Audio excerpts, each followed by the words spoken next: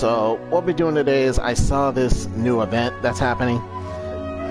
Excuse me. So I'll be doing most of that, and then if I want to do like some story quests, I'll be doing that too. So yeah, let's get started.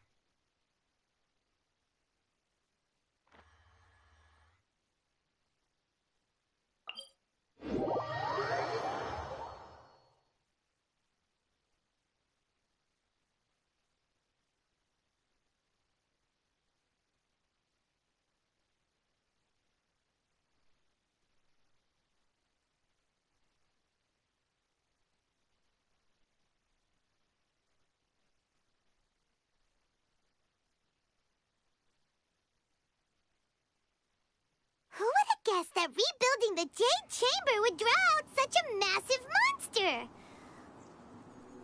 Oh, for a second there, Paimon really thought the Jade Chamber was gonna be ruined again. Oh, but it's all over now. Who knows if the Lantern Rite can still go on after an incident like that, though. Let's ask Lady Ningguang how things are shaping up for the festival this year.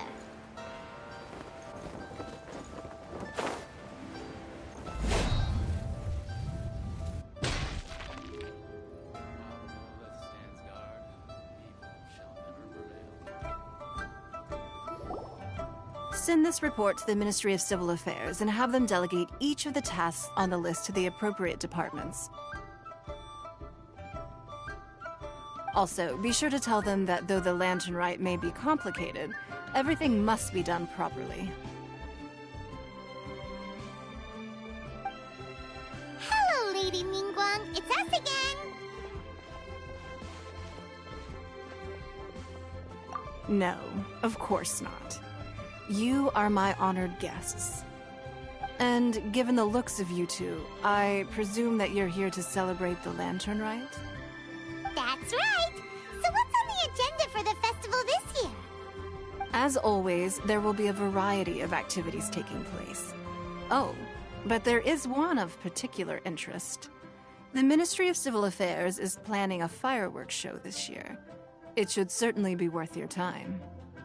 Releasing Mingxiao lanterns has always been at the heart of the Lantern Rite.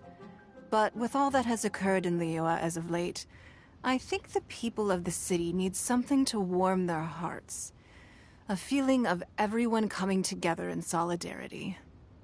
So, I believe that this year calls for a celebration of particular magnificence. Something that would be closer to the hearts of every citizen. We are currently in the process of placing fireworks at various locations all throughout Liyue. We shall choose a timely moment during the festival to set off all the fireworks in unison, allowing the sparkling lights and excitement to resonate with the hearts of the people. Fireworks? But we've already seen fireworks in other places before.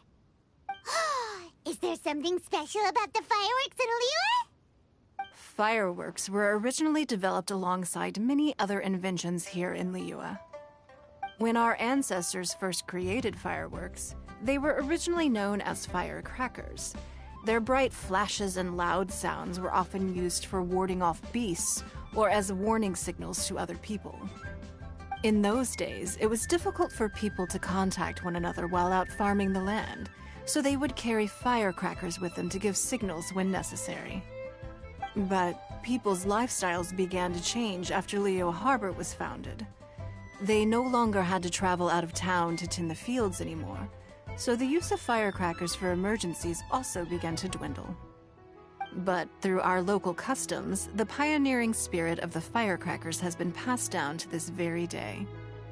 We made improvements to firecrackers and began setting them off during the Lantern Rite to commemorate the tenacious spirit of our ancestors. Wow!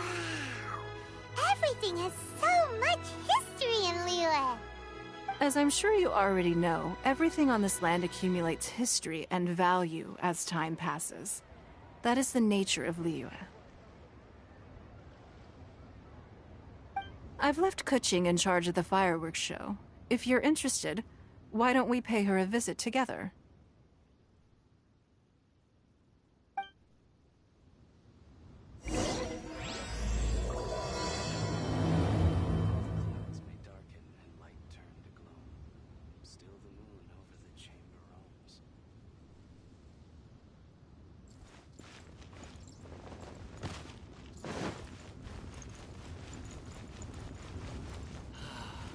The Lord of Geo protect you. While the Millelith stands guard, evil shall never prevail.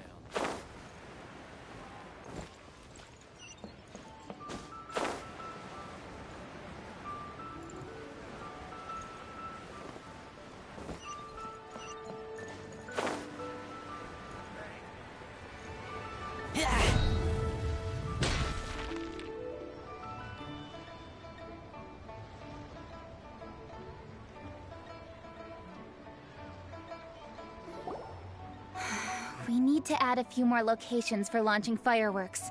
The show has to be visible all across Liyue, not just in the city. They celebrate Lantern Rite in Jingsa Village too, you know. But, Lady Kuching, what about our budget? The budget is exactly what it's meant to be. It's the necessary amount of funds to properly carry out a task.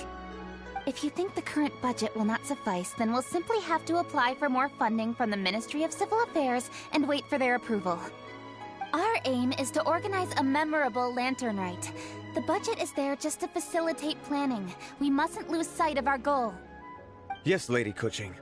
I understand. Good. And please remember, safety first.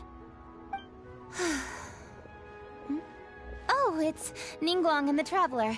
Good to see you. Are you here for the Lantern Rite? Your timing couldn't be any better. The preparations are almost complete. I'm reviewing the positioning of the fireworks and double-checking the relevant facilities. It's all in a day's work. Forgive my directness, but if I'm not mistaken, you could just as easily leave these tasks to your subordinates. You've already been working around the clock these past few days. I am sure a break would not be amiss. No, it's fine. Really, I can handle it. Pengyi, please redraft our plans, make a summary report, and send it to the Ministry of Civil Affairs. I'm going into town to check the progress of the fireworks setup. I'll return shortly. As for you, Traveler, you're our esteemed guest. Please take the opportunity to stay in Liyue Harbor and enjoy the festivities. Pengyi, is everything clear? Please remember the tasks I've given you. Yes, Lady Kuching. Don't worry. Good. Ningguang, Traveler, goodbye for now.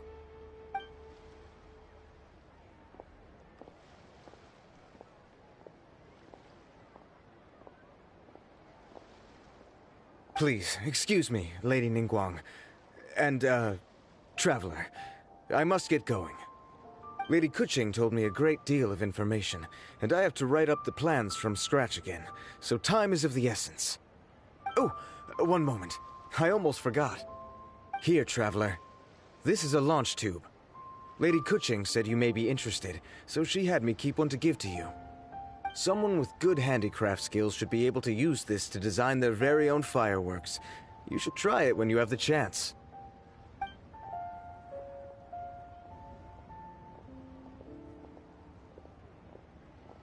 Whew. Paimon couldn't get a single word in just now. Well, more like Paimon didn't dare open her mouth while they were talking, but still. Did you notice it too? Lady Kuching is a lot more outspoken than she used to be. And she seems a whole lot busier too. Wonder why? Ever since the Adepti left Liyue Harbor in the hands of mortals, we Qixing have taken up the responsibility of leading the people. We have taken charge of many vital tasks in various sectors, and we are responsible for planning and organizing all sorts of affairs. That said, being in charge of everything inevitably takes its toll. It's exhausting at times. Jiangzhou was responsible for planning the Lantern Rite in former years, but her father is getting quite old now, so she transferred to another department this year.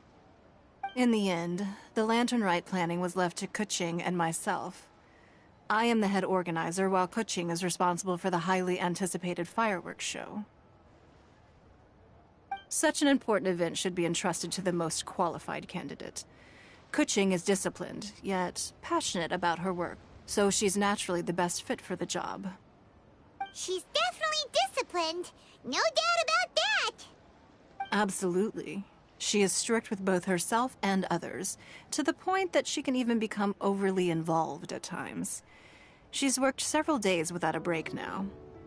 I'm concerned about the effects it may have in the long run. Finding balance is an essential concept in Liyue culture. I've tried talking to her, but you know how she is. She uses her wit to talk circles around anyone. Traveler, you are quite close to Kuching. Why don't you try talking to her? Maybe she'd listen to someone as experienced as you. Thank you, Traveler. I am glad you were able to help. Kuching can be a tough nut to crack sometimes. I still have other business to attend to at the Jade Chamber. I'll leave Kuching in your capable hands.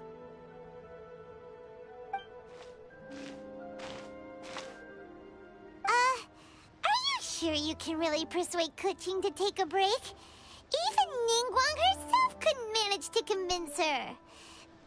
Besides, before you can persuade someone, you have to at least understand how they feel at the moment. Kuching has been working non-stop without a break. Duh! Come on, everyone knows that. Think harder. How does she feel deep, deep down inside? Or maybe... We could ask a friend! You know, someone more knowledgeable about these things. Huh? Zhang Li? Oh, there's no arguing that. Zhang Li it is then. Paimon thinks he's still a consultant at the Wangsheng Funeral Parlor. Let's go see if he's there.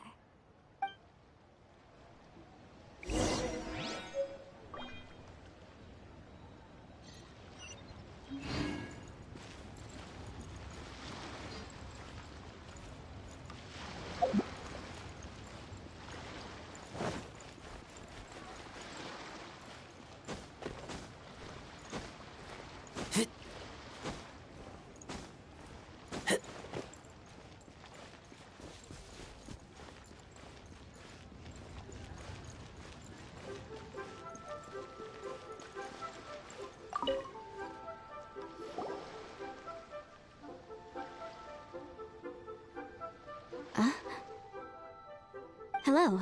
How may I help you? Ah, yes. Well, I'm afraid he is currently out with the director. Out with the director? Oh, you mean for work? The director said that they were going for a walk.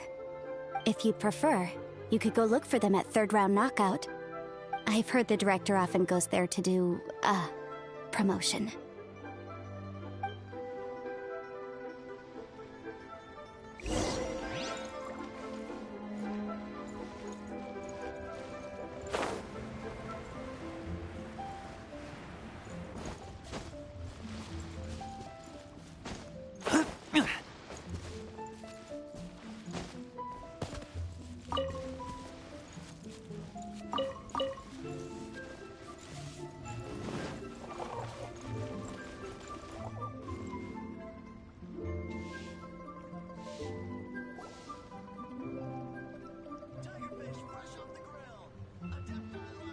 Yum, yum, yum. Ooh, I am so full. Not another bite. Hats off to you, Xiangling. Serving the grilled fish with a dipping sauce is quite an innovative approach. The flavor is just to die for. That's my signature dipping sauce. I knew it would taste great. Tempered Jueyun chili powder mixed with garlic paste and chopped scallions, then seasoned with salt, vinegar, and soy sauce, before finally sizzling in hot oil. This recipe may seem a bit crude, but is entirely hinged on the precise balancing of flavors and seasonings by the chef. Everything must be balanced just right. It is the consummate mastery of this balance that turns a humble dish into an exquisite one. Oh, that's quite the compliment, don't you think? I'm flattered. Thank you, Mr. Zhongli. And I thought I have a way with words. But you certainly take the prize, Mr. Zhongli. You are too kind, Director. Your eloquence is infamous in Liyue Harbor. Oh, what's that? Oh, would you like to order something, Guoba? Oh, please, by all means, it's my treat. I'll just open a tab under Xiangling. Hey, are you guys talking about tasty food again? Oh, it's the Traveler in Paimon. What brings you to this side of town? Hold on, let me take a wild guess. Yes. Oh, you must be here for the lantern rite. Isn't it pretty obvious? Anybody could have guessed that. Yeah, come on, can't you take a joke? You came at the perfect time. I was just letting everyone try my latest dish. The owner of Third Round Knockout says it's, well, a real knockout. Mr. Zhongli and Hu Tao seem to like it too, but I think it never hurts to let more people do a taste test. How about it, you two? Would you like to have a taste? Huh. Don't have to ask Paimon twice, or once even.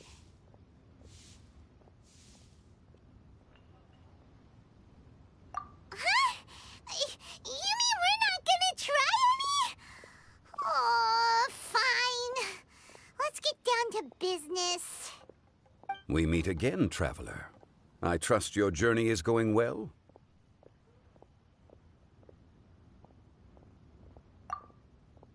Splendid. Therein lies the value of a journey.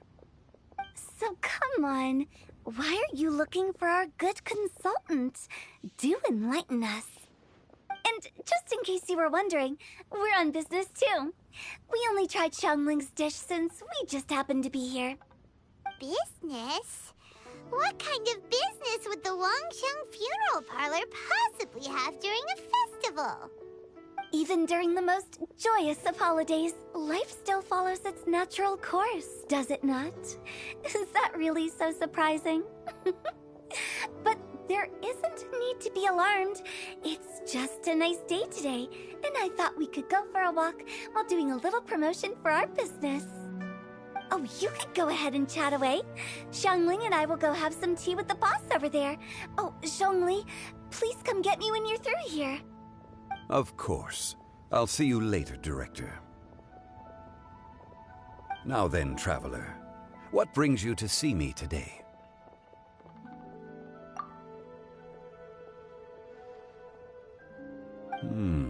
Yes. The Yuheng is honest, intelligent, and most diligent. She is capable of shouldering responsibilities that few others could. But everything has a balance, and one's health must certainly weigh in. Yeah, everyone knows you're super knowledgeable. Paimon bets she would listen to someone like you. If I were still the mighty Rex Lapis, I might be able to help her see reason. But alas, I'm now nobody but an ordinary consultant. My words no longer carry the same weight as they once did. Besides, I am by no means close to the Yuheng. Taking the liberty to lecture her may just as easily produce the opposite of the desired effect. Oh, you're right.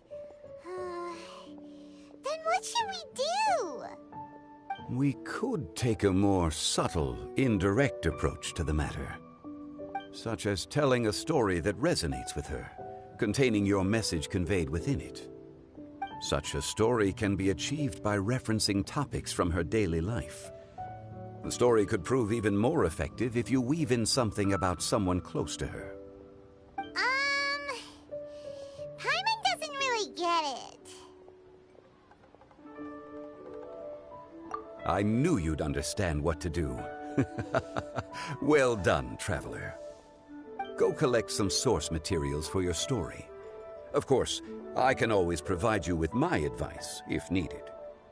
Once we have formulated the plot, you can tell the story to the Yuheng. You are on amiable terms with the Yuheng, which makes you the natural candidate. Oh, Paimon gets it! So we need to talk with people who know Kuching, right? So who should we start with? Greetings, everyone. I hope I'm not intruding. Huh? Oh, Lady Kuching! Mr. Zhongli, I didn't expect to see you here. Thank you for all your assistance during the rite of parting. You are most welcome, Yuheng. It was the least I could do. Why? And what's with your strange expression? Oh, I see. My apologies. I appear to have interrupted your conversation with Mr. Zhongli. Kuching, are you here looking for us? Yes, I was going to ask you to introduce me to the Adepti. I thought that it would be fitting to send them some festive gifts. On behalf of the Liyue Qixing. But didn't you meet them when we were fighting to defend Liyue Harbor together? You could just as easily go and find them in Juyun Karst. Yes, but we only met briefly on that single occasion. The Adepti may have already forgotten about me. And I'm concerned it would be imprudent to show up so suddenly. Which is why I thought it would be more appropriate to ask you to introduce me first.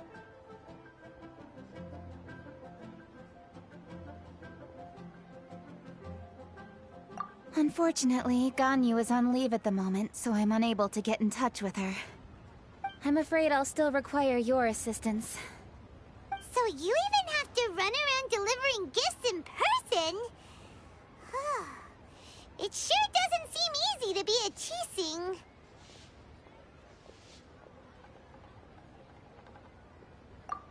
Thank you, Traveler. Let me go and prepare the gifts.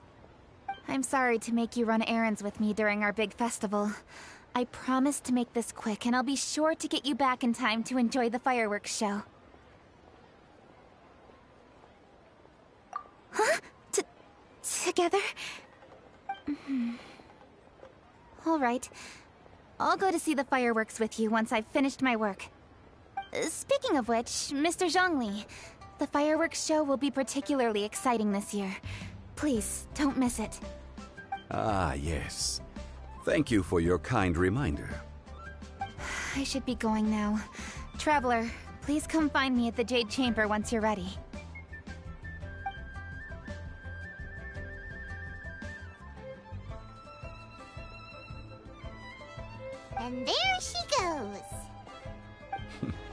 That's the Yuhung. Efficient and reliable as ever. You're really reliable too, Zhongli. Why, thank you, Paimon. Please, don't forget our earlier conversation. Once you've collected enough story material, we can meet here again and discuss things further.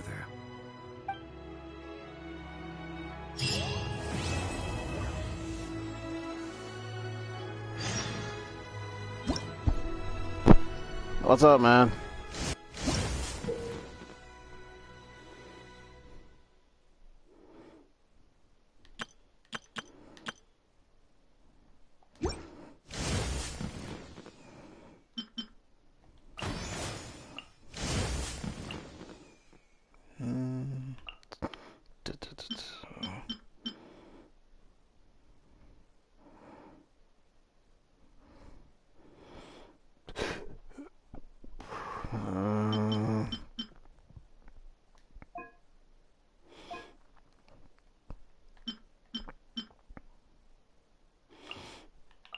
Okay.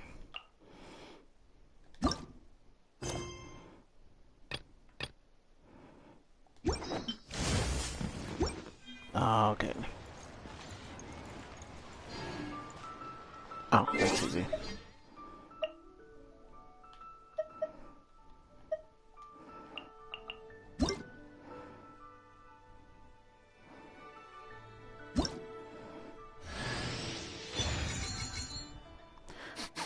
I smell rabbit.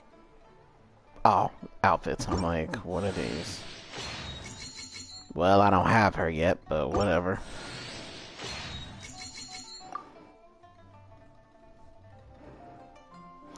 It's going good. I'm just doing this new event that's happening, trying to get some more stuff.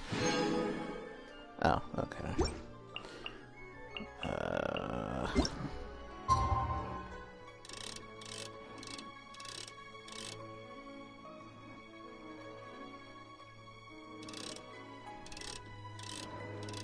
Come on. Nope.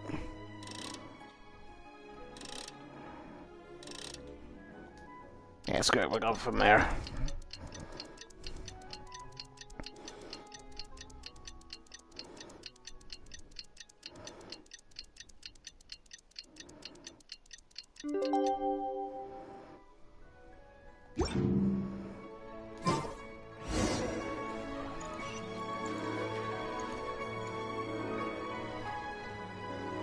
How the heck am I supposed to get up there?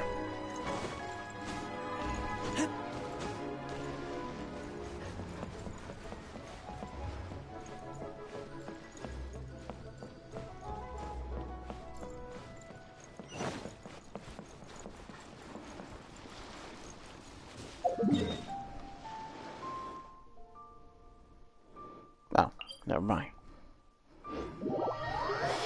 Stupid question.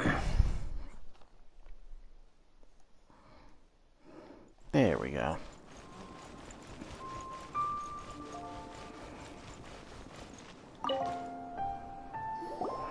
Ah, you've arrived. I've made all the necessary preparations and even packed some handmade snacks. Oh, that reminds me. I've also prepared some launch tubes made by Pengyi. I hope the Adepti will like them. Is there anything else I should bring? Good. In that case, let's first pay Madame Ping a visit in the city before heading out to Jueyun Karst.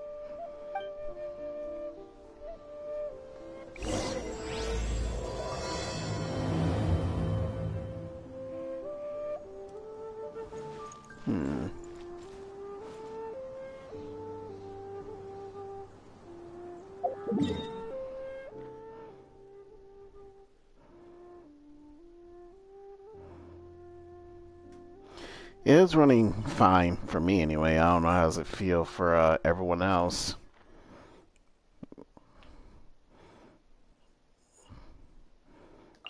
But I don't feel like nothing's changed to me at the same time.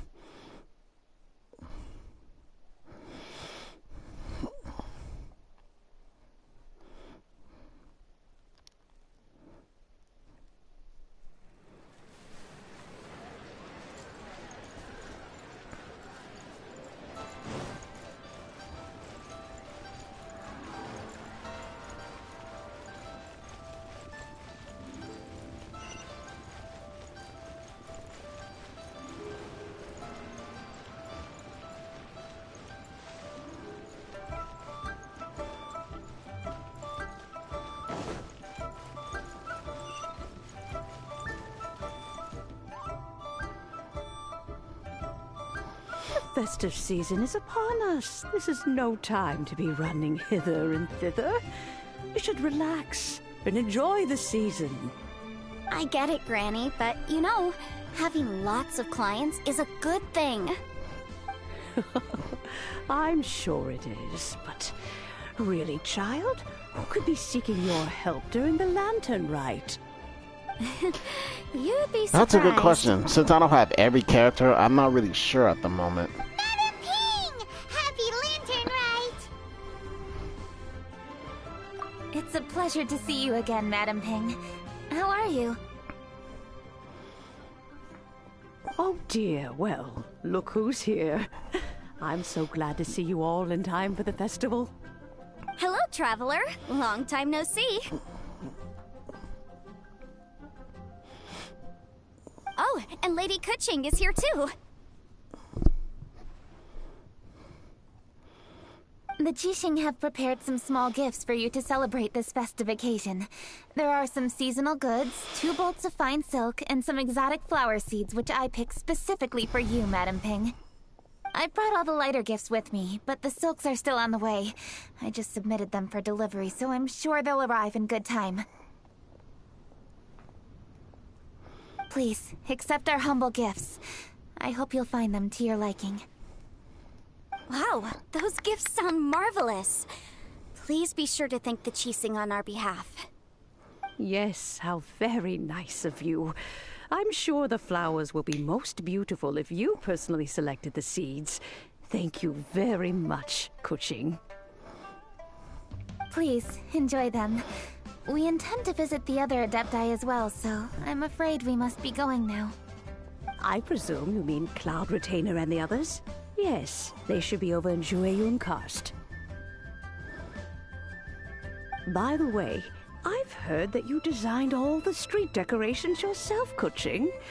You decorated the city so beautifully, yet you don't even have the time to go and see it for yourself.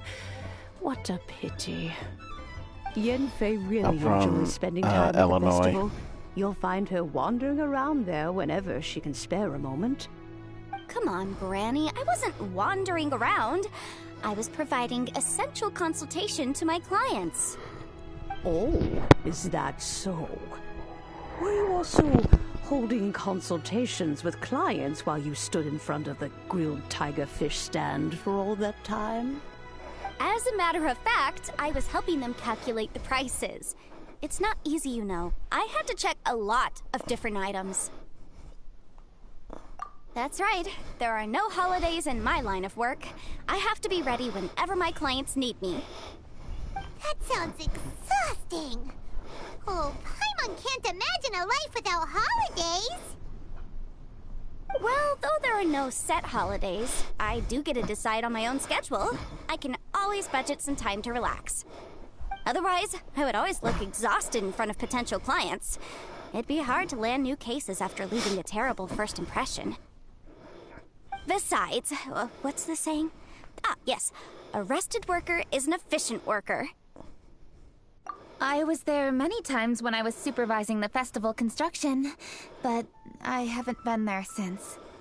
I was planning to go after I finished my work. That sounds cool. But the work keeps piling up. I ended up completely forgetting about it. How's it in London? Yes, I should take the opportunity to show you around while you're here. But first, we should head to Jueyun Karst. If you'll excuse us, Madam Ping. We'll be leaving now. Let's see. Which Adeptus shall we visit first? If you want to see my characters I have so far, these are the only people I have. Hold on. Yeah.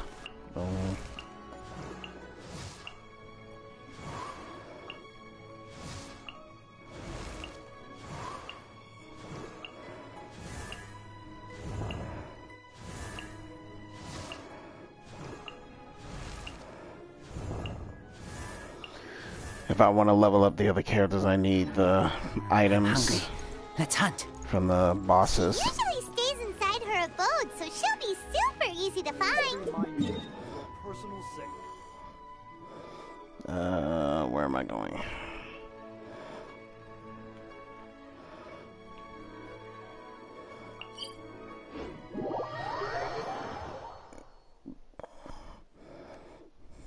All right, Cloud Retainer it is.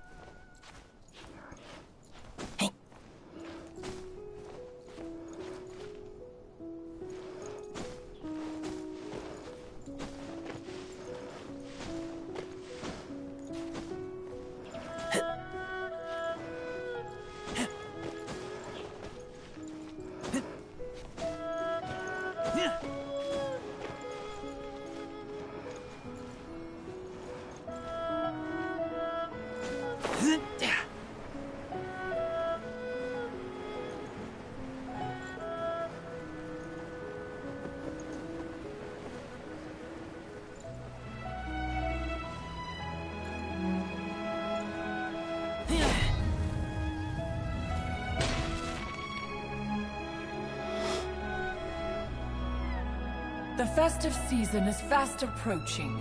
What brings you to one's abode? Has the Ministry of Civil Affairs simply run out of work for you to do?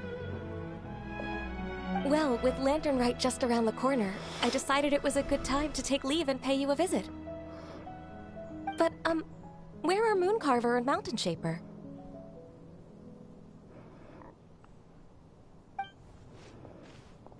Them? Oh, don't even get one started. Oh, is that not the Traveler and the Yu-Hung too? A rare visitor indeed. Happy Lantern Rite, everybody! Greetings, Venerable Adeptus. And greetings, Ganyu. Huh? Lady Kuching, I didn't expect to see you here. The Yu-Hung of the Qixing. Here. Most fascinating. Most courteous of you to travel hither and pay your respects. What is the purpose of your visit, if one may ask? It's the festive season, and on behalf of the Qixing, I'd like to give you our regards. Please, accept our humble gifts. As the governing body of Liyue, the Qixing must be busy with a myriad of affairs. And yet, you still take the time to visit one in this mountain abode. Eminently considerate of you. Oh, what an amusing cylindrical device. I wonder what that could be. This is a new type of firework which has been modified by the Ministry of Civil Affairs. I've heard that you are fond of gadgets, so I've brought one for your amusement. Cloud Retainer. Although she is not outwardly opposed to us, she is still skeptical of Liyue being ruled by humans. Maybe she thinks humans are still too young to handle it. No matter. With time, our strength will become apparent enough. Before then, we should try to give her a good impression. Good thing I came prepared. Cloud Retainer has a great interest in gadgets, so she will certainly appreciate this gift. Ganyu has said that Cloud Retainer is very picky about food, so I made sure not to bring any snacks to avoid upsetting her. I've given everything thorough consideration. It should all go well. Goodness me. Whoever would have thought? Oh, my, how very interesting. It is intricate, with ingenious design, and is aesthetically agreeable. Yes. Judging from Cloud Retainer's expression, it seems this gift was a success. Very good. One shall gladly accept this device. One surmises from Ganyu's words that you also wish to see Mooncarver and Mountain Shaper. Pity. Your timing is most unfortunate. Oh, are they not home? Oh, we wanted to see them too. Those two old fossils. Mooncarver has been most anxious to see how Liyue Harbor fares, but the agreement was clear. Liyue is now in the hands of the Qixing, and he cannot simply roam into the city and begin supervising others' work as he pleases. So one tried to persuade him otherwise, proposing that if he could not be placated, he could go to the city disguised as a human and take a brief look around. Alas, he is too stubborn, too proud. He would have none of it. Thereafter he left, claiming to have gone traveling. He has not returned since. Mountain Shaper, however, is more open-minded. But he said he wished to look for something new with which to defend the tranquility of his mountain. He told one that he was leaving in search of treasures, and one has not heard from him since. Wait. Surely this is not a case of two old coots in cahoots, rusing to excuse themselves that they might venture behind one's back, to scurry away and go traveling together. Huh? What's everybody doing here? This voice... is it Shenhe? Oh? Oh? So Shenhe's here too! Is she also here to visit Cloud Retainer? Is she the one that you mentioned before? Hello, everyone. Shenhe, this is Ganyu. You have most likely heard of her. Hello. I'm Ganyu. I work at Yujing Terrace. I've heard that you returned to Liyue Harbor recently, so if you need anything, please feel free to come to me. I will. Thank you. I brought some food from the city. I heard that during Lantern Rite, people in Liyue bring food to share with their friends. So here I am. Oh no, I made a point of not bringing any food offerings. Is it going to be okay? Oh? And you even brought food for those two old fossils? That's right.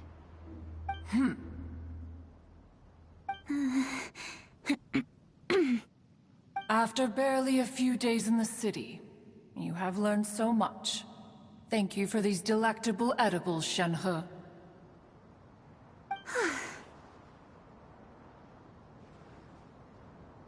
Huh? Everyone, you shall all be staying in Liyue Harbor in the future. One should like to think that you will all look out for each other. Is that understood? Will do. Yes, understood. This place is much livelier than I'd imagined.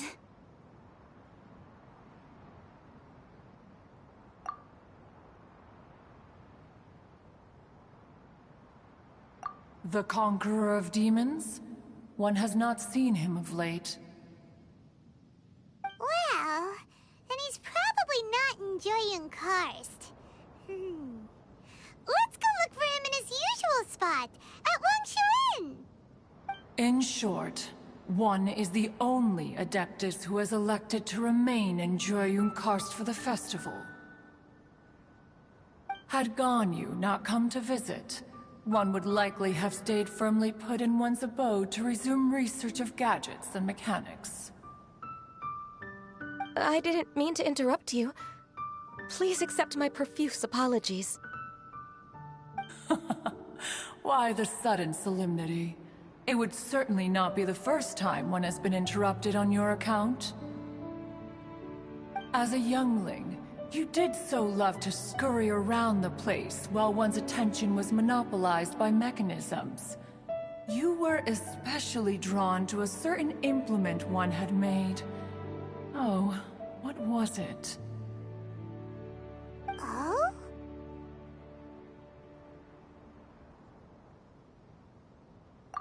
Oh no, here she goes again. This could spell trouble for Ganyu. Huh? Oh, I'm sorry, Cloud Retainer. I just remembered there's something I must attend to.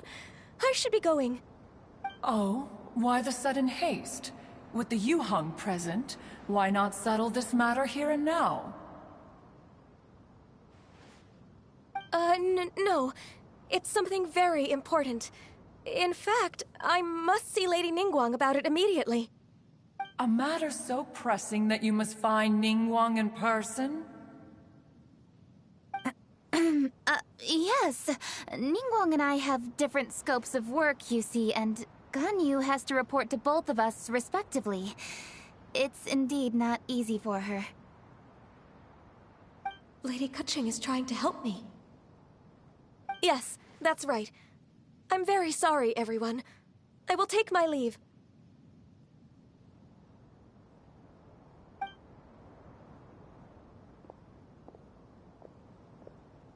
Huh.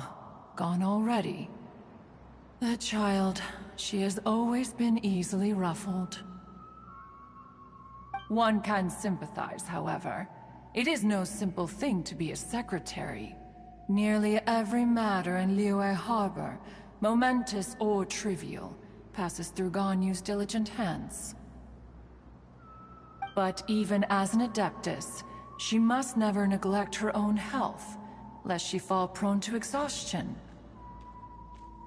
Ganyu is an assiduous worker, apt to foregoing food and rest once she is busy. Please make sure she eats and sleeps properly whenever you see her.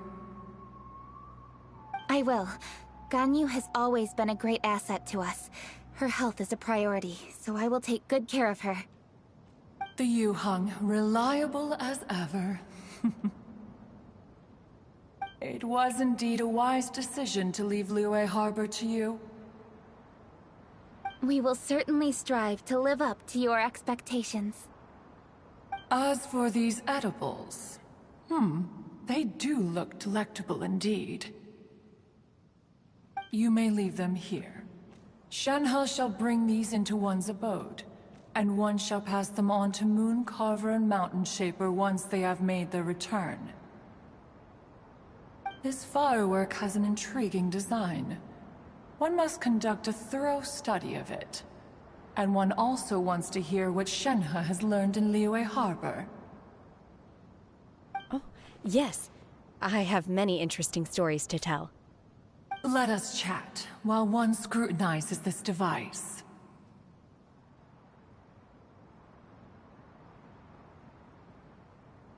Yeah, don't you rest during the holidays? This is a festive season after all. One has long been living secluded in the mountains and no longer observes the holidays. Worry not, one shall take appropriate care of oneself. Rest is crucial.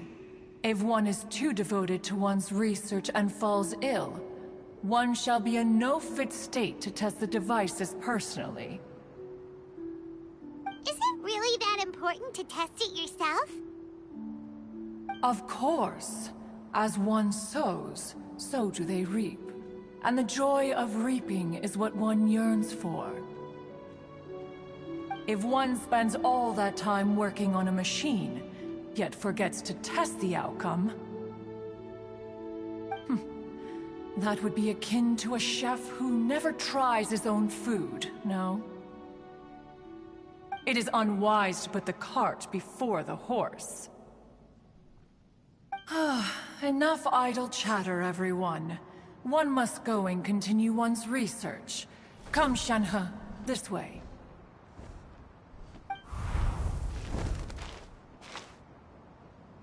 A chef who doesn't get to try their own food? That would be kinda weird. Cloud Retainer sure does know a lot about gadgets and cooking. Though, she can be a bit strange sometimes.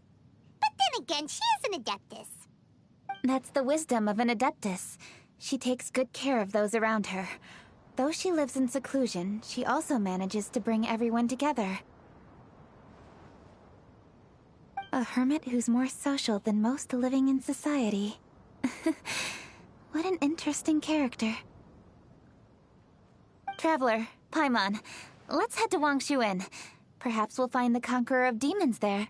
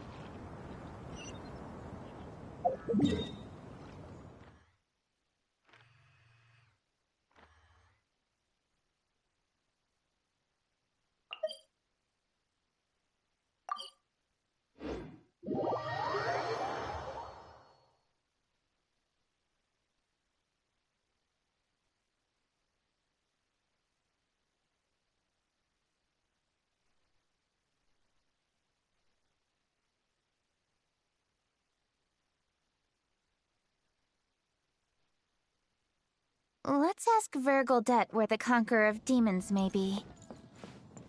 Huh? Hold on. Isn't that...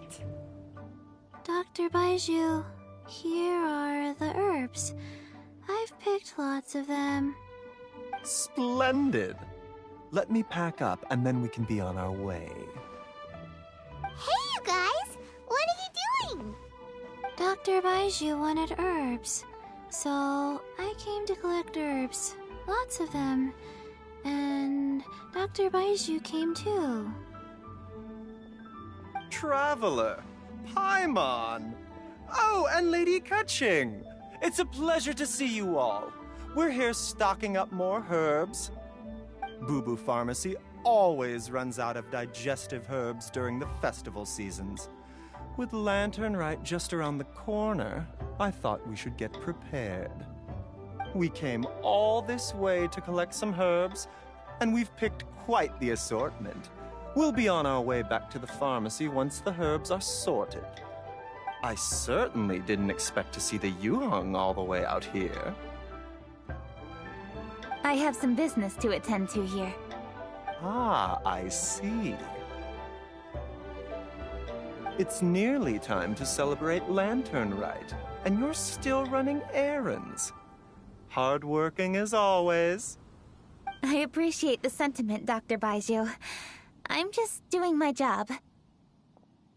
Kutching and the Traveler are very busy. And we are busy too. Everyone, keep it up. Right. Thank you, Chi-Chi.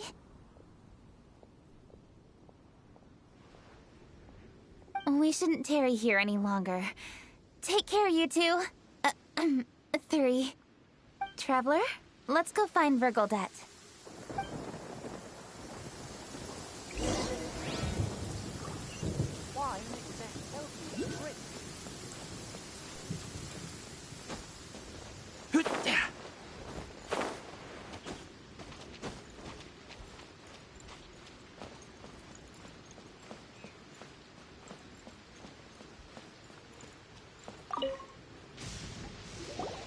Ah, Lady Kutching.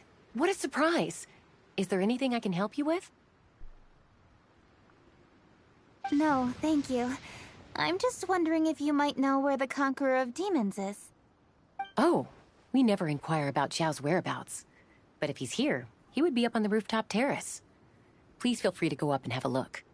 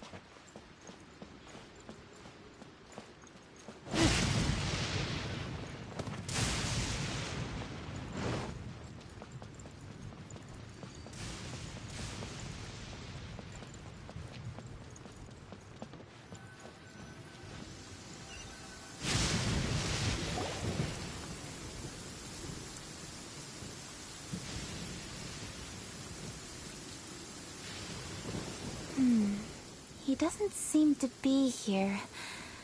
Perhaps we came at the wrong time. Maybe he's out battling somewhere again. Let's leave the gifts with the owner and ask her to... How can I help?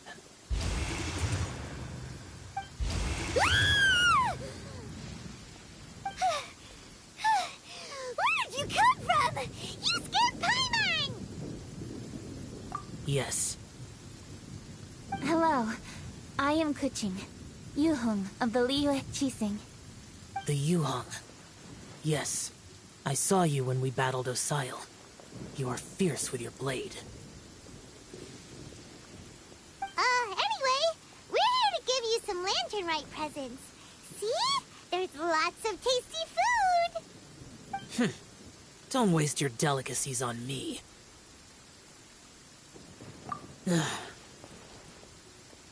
Eradicating demons is my duty.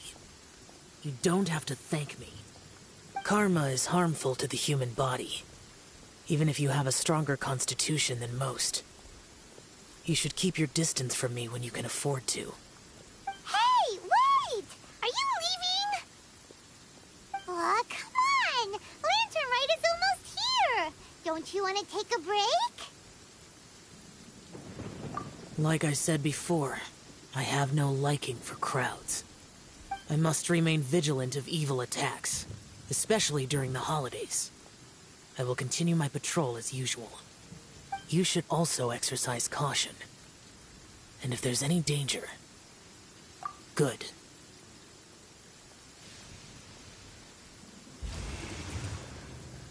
And he's gone. Well, Xiao hasn't changed a bit.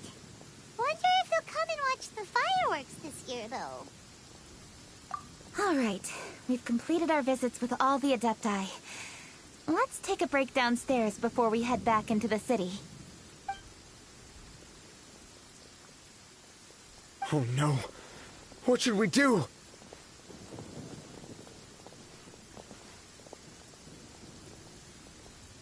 Huh? Oh, Lady Kuching! Lady Kuching! I'm so glad to see you here. Feng Yi? What's wrong? What are you doing here? Lady Kuching, let me explain. I had rearranged the fireworks layout and expanded the range to Qingsa Village, just like you requested. My people finished setting up the fireworks and we left someone in charge to launch them for the show. But the person we left in charge came back shortly after and reported that all the fireworks in Qingsa Village had been stolen. I immediately reported the situation to the Millelith and had another batch of fireworks made to be transported to Qingsa Village under escort. However, everyone's short-handed during Lantern Rite. The Millelith are already stretched thin and don't even have enough people to fill their regular patrols. They can't spare anyone to look after the fireworks for us. We don't have many materials left, so if the second batch of fireworks gets stolen as well, we're done for. So, I was thinking to go to Qingsa Village and have a look first. Which is when I bumped into you. Lady Kuching, what should we do? According to the Ministry of Civil Affairs, the number of guards on patrol has to be doubled and rotated continuously during Lantern Rite. They must perform these extra measures in addition to their standard daily affairs. The only manpower they can muster during the festival would be the emergency response units. But those special units are intended only for backup. There are not many of them and they cannot perform prolonged guard duty. If we wish to make use of them, we'll need to resolve the problem quickly. Maybe we can ask the Adepti for help. This would be a piece of cake for someone like Cloud Retainer or Xiao. No, that would only make us look incompetent. I'll handle this, Peng Yi.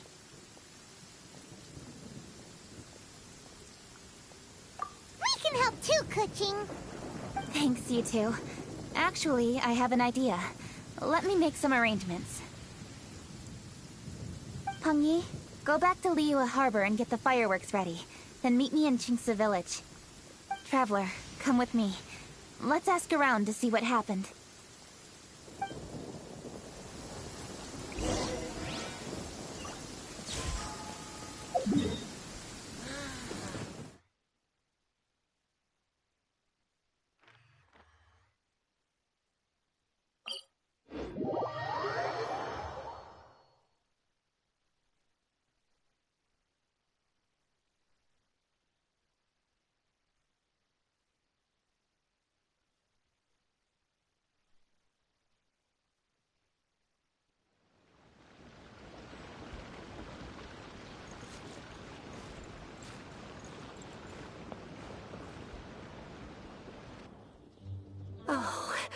How could a whole batch of fireworks just vanish like that? Hello, Granny Roshin. We'd like to know more about the recent fireworks theft. Oh, Lady Kaching, I can hardly believe you came personally to investigate. It's no trouble at all. Please, tell us what happened. Well, when they brought the fireworks, the children in the village were very excited. They were all gathered round, watching the area for a long time. The workers piled up the fireworks and said they would go confirm the locations to set them off. That's when they left the village. Oh, now let me remember. Oh, yes. I recall that they left the fireworks in an open area just next to a house down the old road. But the very next day, all the fireworks were nowhere to be seen. The person in charge of the fireworks was so anxious that they went straight back to the city to find a solution. Oh, the villagers here are worried too. The fireworks missing can only mean that there are thieves about. There are elderly and kids in the village, you know. Although the Millilith are stationed here, no one dares to go out anymore. I understand. Please help reassure the people in the village and tell them everything's going to be fine with the Millilith standing guard. Traveler, let's go investigate the place where the fireworks were stolen.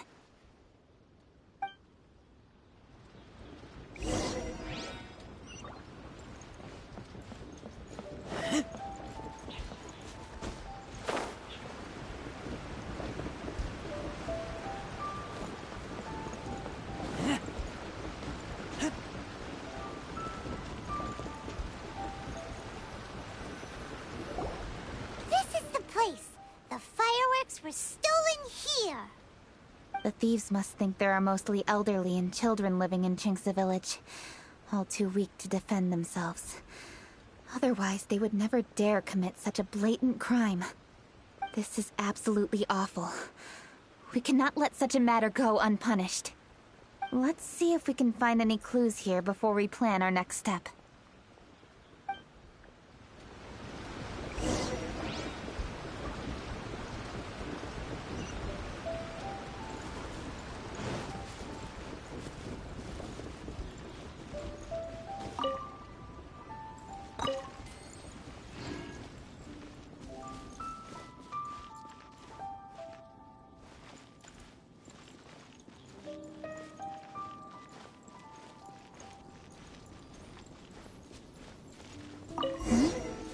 Are these footprints? Let's see where they lead.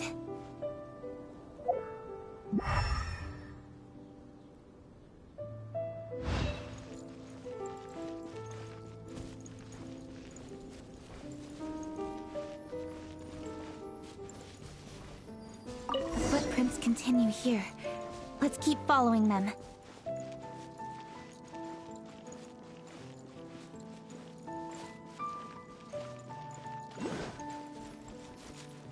The footprints continue here. Let's keep following them.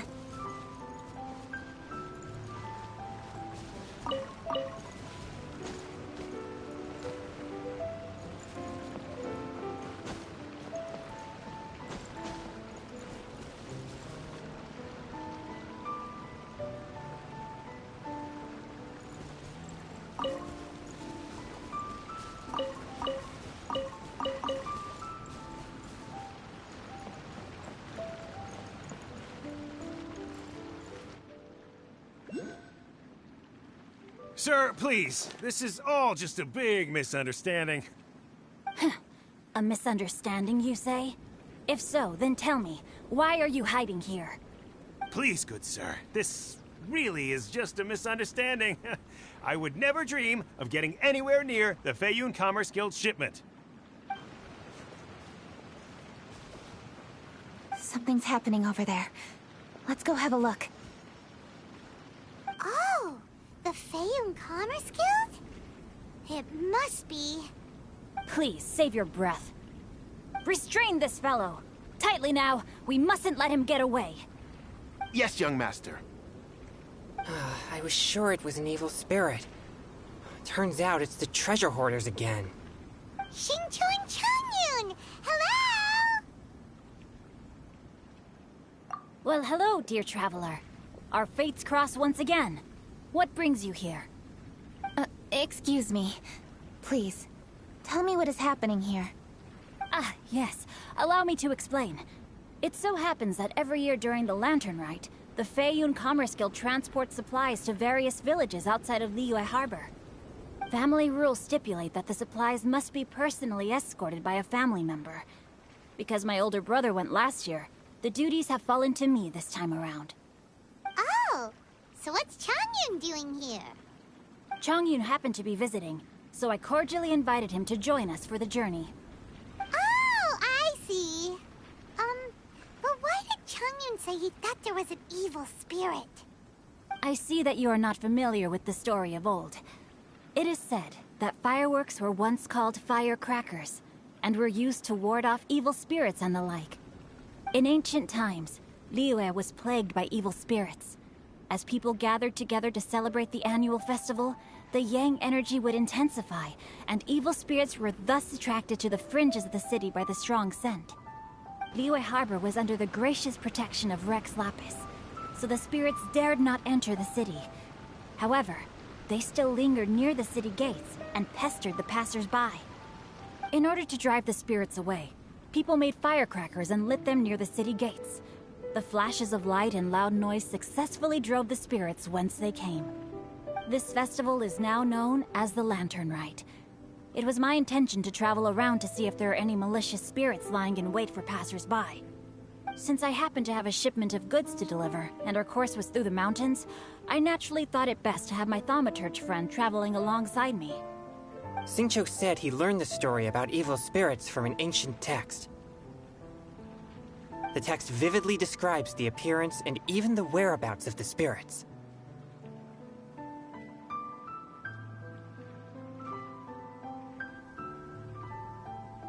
Anyway, when we arrived at the area, Changyun sensed an ambush about to take place. Upon searching the area, we found a group of treasure hoarders. They tried to flee the moment we were upon them. Fortunately, I was swift enough to catch one of them. Your timing couldn't have been more fortunate. We were just preparing to send them to the Ministry of Civil Affairs. He insists the matter is merely a misunderstanding, but things seem quite clear as I see it. Good, sir. Just hear me out. Everyone knows the Feiyun Commerce Guild. Had we known it was your merchant caravan, we never would have dared to attack. The master of the Feiyun Commerce Guild is famous for his generosity and noble deeds, a true hero of the people. So, you see, this is nothing but a big misunderstanding. We didn't want any trouble with the guild. What you mean to say is that you were targeting someone else then? Well, who was it? Well, just trust me. We were definitely not trying to steal your goods. Please believe me.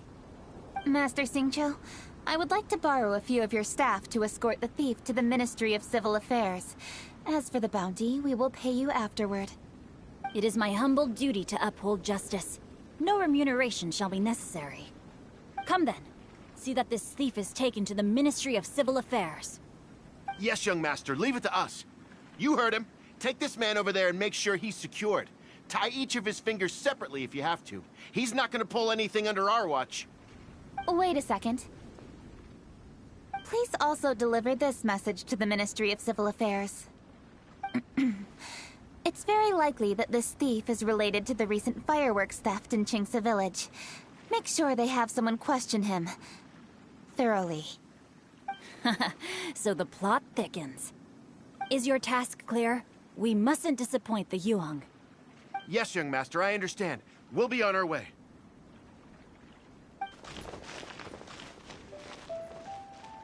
I've heard many good things about you, Master Xingqiu.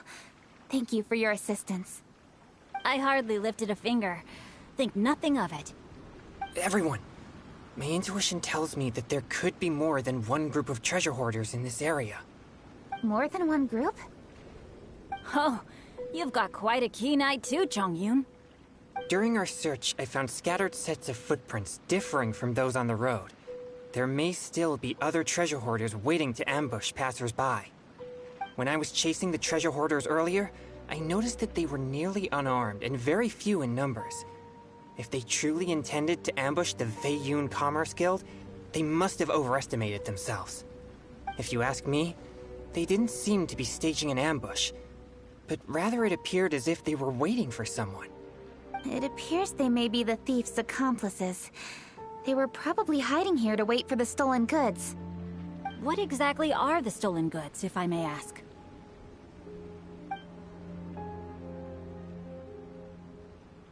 Taking advantage of the elderly and children.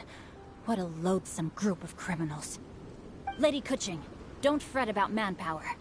Chongyun, let's go lend them a hand in Chingsa village, shall we?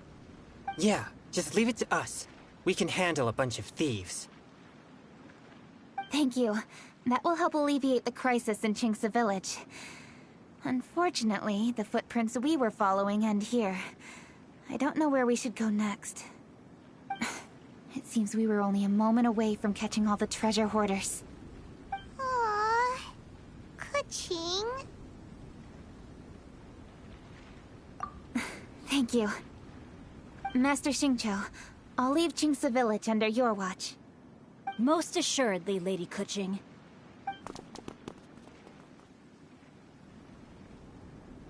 It's fortunate our paths crossed with those two. It's so cool to fight for justice! The thieves who stole the fireworks haven't revealed themselves yet. I'll go have a look around. Traveler, please go take a rest in Chingsa village. I've troubled you enough already. I can handle the rest of this matter myself. Kuching, are you planning to look for clues all by yourself? Somehow that doesn't sound like a very good idea. Oh, wait! You're in the Liyue Qixing. Why don't you ask some of your subordinates to help? At least it'll be safer than investigating on your own.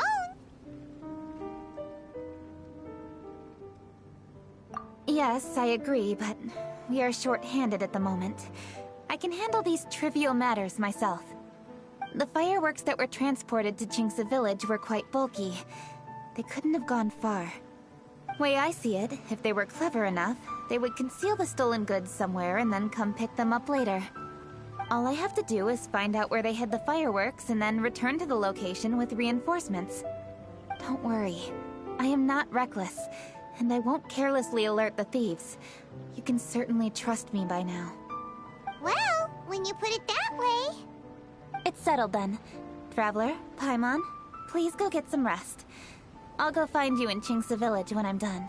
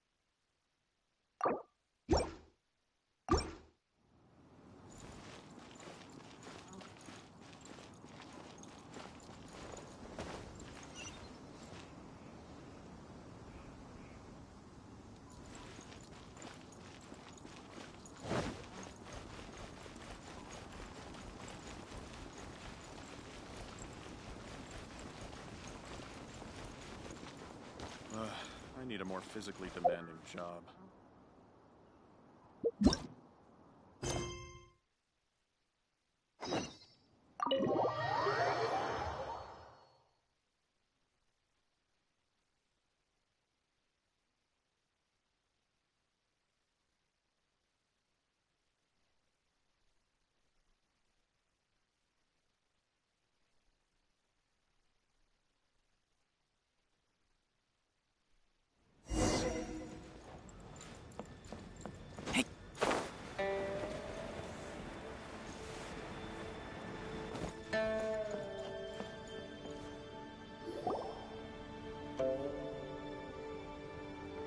A great many things are still unaccounted for. The new Jade Chamber is missing many of the contents held by its predecessor. All the literature, furniture, and ornaments I had collected followed the original Jade Chamber to its watery grave. Most of it was destroyed in the process, and the small handful of items that survived intact are strewn across the water's surface. Reclaiming them is taxing work. It takes someone with sturdy sea legs to handle this job, but even then, I just can't tell whether Beidou will be able to fish out everything herself. Wait, so you made Beidou go and fish your stuff out of the sea for you? To claim that I made her do anything would be imprecise. We reached a mutually beneficial agreement, as is always the case in our dealings. Payment is one aspect of it, but I also compensate her in other ways. Let's just say it's a little complicated. Anyway, Beidou is currently in the Guyan Stone Forest area. If you're interested, go pay her a visit. You may be just the help she needs.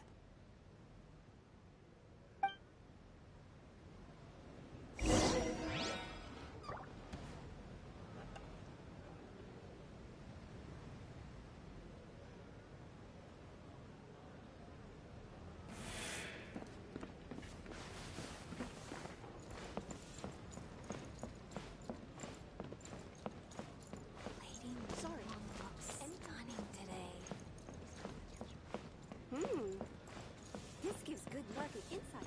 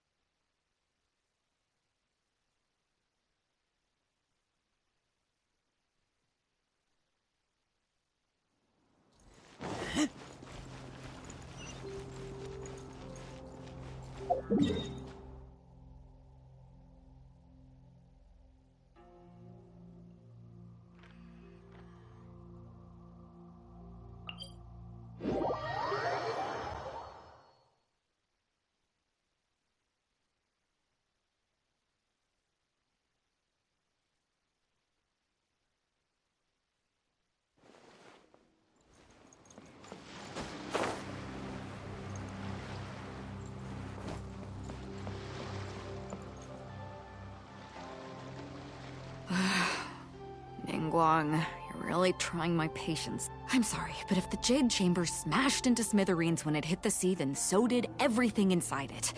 Just because I know the ocean doesn't mean I have the power to fish up the past. Oh, Traveler, what are you doing out this way? Great, you couldn't have picked a better time. The whole fleet's caught up with other things right now, so I'll take all the help I can get. Look, I even had to rope Xinyan into this.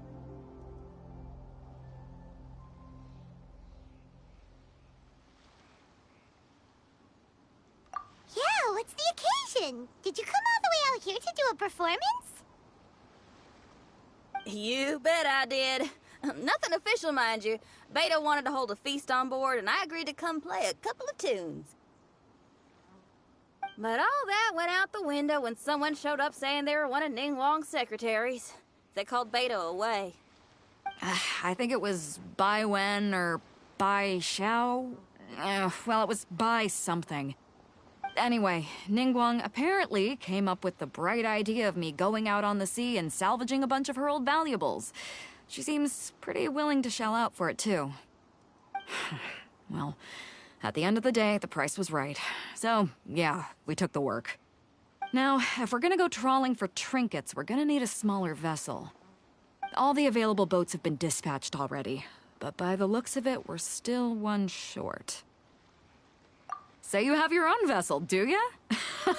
Great, let's take yours then. The more people we have on this job, the better. Because the sooner we get this wrapped up, the sooner we can get that feast going and actually enjoy the festival.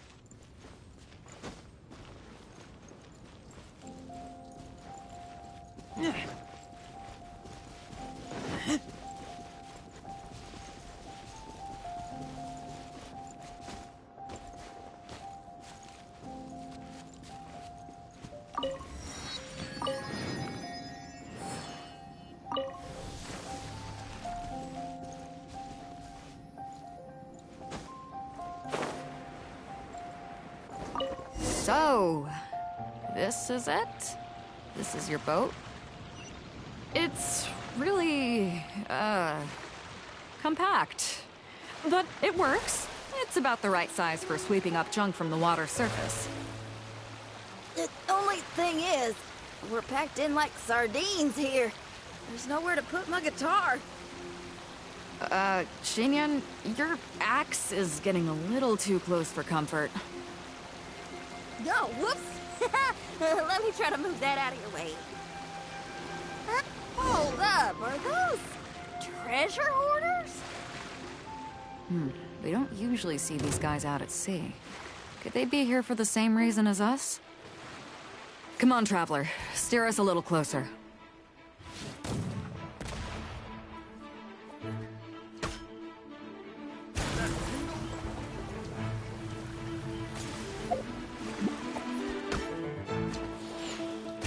That tingle?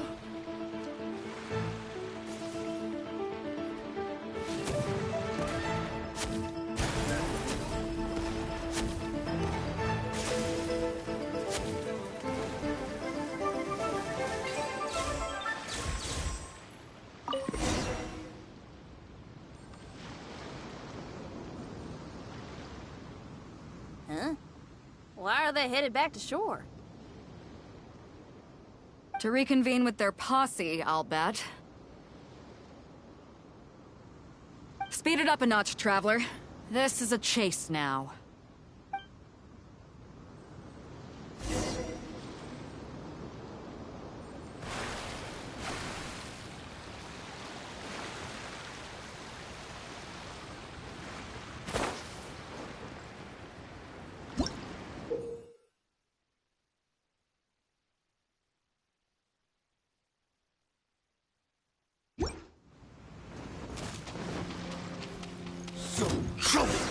They're gaining on us! We can't give them the slip! Call in Carmen! Carmen? What kind of treasure hoarder has a name like that? One that I happen to know pretty well. Didn't think we'd be running into him.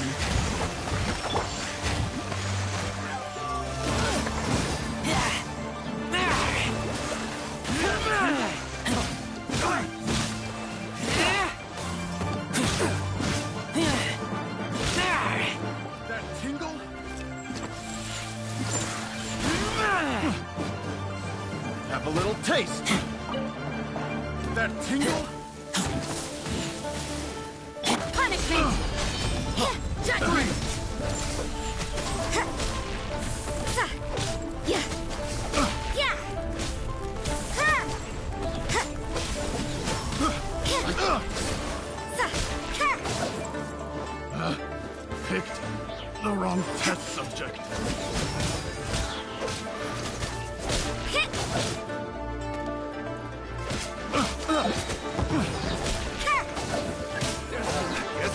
on! You can't run!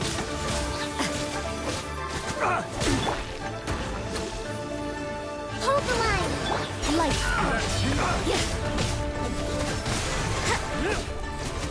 No one escapes my... Judgment!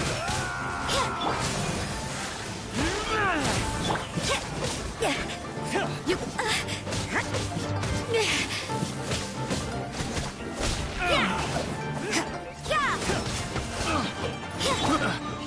Rusted shiver! Judgment!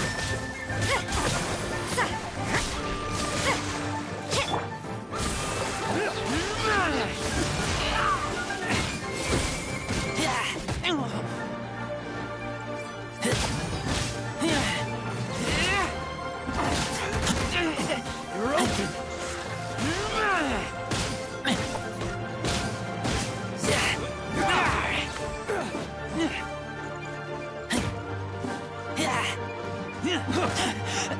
I taste blood.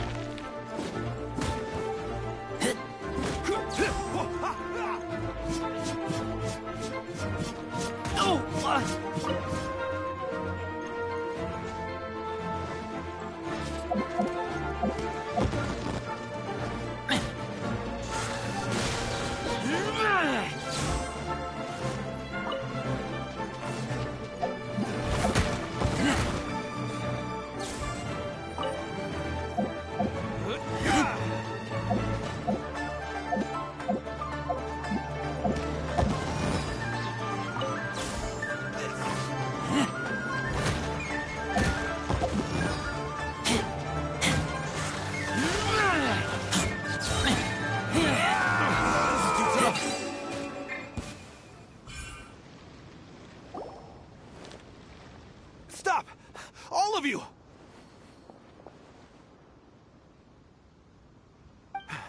Are you blind? Can't you see this is Captain Beto?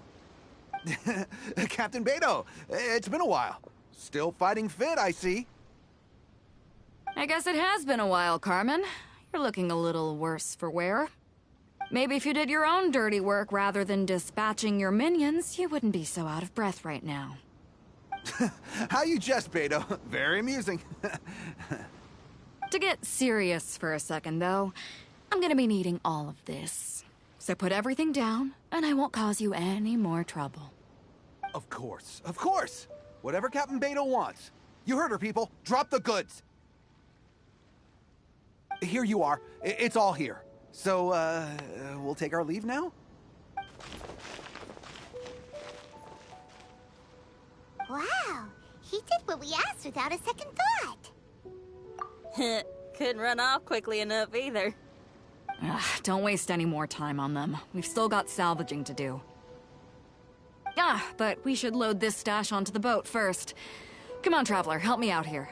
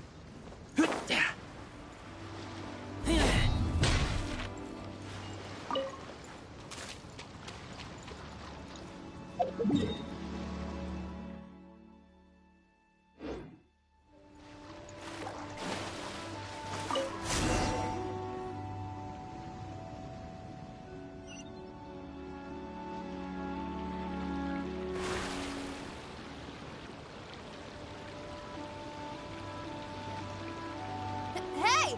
There's some things floating on the water! I can't quite make out what they are. Let's bring them in and take a look. I'll take the rudder. Traveler, Xinyan, go reel them in.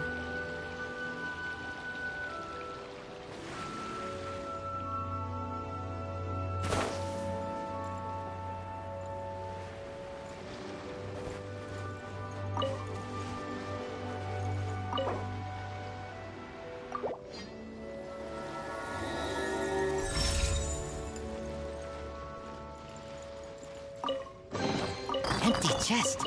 Good for storage. Allow me.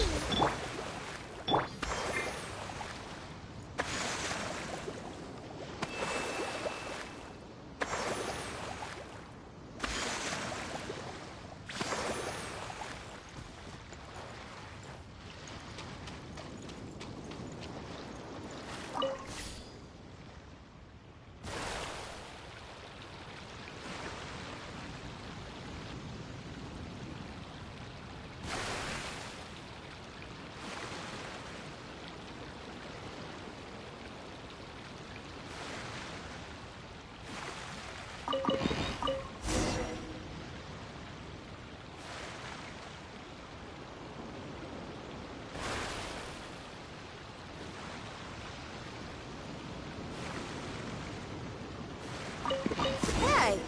Looks like another treasure hoarder raft straight up ahead. But why is it empty? I guess Carmen told all his people to call it off. Smart choice. He knows who he's up against. Let's keep going.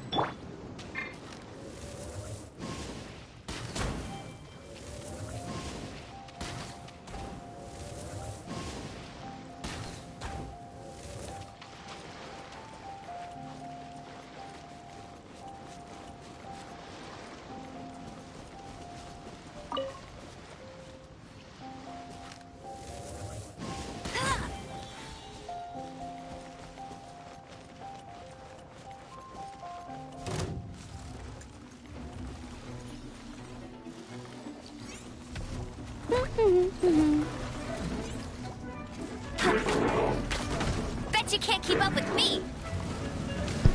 I was not expecting them to all wake up. We are so... I am so screwed. Go, go, Baron Buddy!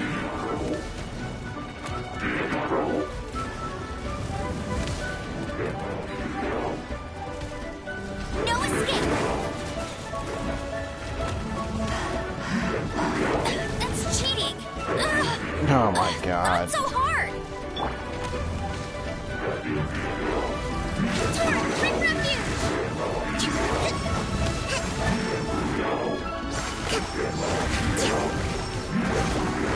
Lights out. Ugh, what a nuisance. Yeah, this is gonna be annoying. You can't run.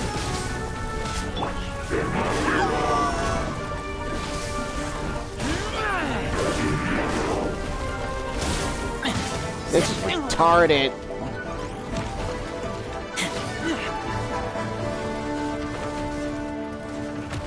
Great, I'm stuck.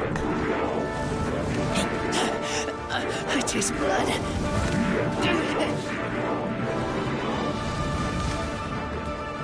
I was not expecting all of them.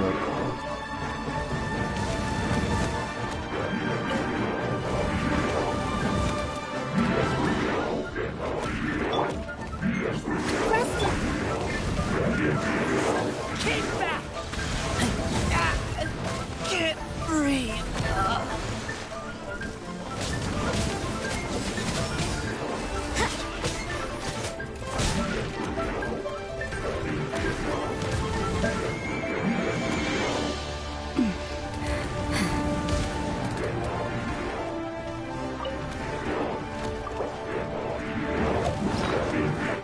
See, this is ridiculous.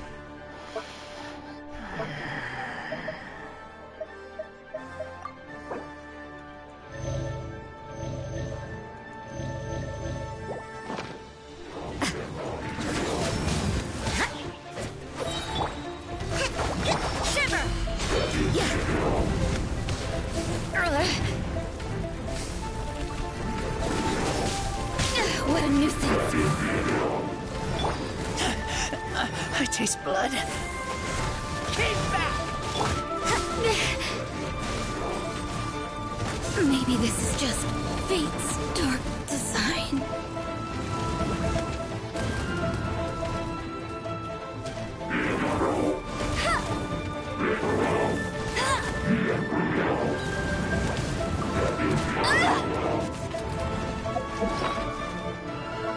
This is retarded, man.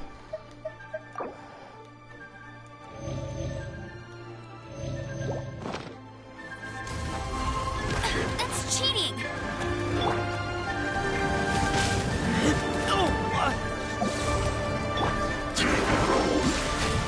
Allow me!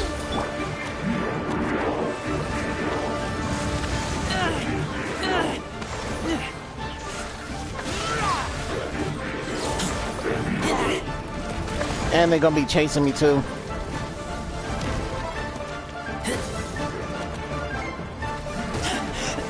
I taste blood.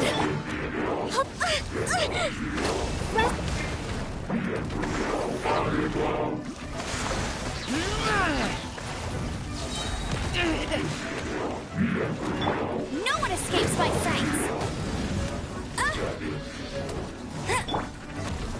Let's move out. Hold the line!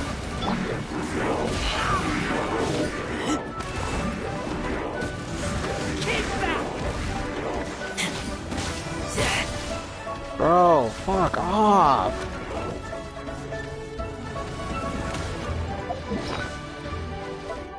I'm gonna need all of you to back the fuck up off me.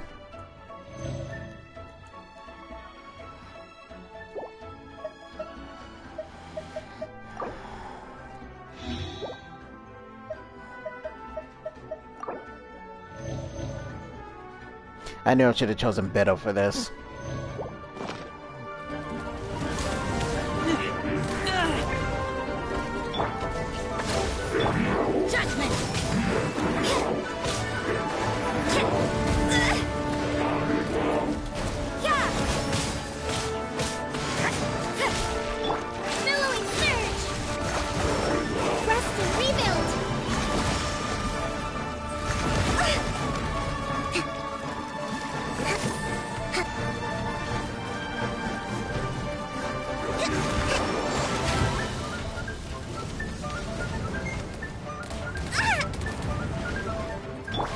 You can't run!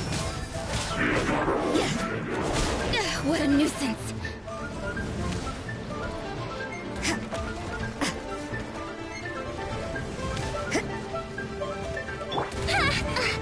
Lapse in judgment. Okay.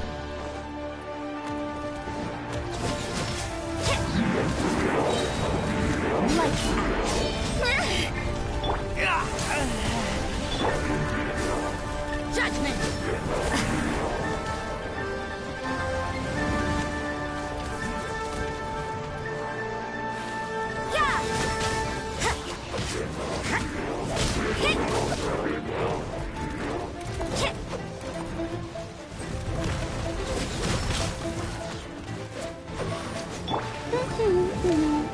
Bet you can't keep up with me!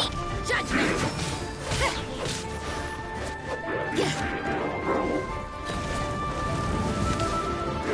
At least... Okay. Work.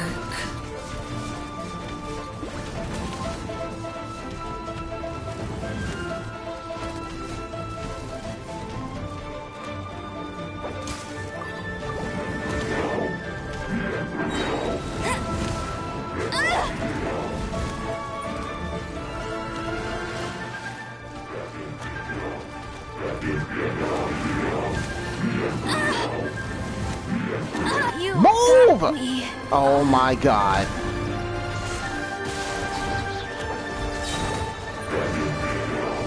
Take me back.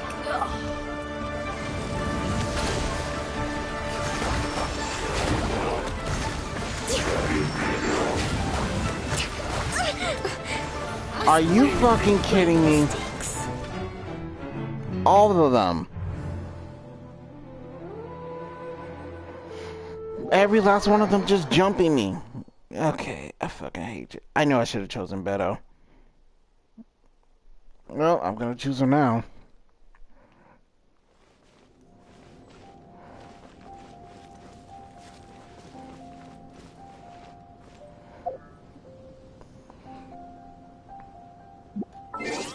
Yep, I'm choosing her now.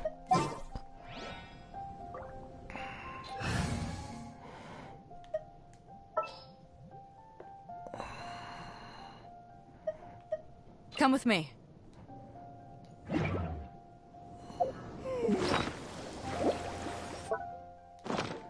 Allow me.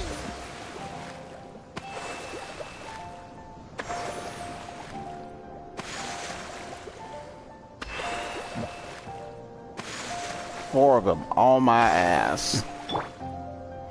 That is retarded.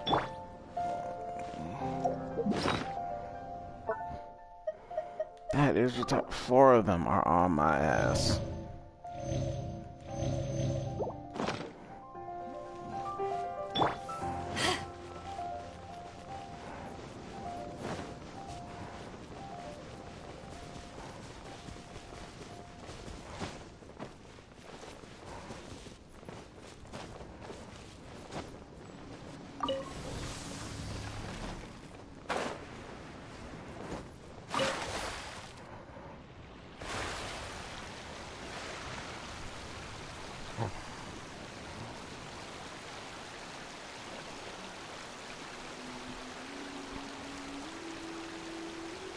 I was not expecting all of them to wake up.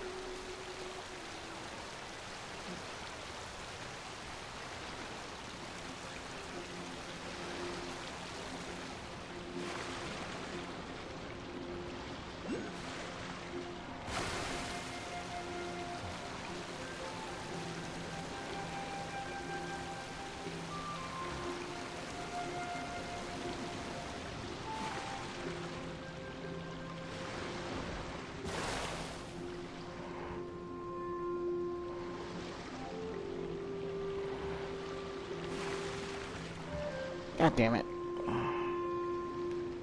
Come on.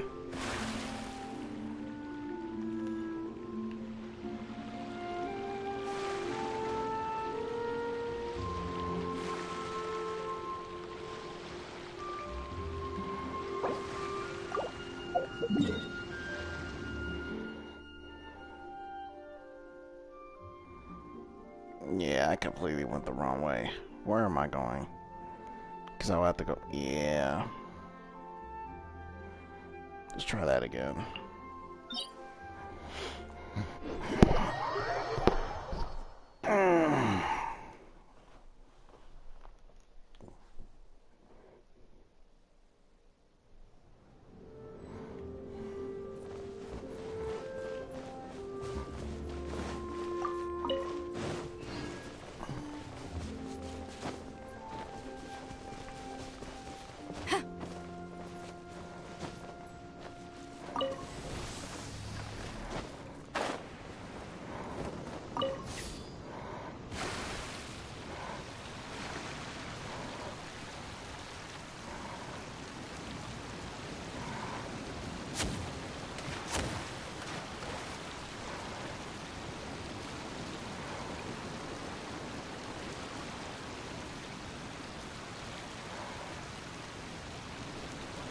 That was pretty messed up.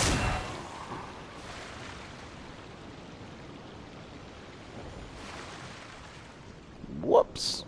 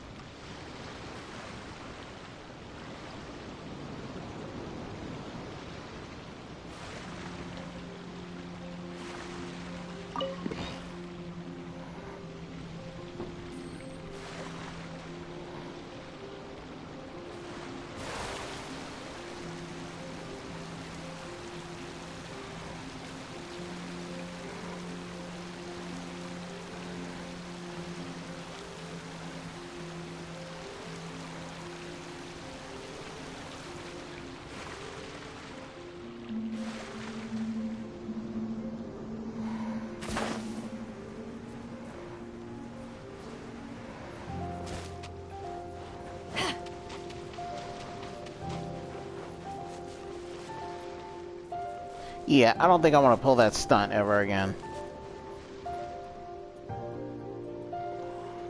But just in case. Come on. We gotta wrap this up soon. Leave the junk, take anything and everything of value. And I need a few of you to load the boat up. Move it!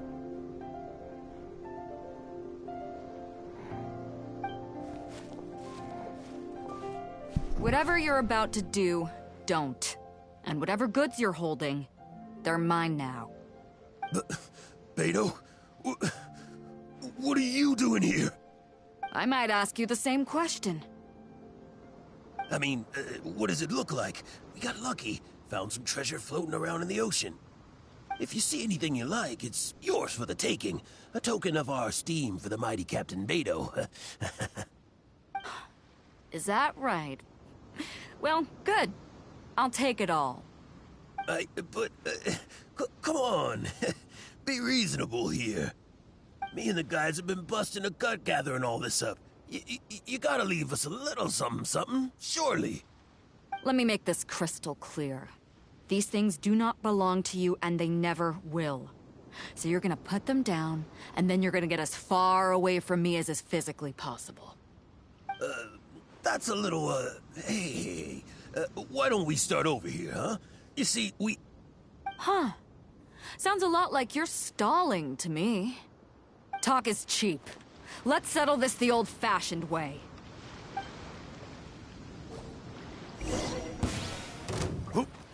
Who's there? You're open. Hold the line! You can't run!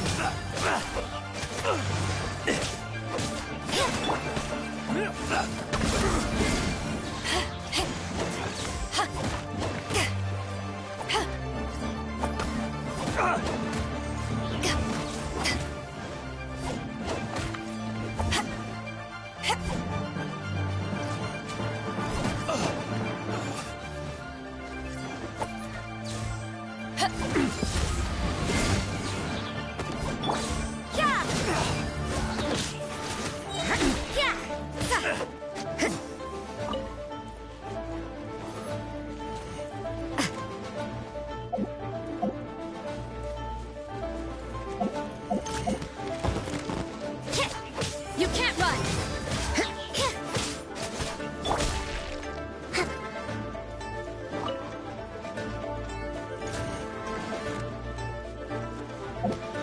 The boat's loaded in the water, boss. Come take a look. Captain Beto pulls no punches! Retreat! Retreat! If the boss is bailing, we'd better bail too. Wow, looks like they're out of here. We're sorry we offended you, Captain Beto. Give us some time. We'll find a way to make it right. I promise.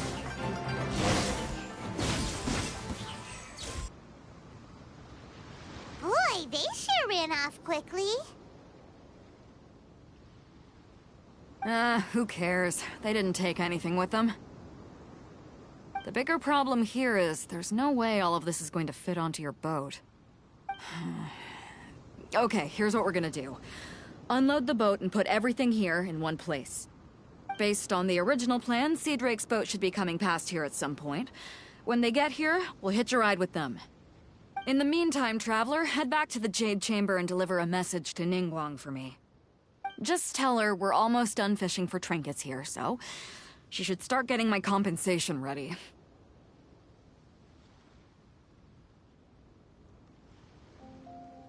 All right. Thanks, Traveler. If both Carmen and Leo were here, then I wonder if that other boss of theirs, Big Sis, is snooping around. I've got to tell Sea Drake and the rest of the crew to stay on high alert.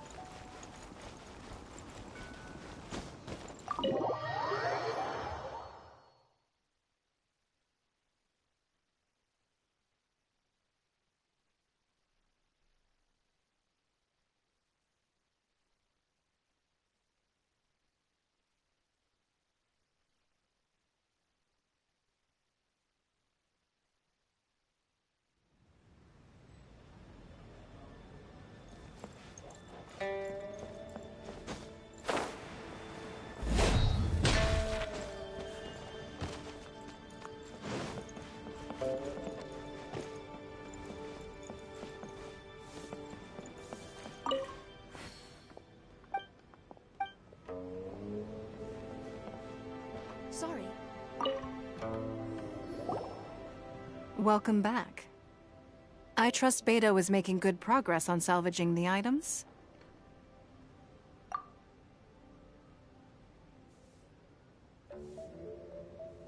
Treasure hoarders.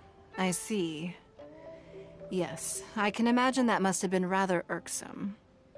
It sounds like you scared them off on this occasion, but it won't end there. They are not the type to forgive and forget. You needn't concern yourself with them any further, though. Leave them to Beto.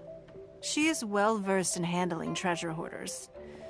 I will be sure to make preparations for her compensation. I also owe you my thanks for coming all this way to deliver Beto's message. Here, please take this as a token of my appreciation. Now, please excuse me. I have other business that demands my attention. I wish you a fun-filled festival.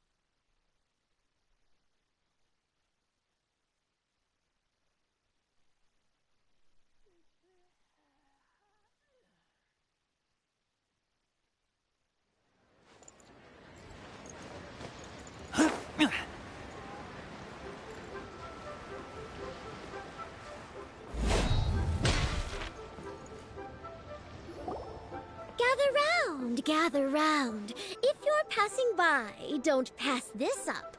Introducing the amazing Shadow Lantern. Shadow Lantern? Ooh, Paimon's never heard of this one before. two look like you're out to have some fun. Care to check out the Shadow Lantern, my latest invention made to amaze and amuse? It's very simple. All you have to do is rotate the objects inside the Shadow Lantern, get all the shadows to merge in a certain way, and the most incredible images will be revealed before your very eyes. Intrigued? You should try it out for yourself. It's set up right here. Please, peruse and use at your leisure. I hope the Shadow Lantern shows you something truly spectacular. Sounds pretty cool. Let's give it a whirl.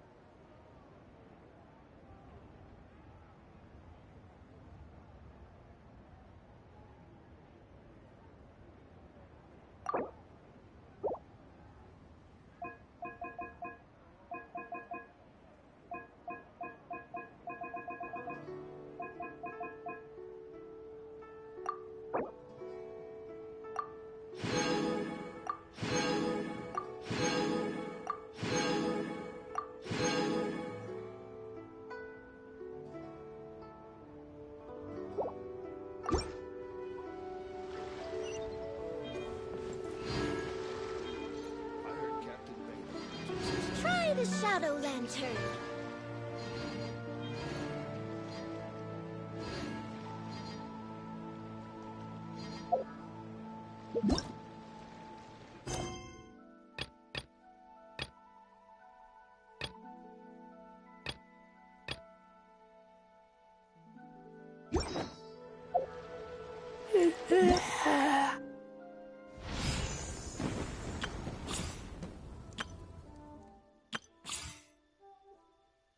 Hello, night.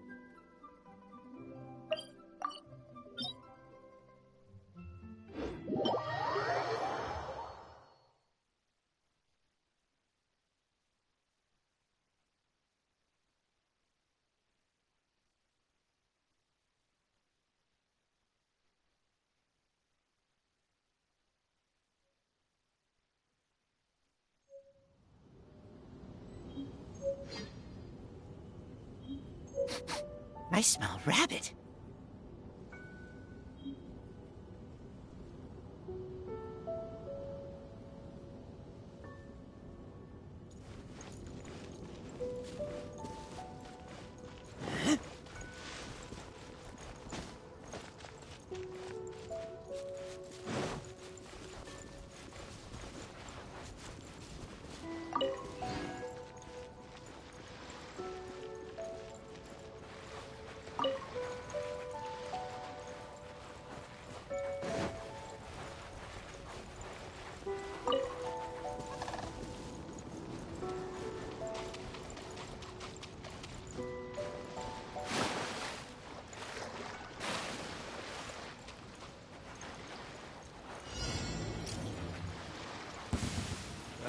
Guess we're doing this.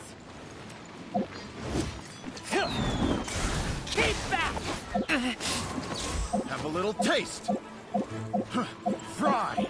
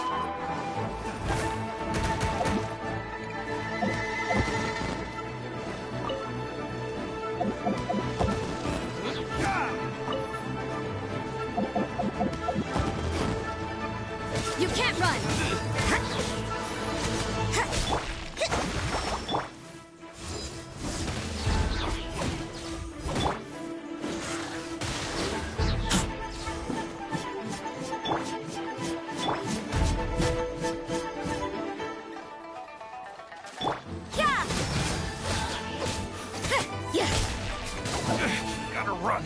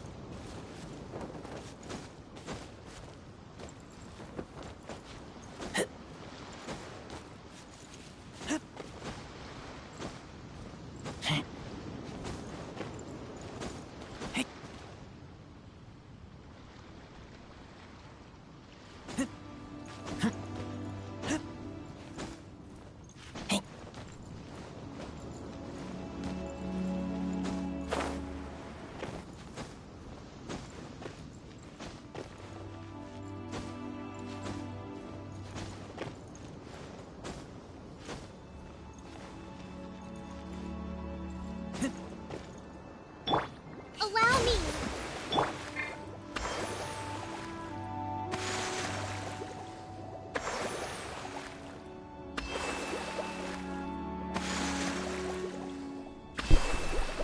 You see this nonsense? 1, 2, 3, 5.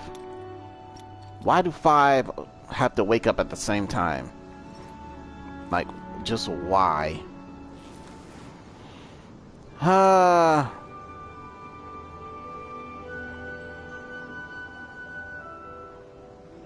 That is terrible. Don't we have a job? I've got to do it eventually, though. Trust me, rebuild.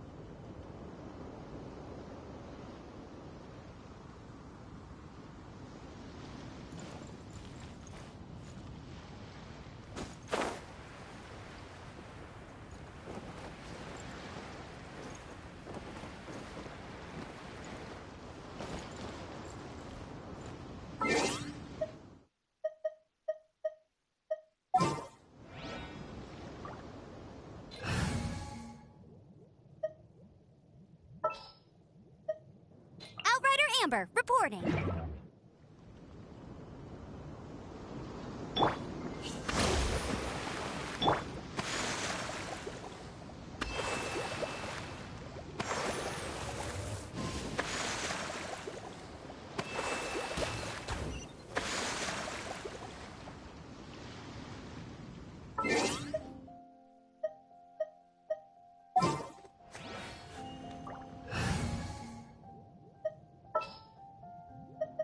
All right, let's go.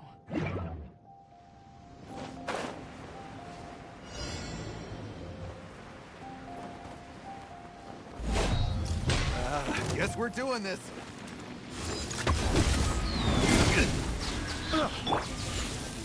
You're open. Shiver! Yeah!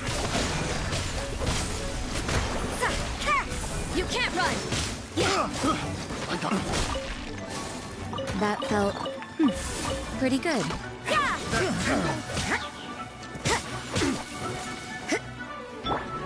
Hold the line! Power that ended Hudson!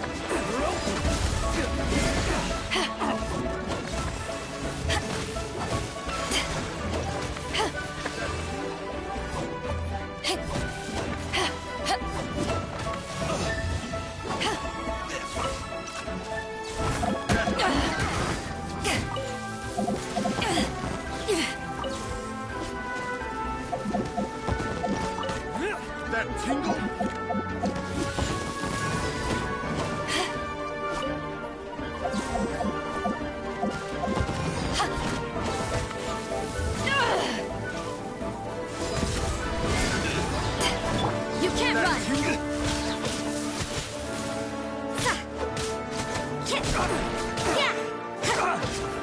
That tingle?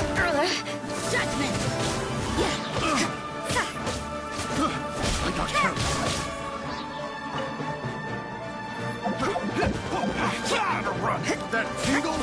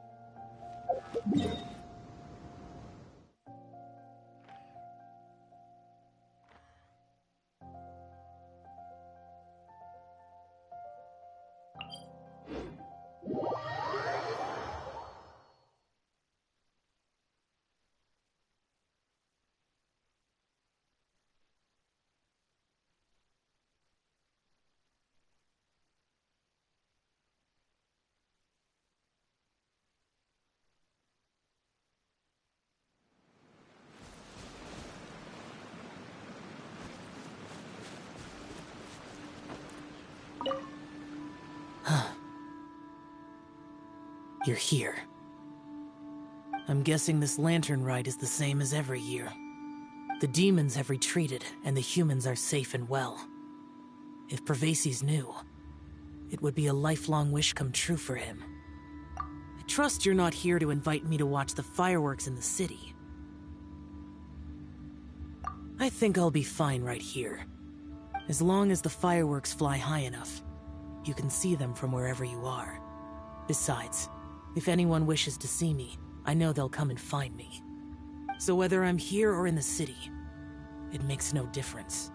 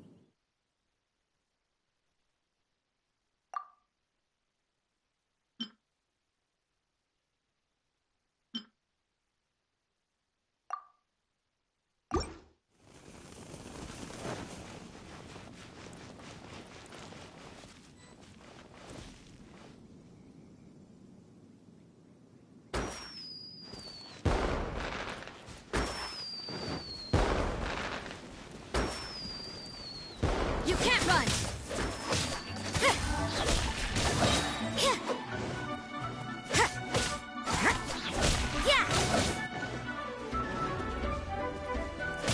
Judgment!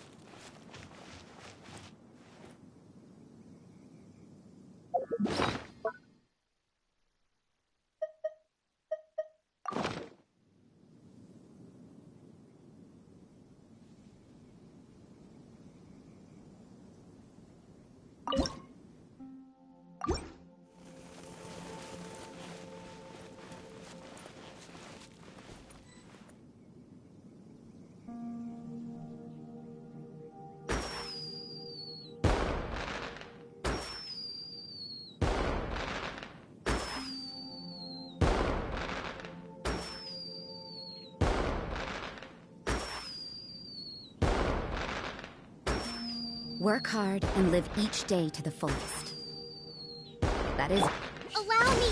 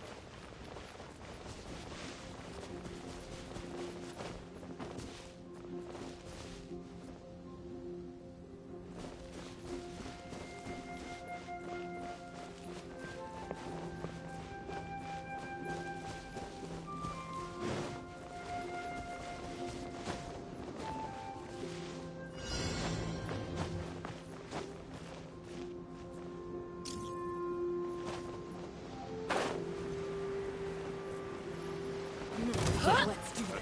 Job. Please.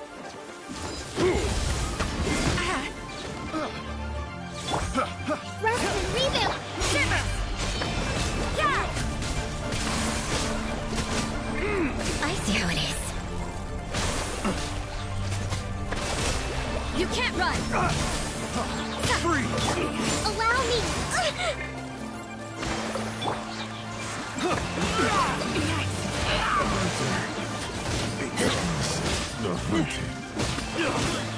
I guess it's done.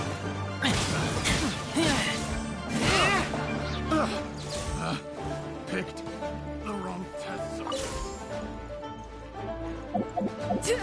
What the? Huh?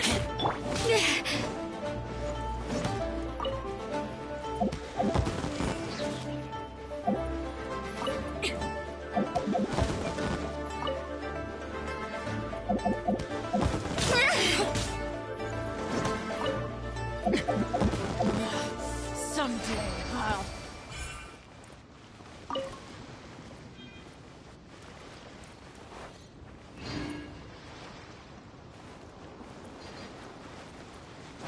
Huh?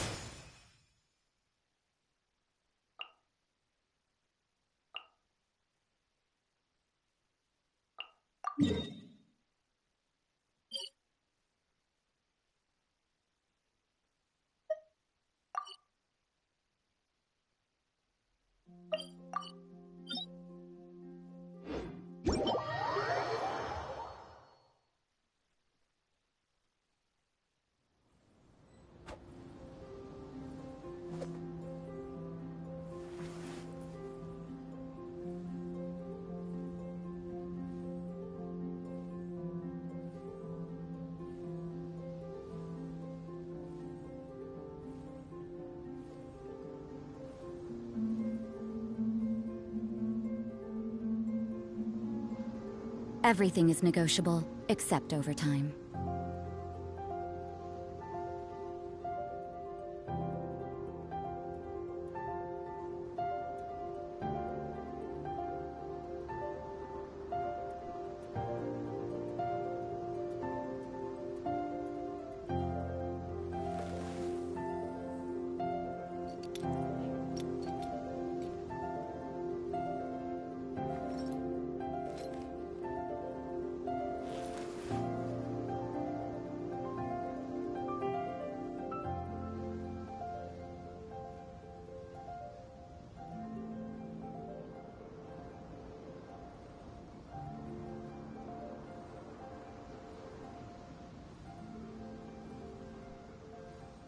Work hard and live each day to the fullest.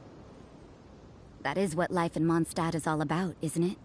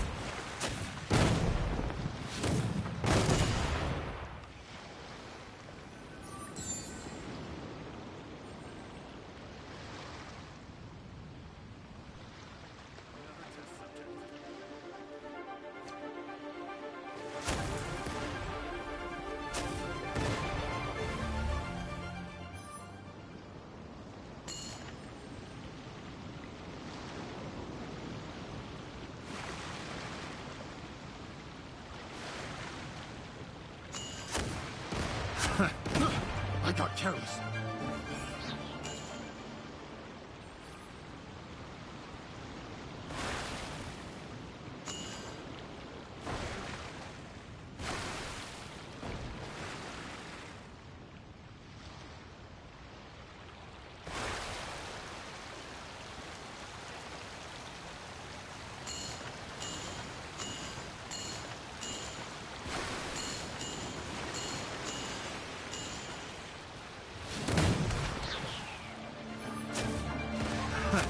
Another test subject.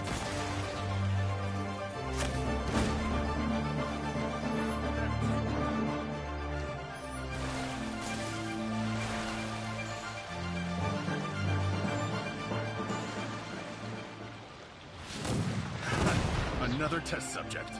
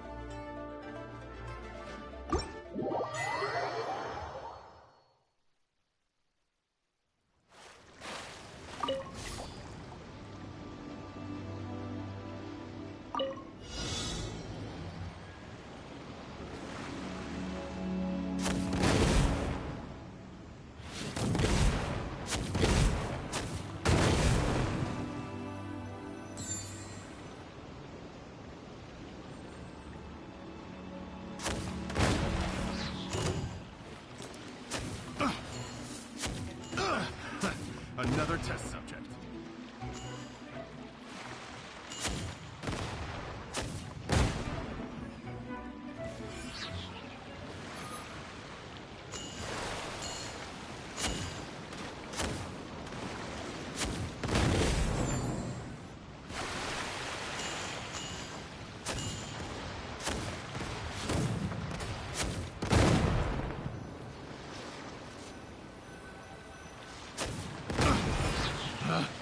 Picked the wrong picked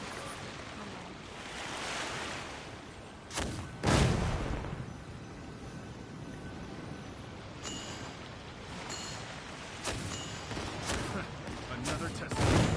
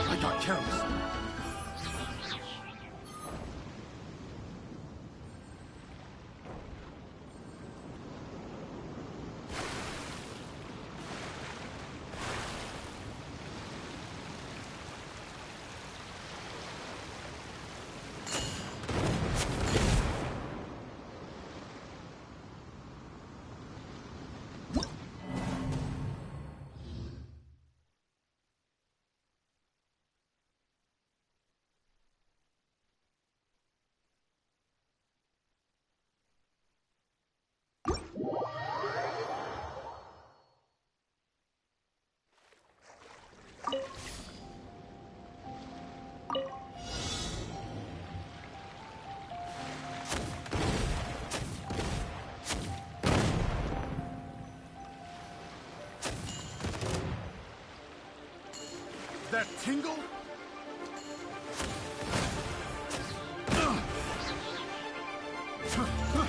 I got carried.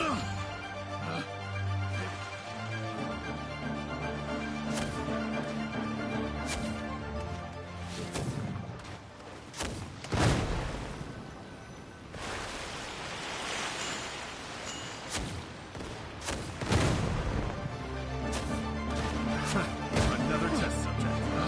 That tingle? The wrong test subject.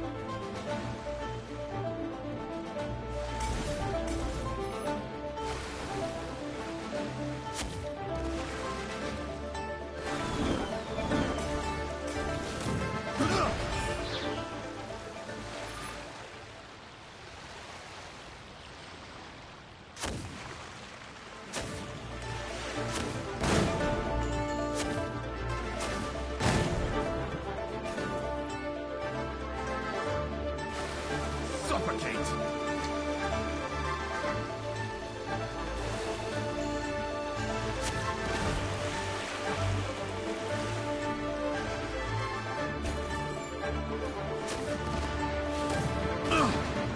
Suffocate! Suffocate!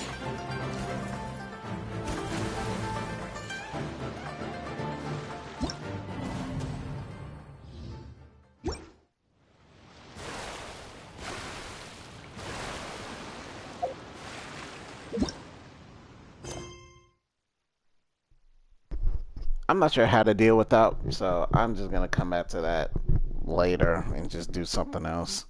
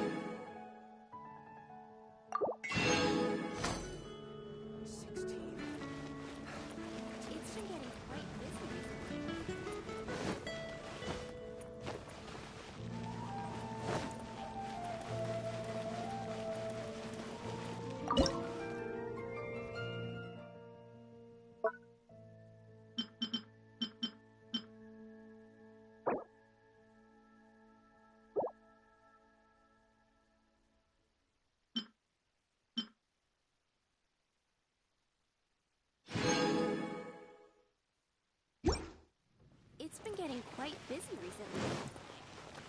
Haven't you heard?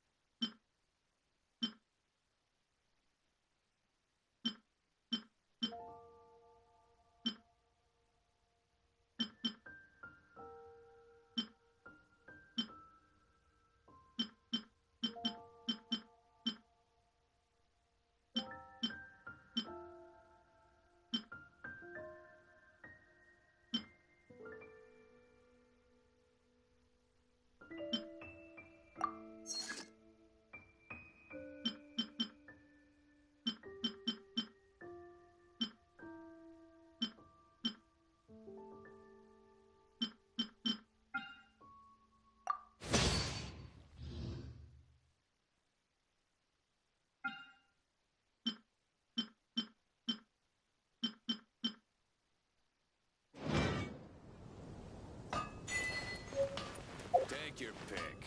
You'll find no second-rate items at Wagner's.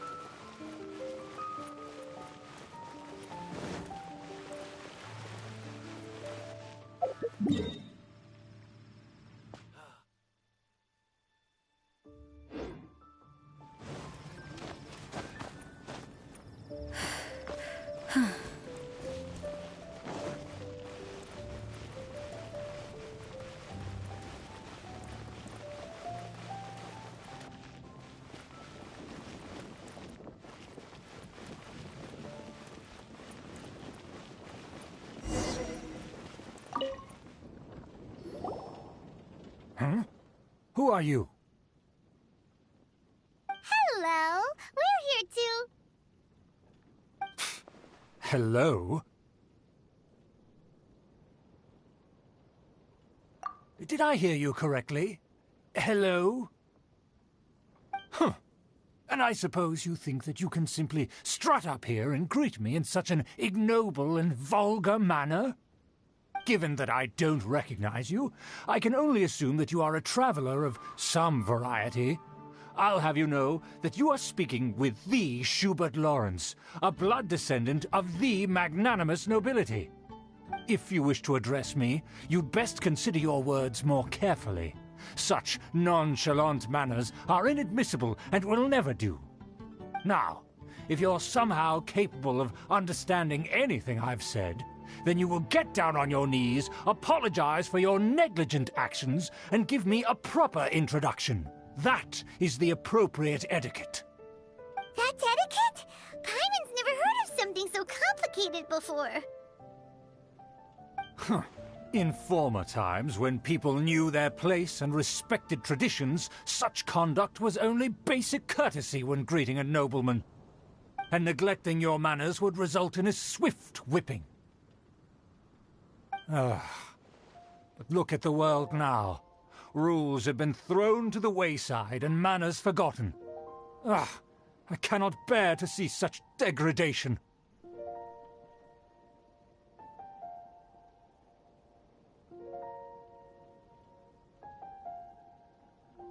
What did you say? You dare question the dignity of the nobility? I'll have you know that though the Lawrence clan is in decline, myself and others of noble blood are looking for a chance to restore our rightful honor. Just look around. The people are unruly and undisciplined. I, however, strive to retain the elegance and etiquette of the nobility. After all, we are of a completely different breed by birth. Save your words. I find your manners and bearing repulsive. I have nothing to discuss with the likes of you. Besides, I am in no way obligated to instruct commoners on basic courtesies. Now I have more pressing matters to attend to. I'll take my leave.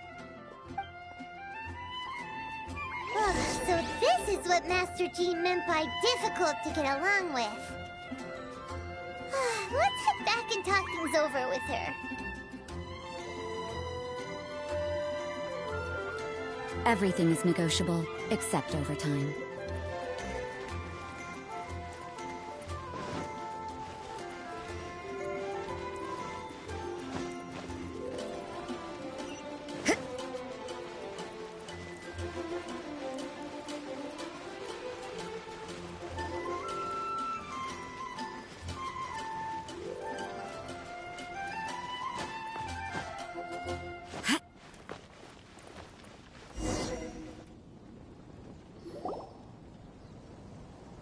Well, if it isn't the honorary knight! I'm just on my way out to gather some intel. I didn't expect to run into you here. Huh? Judging by your expression, you must have run into some trouble. Master Jean tasked us with a special assignment, but things seem to have run aground for the moment. No need to get down on yourself. Sometimes things just don't turn out as planned. Even I can't guarantee useful intel every time I'm dispatched. You just have to keep at it and never give up.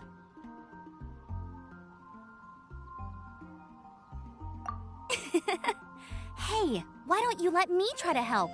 What's the problem? Master Jean asked us to build a connection with someone named Schubert Lawrence. But it turns out that he's a peculiar character that doesn't listen to anyone, especially Paimon. Aha, Schubert! I know him! Let me guess, he said you didn't have any manners.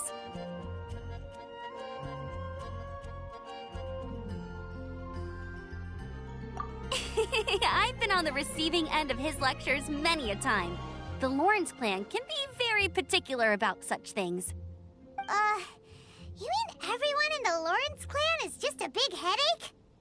As aristocrats, they believe there should be a certain distance between themselves and common folk.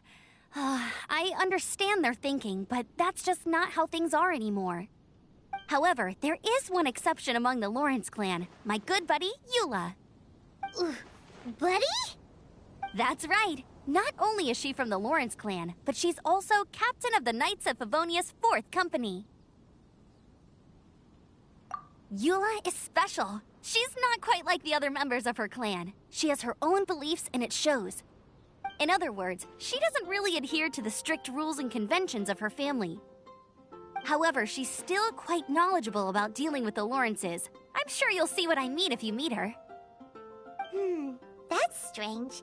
If Eula is a member of the Lawrence clan, then why would Master Jean choose us for the task? Couldn't she just ask Eula? Well, it's a little complicated. Basically, the Lawrence clan has frowned upon the fact that Eula joined the Knights. Her family members don't particularly care for her. In their eyes, Eula is nothing but a traitor to the family.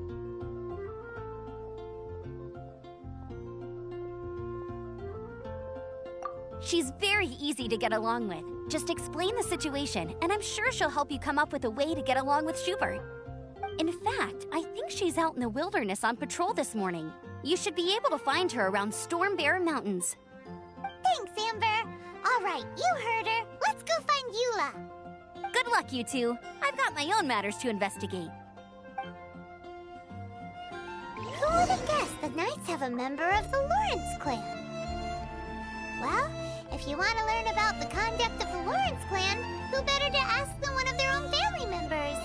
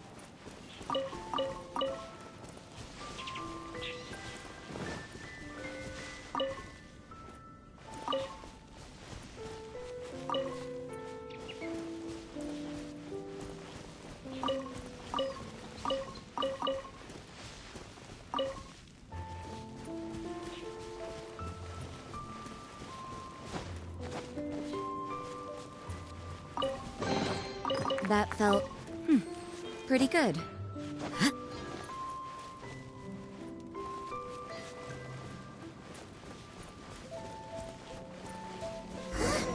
The Fatui!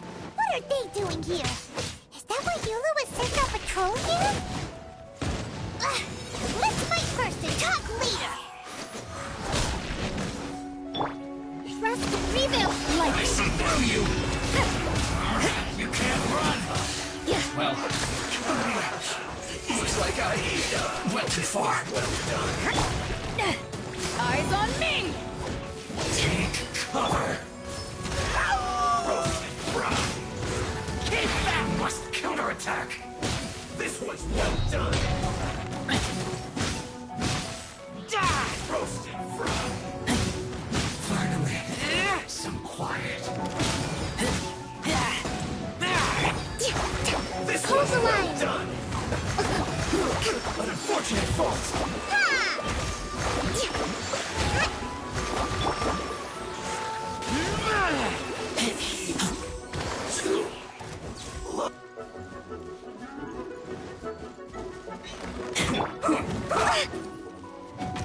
Thrust and rebuild!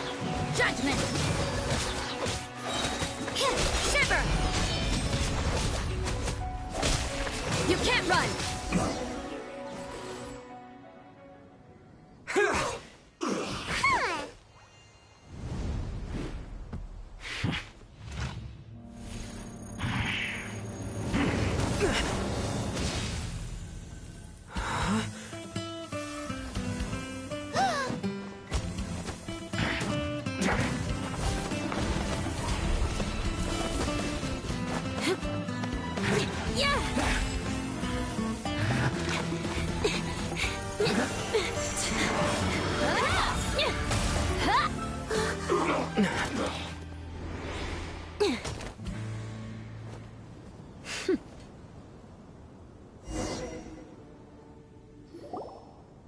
You don't think twice before reaching for your sword, do you?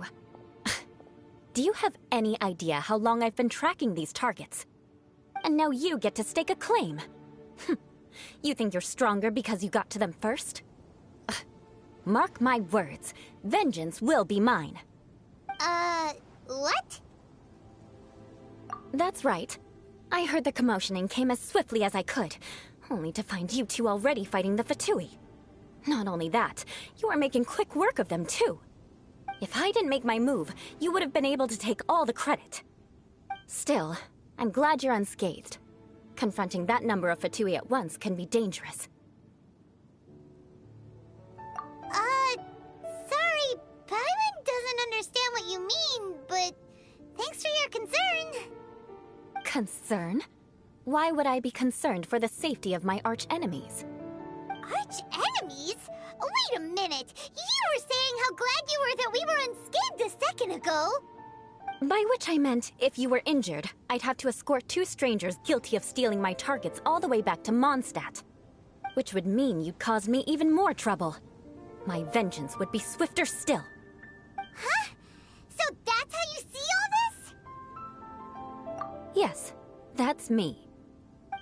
Paimon thinks she's pretty strange. Although at least we can communicate with her. You dare to call someone you've just met strange? Forget the aristocracy. That's rude even by normal standards. Speaking of which, how do you know my name? This is the honorary knight of the Knights of Favonius. And speaking of rude, we're trying to investigate an aristocrat named Schubert Lawrence. He's so obsessed with etiquette that he's not even willing to speak with us. I understand now. That's my uncle, all right. But why do you mean to investigate him? I see. You have some nerve to faming a family member right in front of me. I will have vengeance for this too. No! This is an assignment from Master Jean! It's just an investigation, that's all! To the everyday citizens of Mondstadt, everyone in the Lawrence clan is scum. It's natural for rumors and unwarranted gossip to lead to such suspicion. Hard to avoid such a reputation when you're known as the ruthless rulers of Old Mondstadt. Oh, so that's what you think of me? Yet another transgression to avenge. But, didn't you say it first? Oh. Curious. We've only just met, and you've already given me 3 causes for vengeance. It's been a while since I've encountered anyone as interesting as you. I assume you need me to teach you the conduct of the Lawrence clan. Only then will you finally be able to communicate with my uncle, correct? That's right. Amber told us to come and talk to you. Well then, let's begin your training immediately. It'll be easier to train when we're back in Mondstadt. We'll require other people.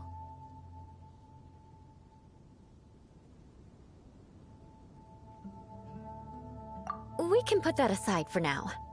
Besides, if it's the acting Grand Master's assignment, and Amber's the one who recommended me, I should comply. Paimon's confused. This girl's all vengeance this and revenge that. But she doesn't seem the least bit angry. Still, Paimon...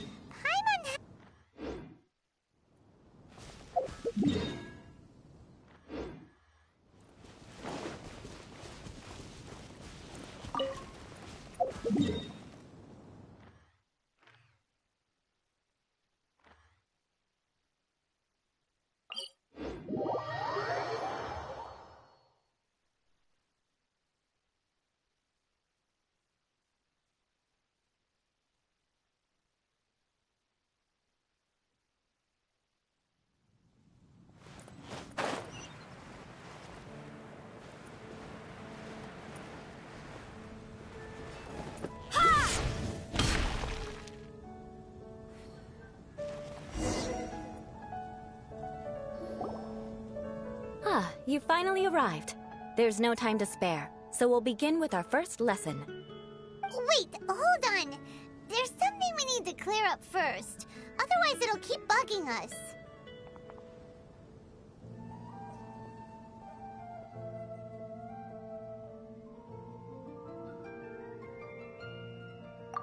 So that's still on your mind, huh? Maybe you're the ones who can't let things go.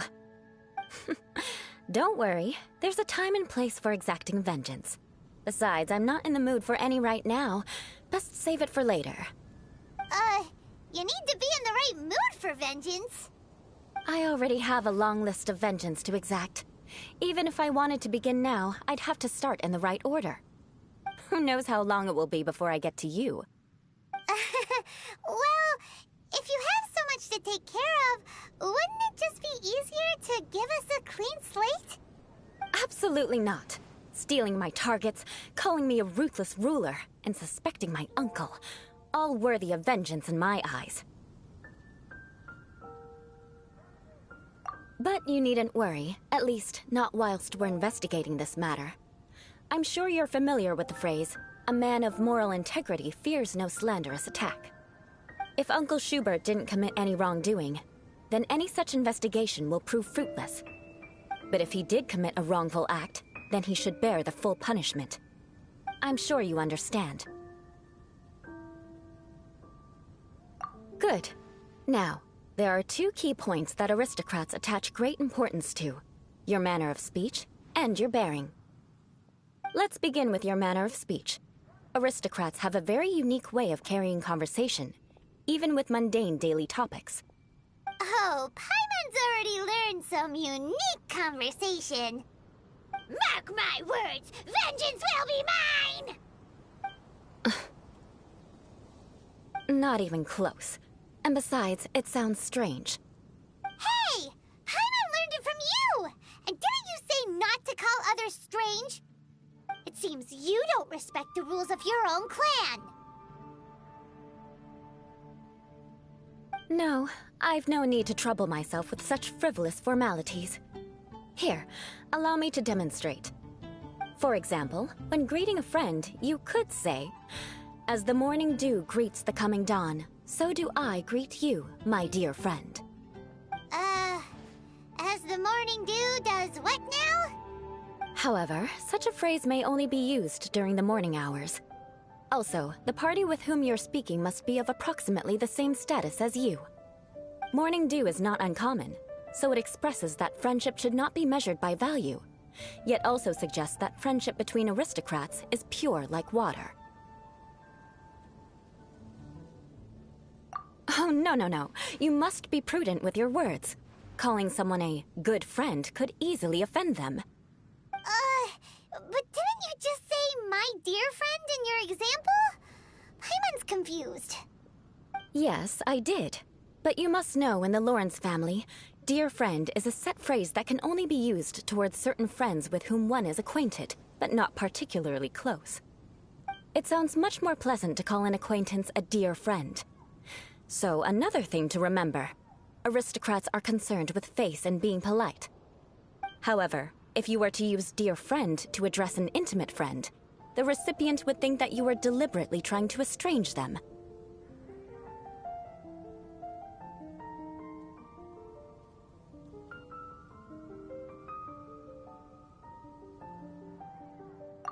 This is only the first step in making a greeting. After addressing one another, you then exchange courtesies. Wait! This is all too abstract. Perhaps it would be better if you gave some real-life demonstrations.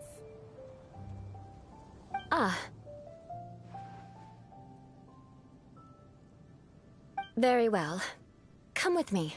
We'll choose some bystanders to converse with.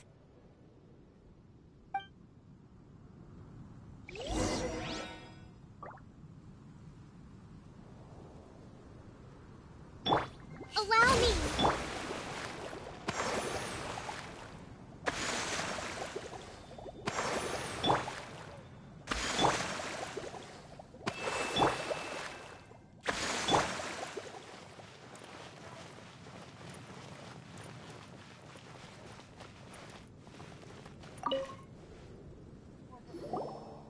Oh, you're Eula of the Lawrence clan, right? This can't be good. You there, lowly laborer. You stand in the presence of a member of the illustrious Lawrence clan. I have words for you. Please acknowledge the glory bestowed upon thee by the nobility...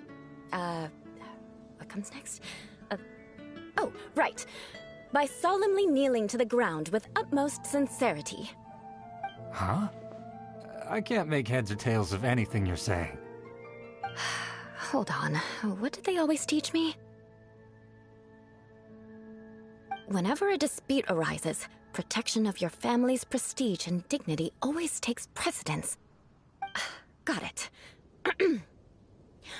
As a lowly commoner, you shall maintain absolute reverence when speaking with those under which you so graciously toil. How dare you speak in such a manner? Is everyone from the Lawrence clan so strange? The days of the Lawrence clan's tyranny have long passed. I don't care what you're trying to do. Just beat it.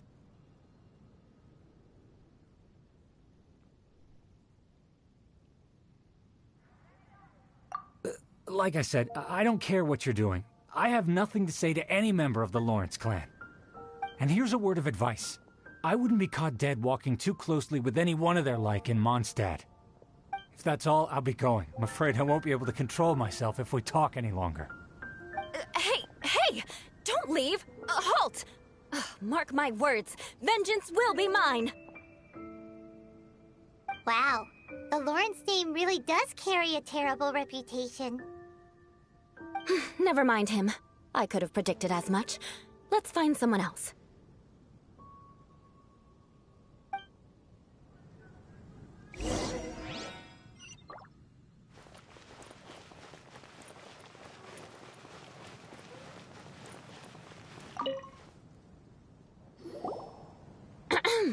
You there, lowly toiler. You stand in the presence of a member of the illustrious Lawrence clan. I have words for you. Please acknowledge the glory bestowed upon thee by the nobility, and solemnly kneel to the ground with utmost sincerity. Huh? Why don't you respond? According to the custom, I must wait until you kneel completely before I can say the next words. Right. I mustn't look at you too long, or I'll be drawing more attention to our difference in status. Oh dear, I've already stared at you for quite a while. Fine. You may spare yourself the formality of kneeling, as it may be a little inconvenient. I shall continue. Oh, wait. I think there's a line for people with rude attitudes in this situation. Hey, stop bothering me or else I might say something you wouldn't like to hear. Then again, I've got no words for anyone from the Lawrence clan. Again? What's with this attitude?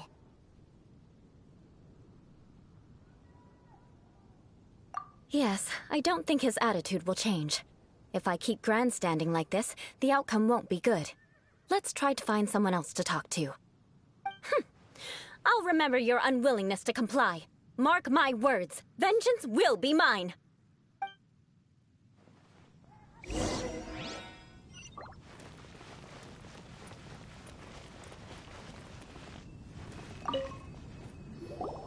You there, lowly worker. Yeah, I've already heard it all before. Look, just spare me the time. Our answer's always the same. We've got nothing to say to the likes of you. I mean, seriously, can't you just take a hint? Please calm down. We don't want to cause any trouble. I know she's a Knight of Favonius, and that the Knights wouldn't misplace their trust, but the name Lawrence carries too much weight with it. Even to this very day, the descendants of the Lawrence clan are still scheming to reclaim Mondstadt and reinstate their aristocratic rule. And if that wasn't enough, here you are purposefully using their awkward way of speaking just to put on an act? Don't you care for the feelings of us ordinary folk? You have a point. But mark my words, this transgression will not go unnoticed. Huh? You want to fight? Listen here, I may be no match for you, but I'll be sure to lodge a complaint with the Knights of Favonius.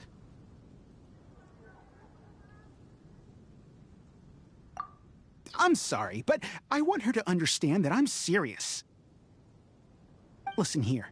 If you don't want things to get more unpleasant, then you'd better just stop. Forget it. There's no point in quarreling any further. Let's go.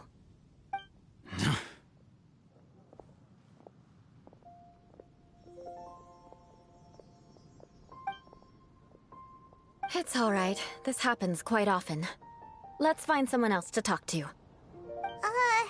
Paimon thinks we've seen enough now. Let's just stop. Actually, Paimon thinks we should apologize for asking you to demonstrate for us. We had no idea the feelings between the Lawrence clan and the people of Mondstadt were so bitter. What can we do? The Lawrence name is already a dirty word among every household in Mondstadt. Even 3-year-olds know the story. I see this kind of attitude all the time. Don't worry. What with me being a Knight of Favonius, they're usually willing to speak a few words with me. Perhaps my aristocratic manner of speech provoked them today. Believe me, it's not a big issue. So this is the way things are normally for you? There's no need for them to direct their anger at you personally. That's the way things are. Perhaps it's just fate for those who have made mistakes.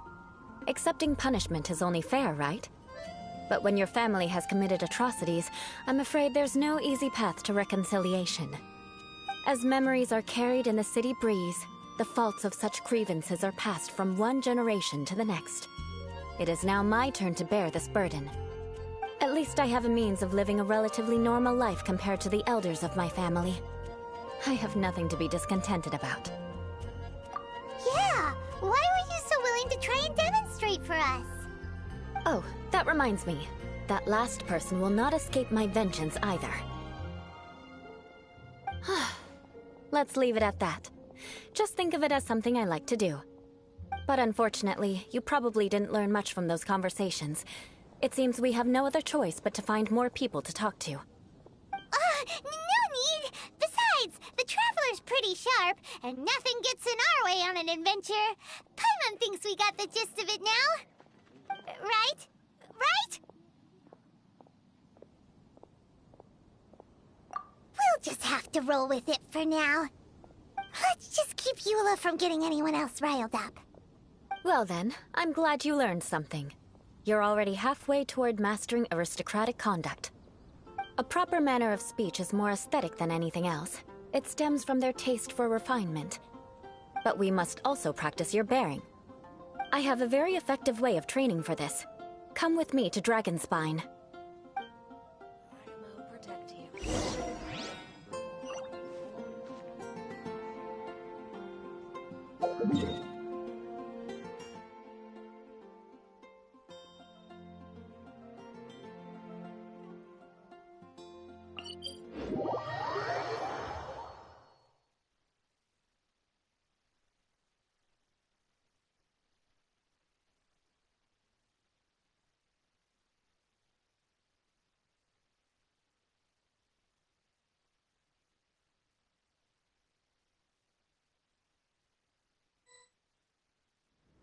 We should keep moving, but watch your step in the snow.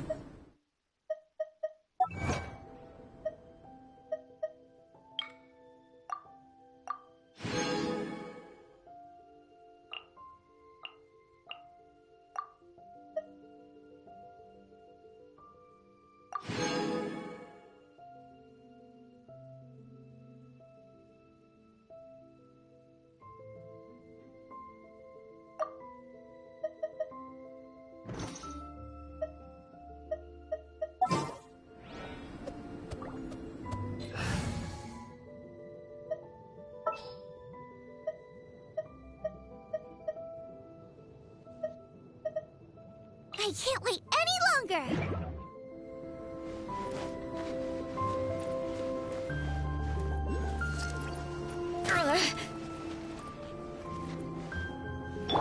Out of the frying pan, into the fire!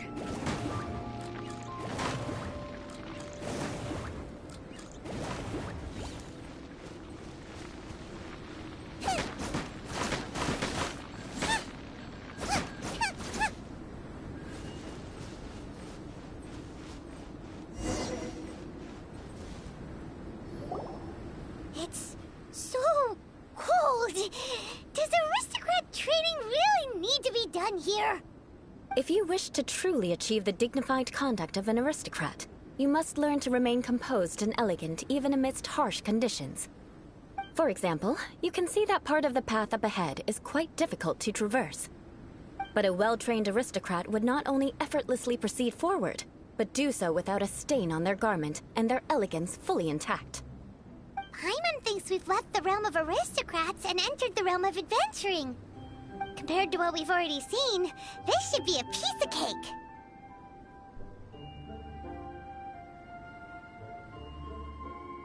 Uh-huh. This is where you can finally apply some of your adventuring knowledge. You look pretty confident this time. All right, let's get started. Remember, you must be graceful and elegant. Don't get knocked or launched into the air. That would be most unsightly.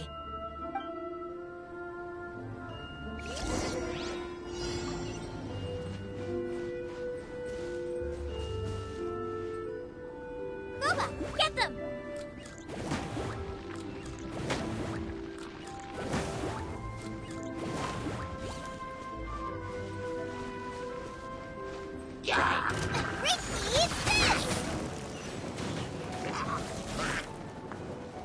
Nice and spicy!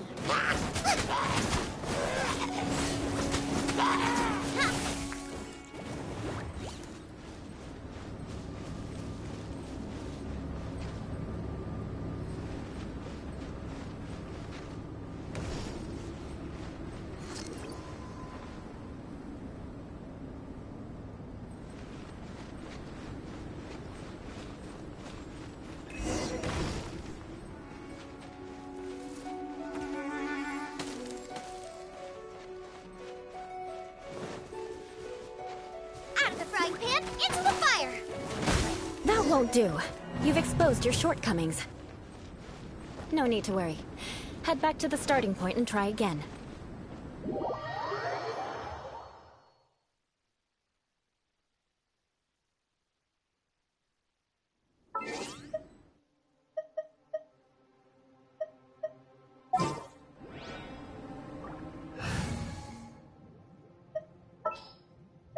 At the ready.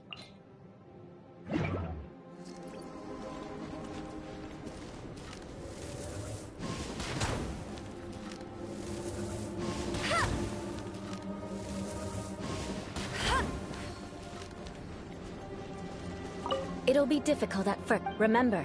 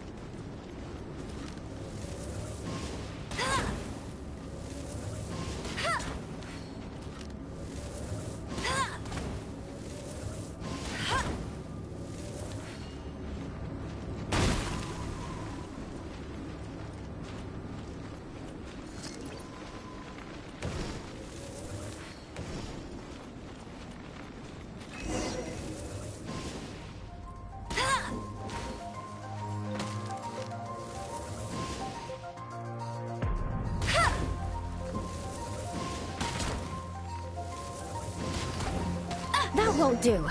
You've exposed your shortcomings. No need to worry. Head back to the starting point and try again.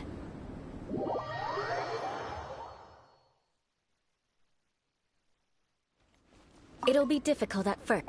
Remember...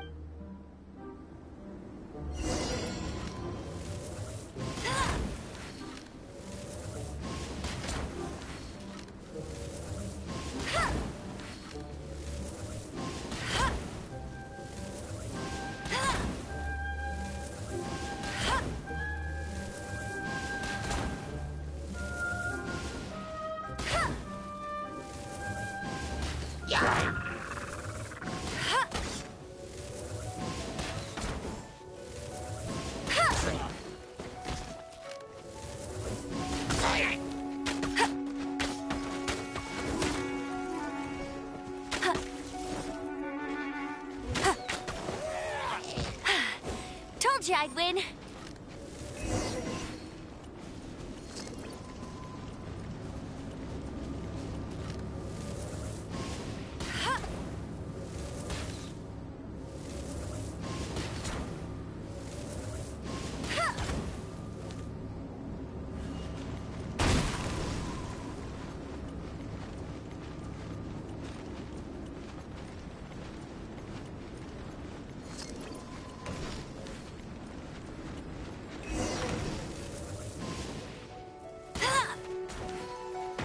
That won't do. You've exposed your shortcomings. No need to worry. Head back to the starting point and try again.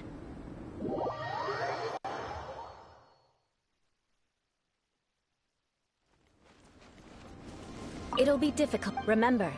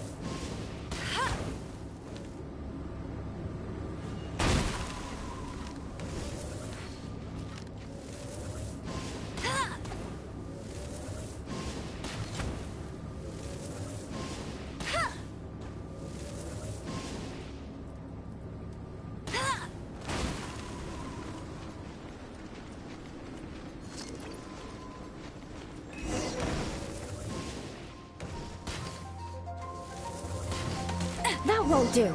You've exposed your shortcomings. No need to worry.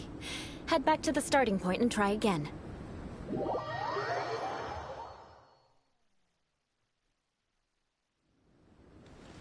It'll be difficult. Remember,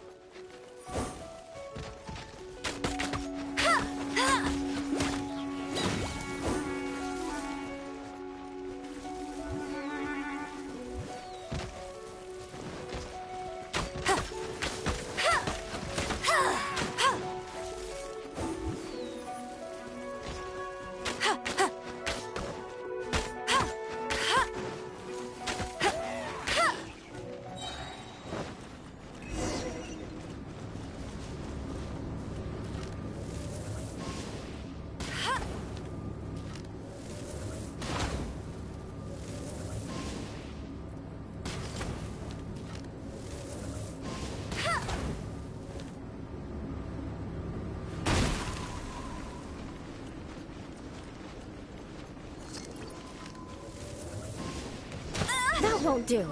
You've exposed your shortcomings. No need to worry. Head back to the starting point and try again.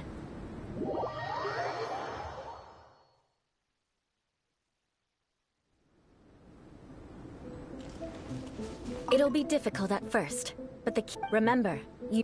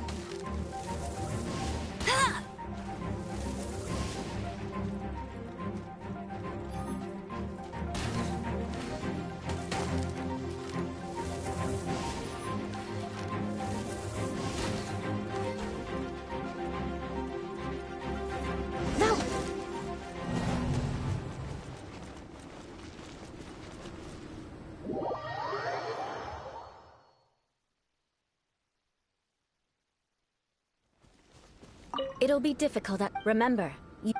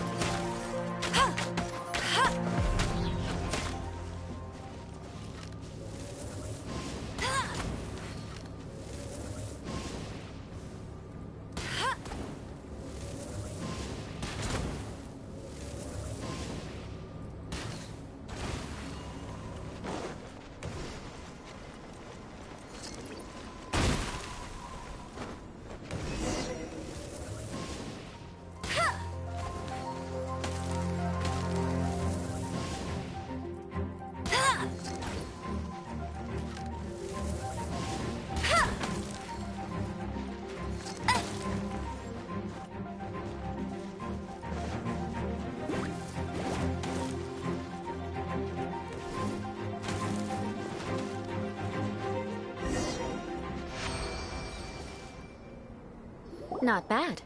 A lot better than I had anticipated, at least. Paimon almost didn't make it through. Whew. Good thing we didn't get stuck. So, are we aristocrats now? Don't flatter yourselves. We've only just begun. This scenario was relatively simple. In the face of a real battle, one would seldom have a chance to stop and evaluate the situation. There's a ley line monolith just up ahead that will attract nearby monsters. True elegance is the ability to calmly yet swiftly make decisions in the heat of battle. My family set only the highest expectations for me, even as a child. Let's proceed, shall we?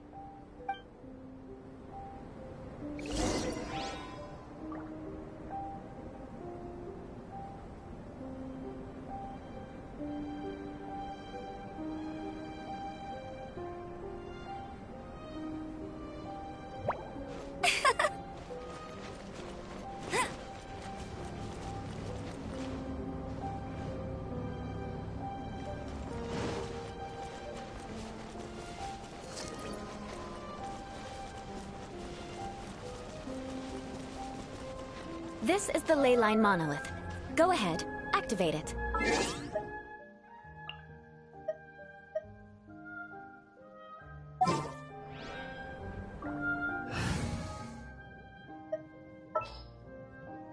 I can't wait any longer! But be careful not to get launched into the air or frozen while fighting. That would be most unsightly.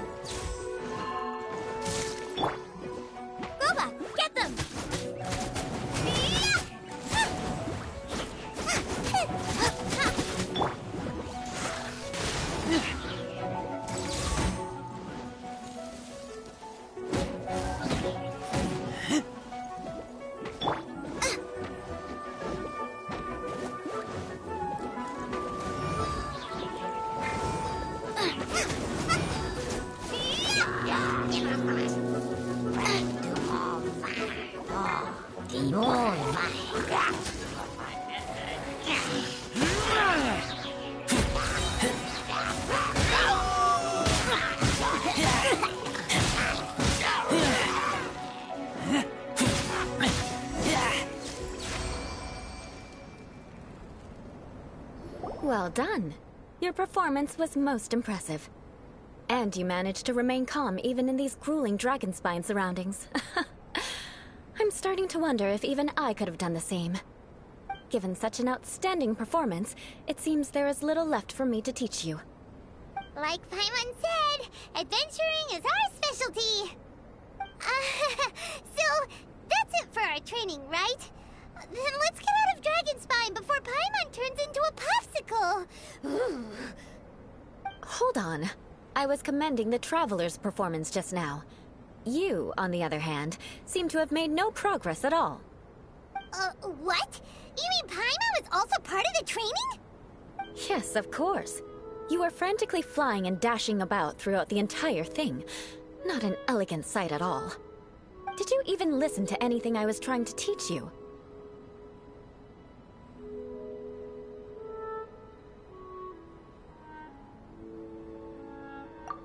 Hey! That's not true! Paimon was just focusing on you the whole time! Whatever the reason, not heeding my instructions. A cause for vengeance, perhaps. Now, drink this. Huh? What is it? Are you trying to poison Paimon? Certainly not. It's warm milk. Didn't you just say that you were freezing? Drink it and it'll help warm you up.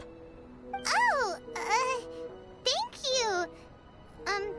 Are you still planning on the whole vengeance thing? If I wasn't, then why would I care about you being cold?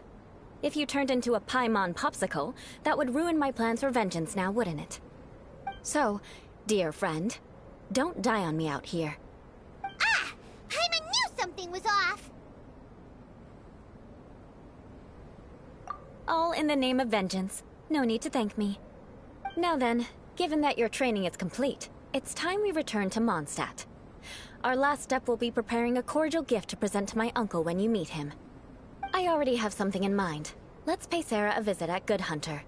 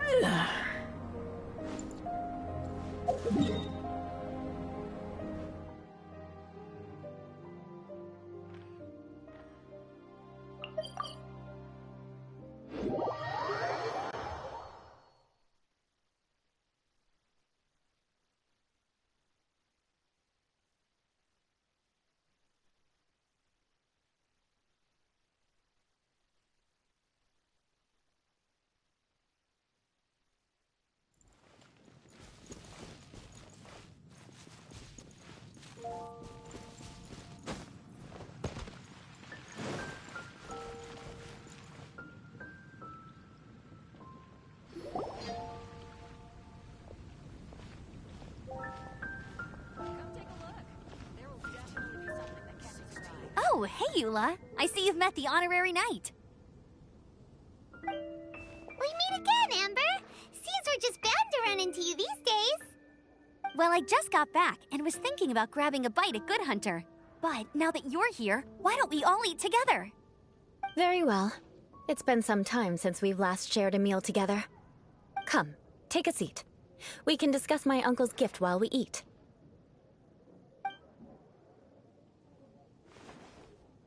Yes? Is there something else you'd like to order?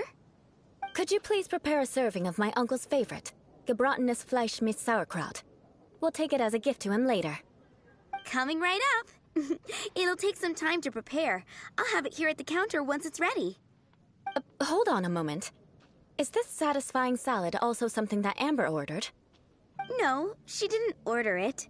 But because she didn't order any vegetables, I thought I'd throw in a salad on the house. You know, to contrast all the meat dishes. So, We clearly didn't order this, yet you prepared it without authorization. Mark my words, this transgression will not go unnoticed. You're gonna take revenge on her for giving us a free salad? You should know me by now. That's the kind of villainous character I am. Well then, please wait a moment while I get the dish for your uncle started. Delicious unauthorized delicacies. Sarah will pay for this. Why would you choose gebratenes Fleisch mit sauerkraut as a gift for your uncle? Paimon's never even heard that dish before. This dish isn't actually on Good Hunter's menu. Only long-standing patrons such as my uncle would know about the dish. The old aristocrat seemed to take a liking to it. Because of the sour flavor of the sauerkraut, not too many people are fond of it these days. I guess it's become less popular over time. Eula treated me to the dish once, and I couldn't even finish a bite. I've nicknamed it gebratenes Fleisch mit Vengeance ever since. Ugh. I never expected us to have such completely different tastes in food. If I weren't in such a good mood, I'd say that constitutes grounds for transgression. Of course not. It's hard to find someone in Mondstadt that attracts contempt as much as she does. It's fine when you're just joking between us, but I'm afraid our honorary knight might misunderstand you. Eula's always talking about vengeance, but that's just how she is. It's nothing you should take too seriously. But I am serious, and I'll remember every transgression committed against me. Ugh, it's no wonder so many people dislike you. Paimon's starting to realize that Eula is actually a very good person. There's no need to be so awkward when you want to say something nice. Listen, you've never been labeled as a social pariah, have you? Well, no? So that's why you wouldn't understand how hard it is for a bad person to try to be good. It's impossible for me, and I have no intention of acting like a good person. All right, no need to look so sullen. I'm just kidding. Come on, let's eat. The food is getting cold.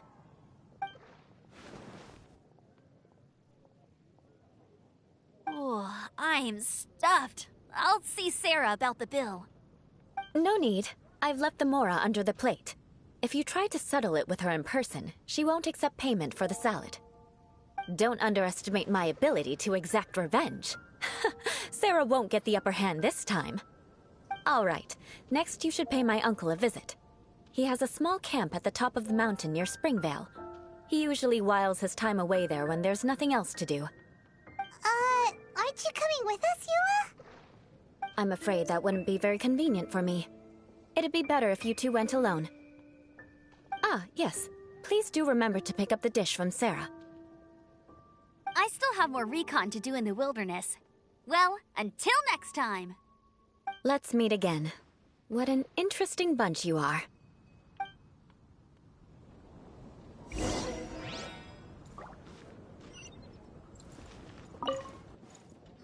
Here, the gebratenes Fleisch mit sauerkraut is ready to go.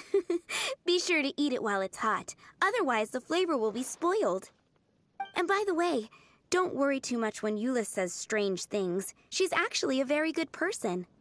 Paimon's been meaning to ask. No one could stand the sight of Eula when she was trying to speak with the others in Mondstadt earlier. But she seemed to get along fine with you and Amber just now. What's up with that? The people of Mondstadt don't take kindly to anyone bearing the Lawrence name. They are unable to see past her family, therefore they don't actually see Eula for herself. So no matter what Eula tries to do, it's seen as a wrongdoing. It essentially strips the meaning of anything she tries to accomplish. How come you're able to see Eula differently then? Well, when she joined the Knights of Favonius, it caused quite an uproar. Many people signed a petition demanding that the Knights reverse their decision. At the same time, numerous members of the Lawrence clan crowded the entrance of the Knights of Favonius headquarters, clamoring for Eula to give an explanation. Whoa, so both sides were unhappy. That's right. So you can imagine how determined Eula must have been under such circumstances. But thanks to Grandmaster Varka and the unwavering attitudes of others in the Knights of Favonius, they were able to quell the unrest. Tensions still remain beneath the surface, I'm afraid. In the eyes of the people, she's a stain on the Knights of Favonius, and in the eyes of the Lawrence clan, she's a disgrace to her family. But she simply fulfills her duty as a knight, silently helping one person after another, myself included. People like Eula should be approached with care and understanding. She could stand to be treated a little more fairly. I believe a day will come when things will get better. Once everything's settled, we should go talk to Eula again. Paimon thinks we know how to communicate with her now. I'm glad. I think that would make her very happy, though she might not ever admit it. Take care. Please come again.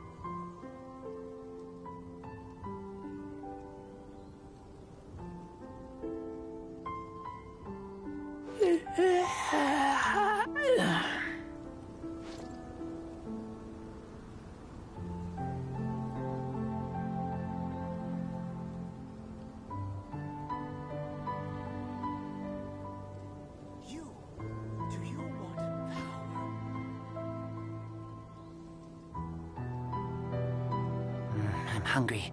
Let's hunt.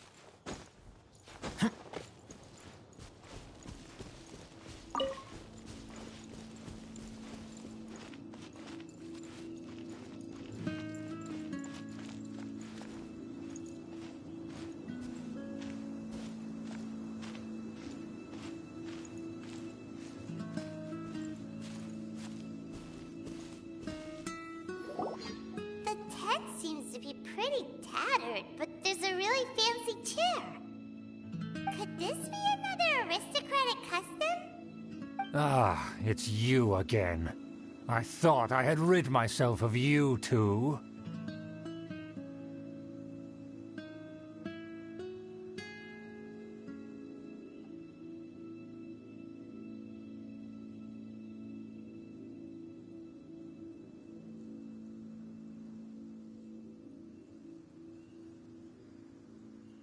Magnanimous.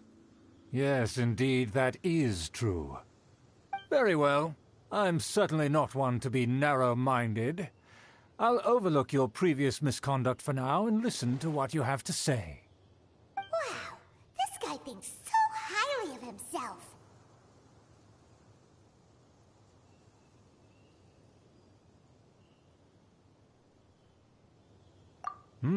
It appears I have misjudged you.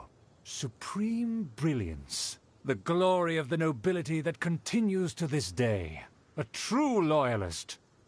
Impressive. My intentions were to test your humility.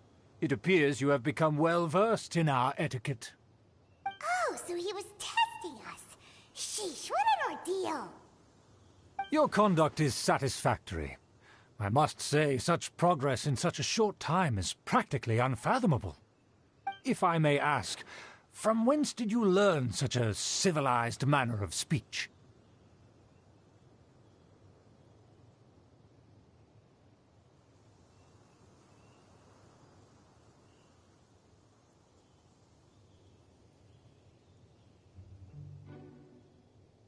Ah, good. Very good. You are bright, and compared with the common folk of Mondstadt, you certainly have potential. If you were of aristocratic blood, your prospects would be promising indeed. By the way, we brought a gift. Paimon means we would like to present you with a small token of our goodwill. Could this be? Gebratenes Fleisch mit Sauerkraut? It's evident that your sentiment is genuine. As a young person nowadays, only with no small effort could you achieve such a dish. It's been so long since I dug into a big, tasty... I beg your pardon. What I mean to say is, since it's nearly mealtime, I shall partake.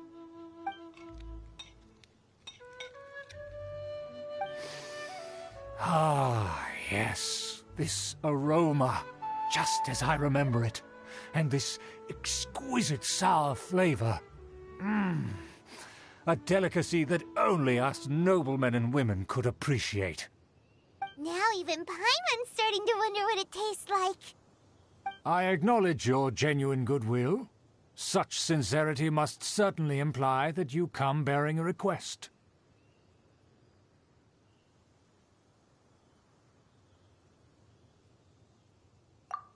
Wait, so you've come to know of this, too? It was meant to be a family secret.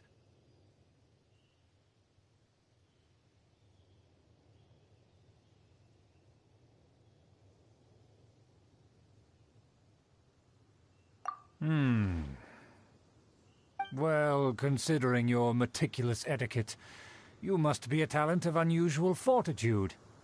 I'm willing to place my full trust in you. Please, come with me. We happen to be in need of competent fellows like yourself. To see some friends from a distant land. They have offered their assistance in restoring the Lawrence clan to its former glory. So he trusts us solely based on your etiquette.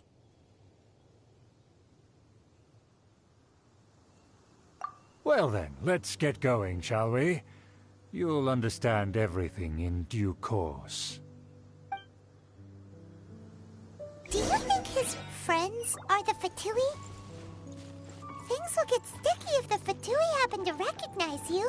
What should we do?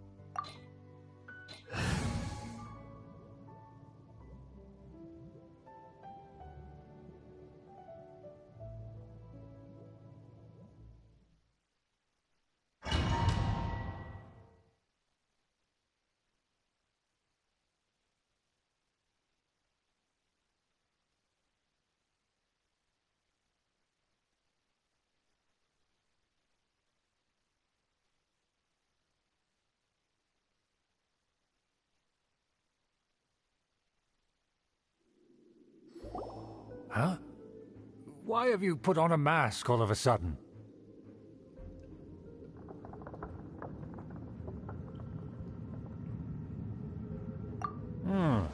Even if they are powerful, our status is much higher than theirs in the land of Mondstadt. And therefore, we shouldn't allow them to admire our true faces so easily. I see. Good thinking. Paimon thought for sure they'd recognize us. Let's proceed, shall we? I'll introduce you as my guest.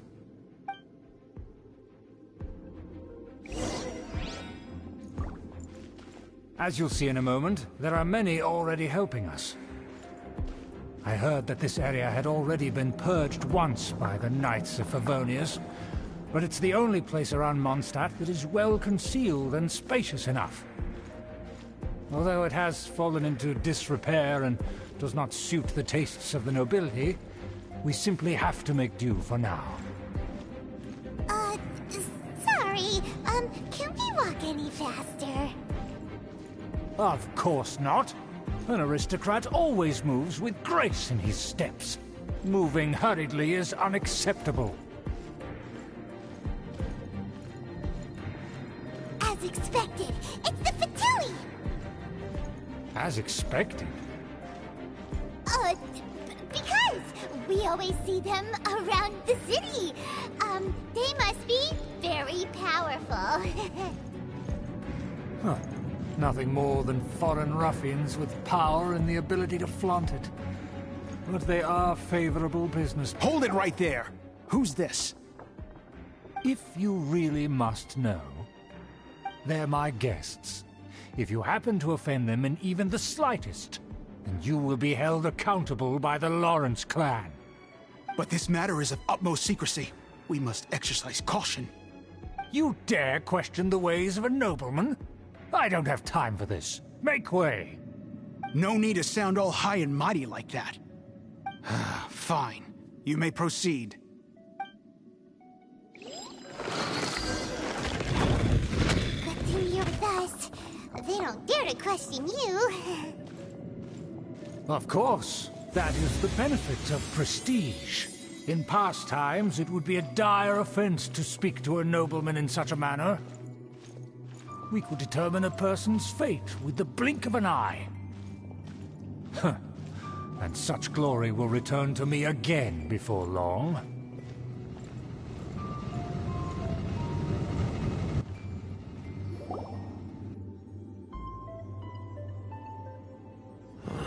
Where have I seen this person before?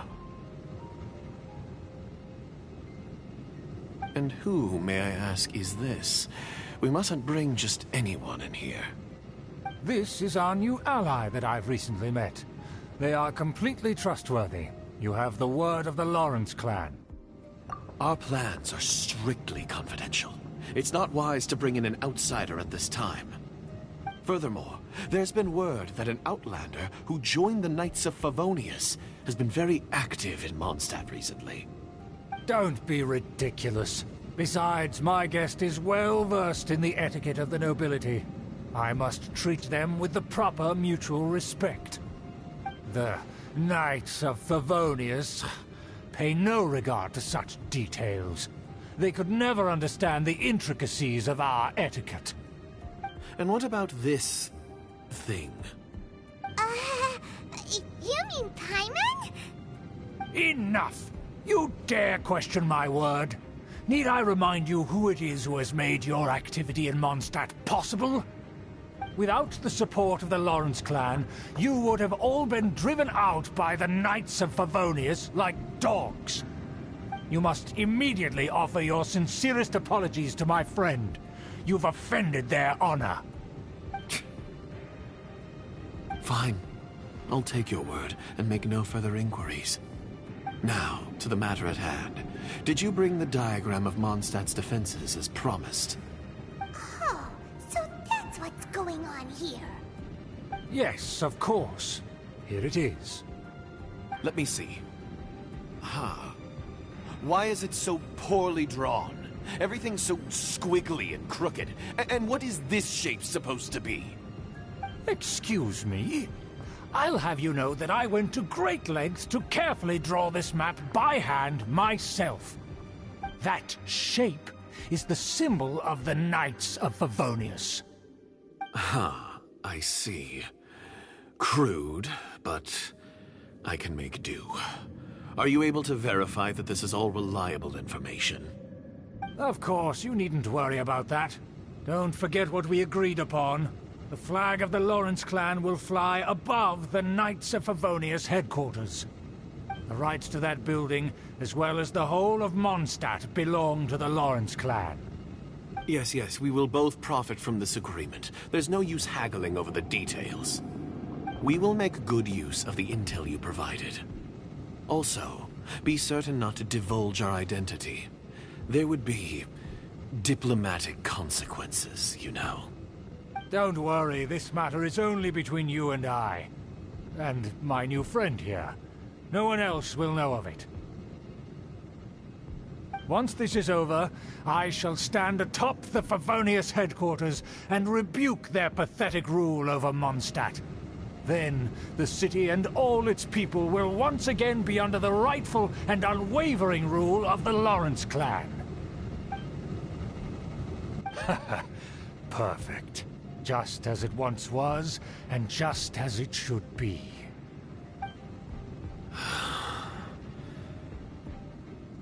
May I remind you once again that we mustn't act rashly. That is all. For now. Very well. Huh? What are you doing?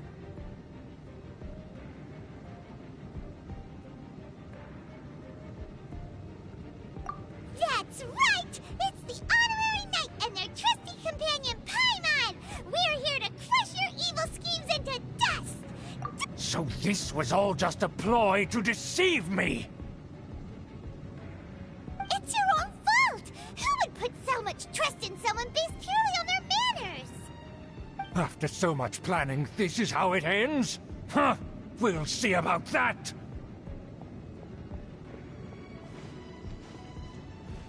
Just as I expected. I knew I should have never trusted these foolish aristocrats. No matter, we already have the intel we need. Get them!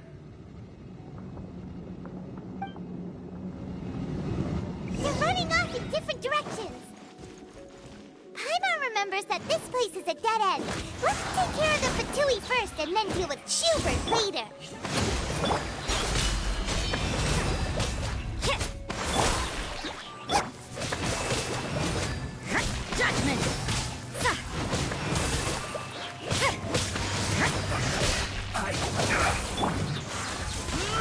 Stay right there.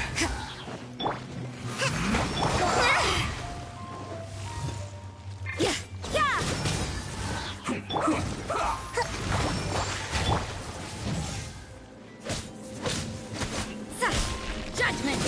I slipped up.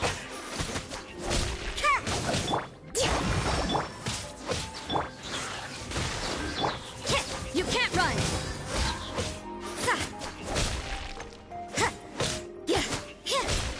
Judgment! Doors open! Let's go! Is that you? Don't touch me! Get out of my way! I'll leave on my own! It seems we finally caught up with you. This place is crawling with Fatui. Oh, it's you. It seems your investigation went well.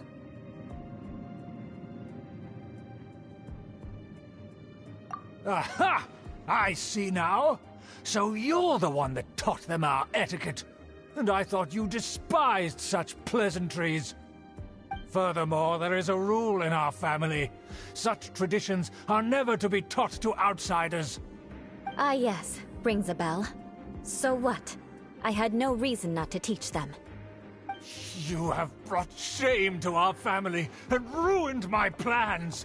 It's all for naught now. I know that you poured great efforts into these plans, Uncle. But you are well aware that it was not the right thing to do. As a Knight of Favonius, I could not overlook your actions. Knight of Favonius? Let's get one thing straight. I am your uncle, and you are a member of the Lawrence clan. You should strive to restore your family's glory. You still have a chance. Defeat every Knight of Favonius here, and leave with me. Then I shall plead with the family to spare you, and give you a new beginning. So just to be clear, you want a Knight of Favonius to attack the Knights of Favonius? I shall say this one last time. You are not a Knight of Favonius. You are a descendant of the Lawrence clan. The blood of the Lawrence clan flows in your veins. You must comply with the will of the family. Since when have I ever complied with the will of the family? Why, you unruly maid! If anyone should be angry, it should be me. As a member of the Lawrence clan, you knowingly plotted against the city of Mondstadt and threatened its safety. Had you ever stopped to consider the trouble it would bring to so many people? Had you considered how many enemies you would make trying to keep the plans under wraps? You dare lecture me? That's right. In the name of the family that you so dearly revere, Uncle Schubert. I've never experienced the age of glory you always speak of. And I've never understood our family's incessant pursuit of it. But I am capable of discerning right from wrong, and I deeply understand what freedom means to the people of Mondstadt. The Lawrence clan should never and will never become what you've dreamed it to be. Oh, the disgrace of it all! How could such a rebellious monster emerge from our own family? Things are starting to get pretty hysterical here. Politeness and elegance seem to have gone out the window. That's enough fuss for today. You two, take him away. The honorary knight and I have other matters to attend to. Given that you've already taken action, I assume you've come across some conclusive evidence?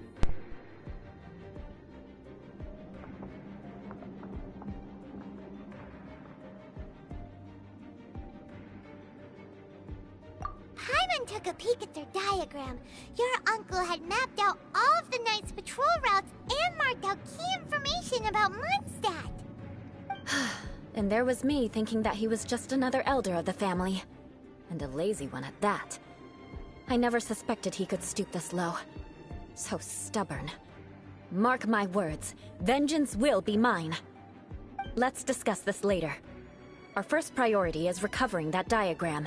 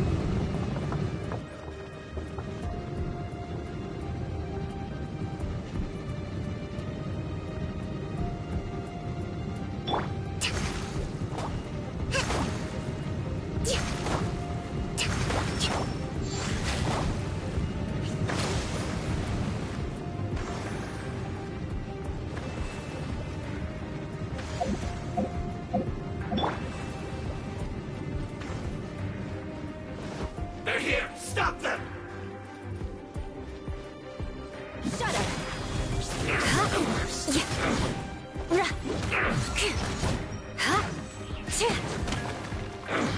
Finally, some quiet. That's it. Rack and ruin!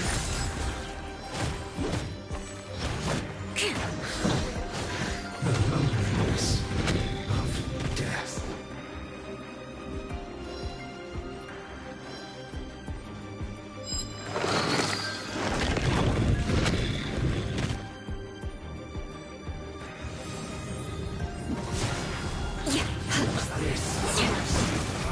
You can't run! Well, try.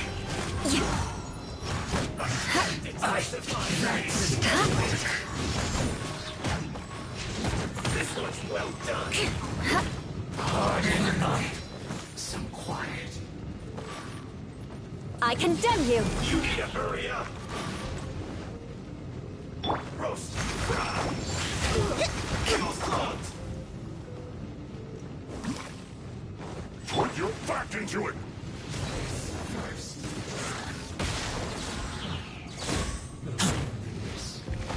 Get out of my way! Don't waste time. Time to fulfill my duty. Lights out. You can't run!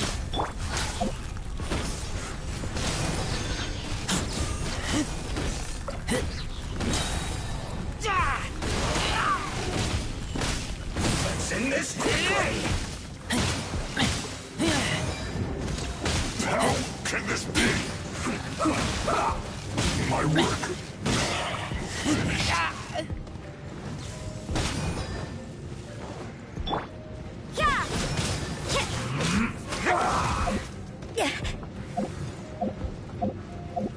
Almost. Eye for an eye! This is bad.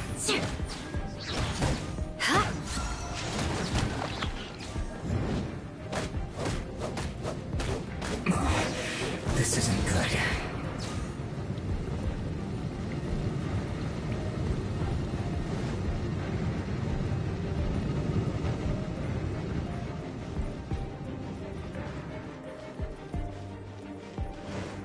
Beg for mercy.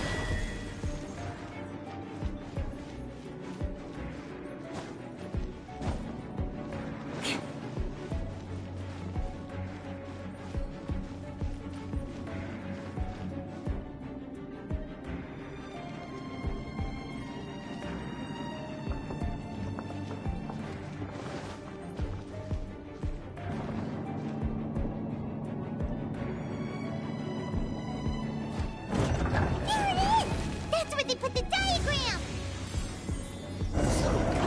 This here, huh? I guess there's no other option but to fight. You dare provoke me! Fatui, come forth and dispose of them! Allow me! Shiver! You can't run! Escape!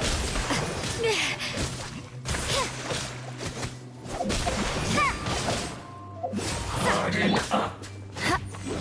Rack and ruin! This is trouble. Finally, some quiet up. I condemn you!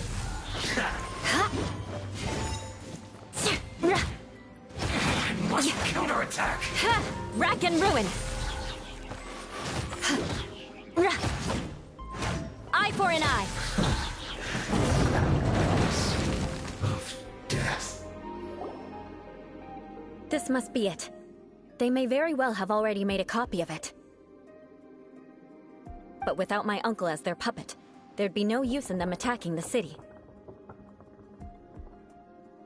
The Fatui wouldn't have relied only on your uncle. True. But if their plan had hinged purely on taking Mondstadt by force, as opposed to with the help of a puppet, they could have spared themselves the trouble. The Fatui are dishonest, but they wouldn't go as far as to start an open war. Their opposition wouldn't just be Mondstadt alone.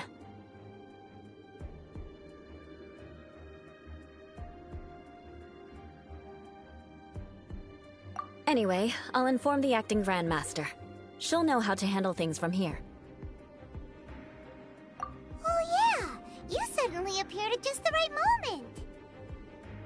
Yeah, about that. Because you stole my targets by attacking the Fatui I'd been tracking earlier. I came to exact my vengeance. You tried to do my job for me, and I'm here to return the favor. Finally! After all this time, Paimon understands what you're saying! In reality, you sensed that something might happen to us during our investigation. You were worried about us and your uncle, so you brought a team to take a look. My purpose was vengeance. Don't twist the story. You don't look too bright, but it turns out you have a knack for scheming. And mark my words, I'll remember that. Hey! What do you mean Paimon doesn't look too bright? You have seeded a deep enmity between us. Just you wait. Even if you were to be completely destroyed, I would never forget you. Bring it on! I like your fighting spirit. I'll take this diagram back to the Knights of Favonius and take it from here. Sure. Well, see you around. That you will. And make sure not to steal my targets next time.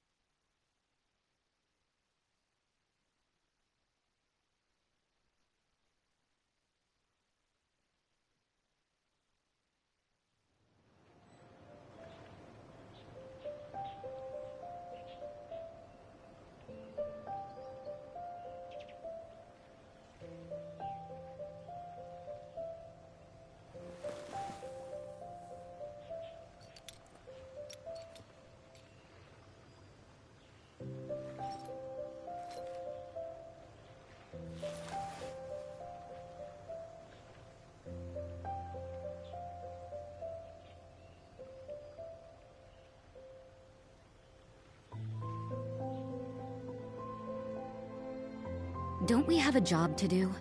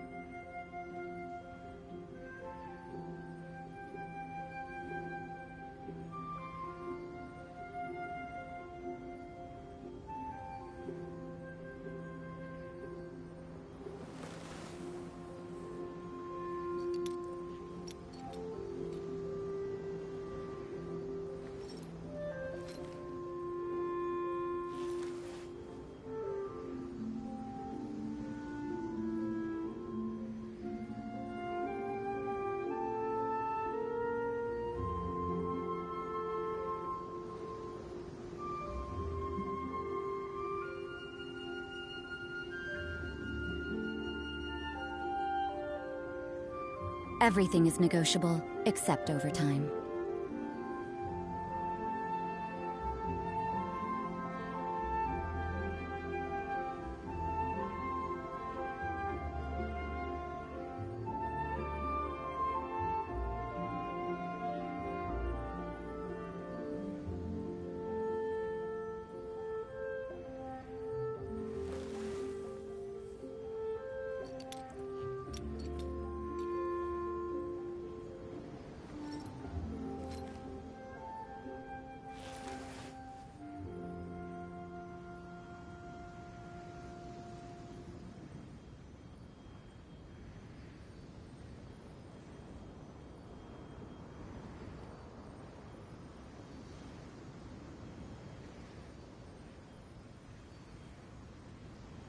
Don't we have a job to do?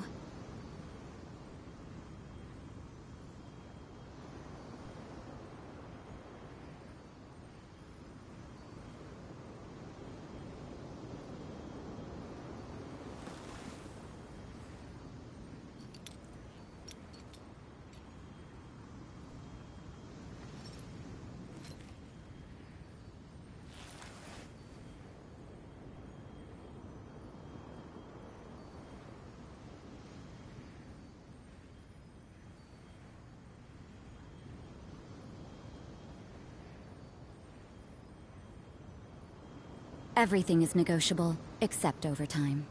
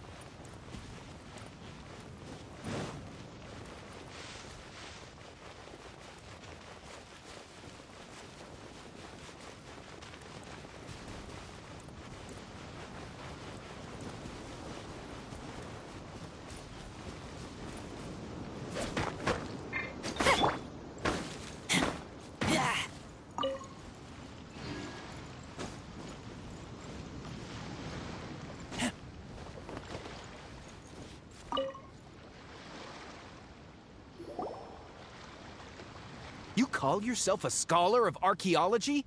You can't even recognize this or that. What are you good for? We all have our areas of expertise. I already tried very hard to explain. Oh, stop arguing! What in the world happened? This girl just keeps bragging about how she's an archaeologist, but she doesn't even know anything about the surrounding ruins. I even know more than her. She left me to rely solely on guessing, experience, to find anything valuable to take back. Ugh, what a waste of time. I've just been researching the god of salt, so I'm not familiar with sea relics. Is that so strange?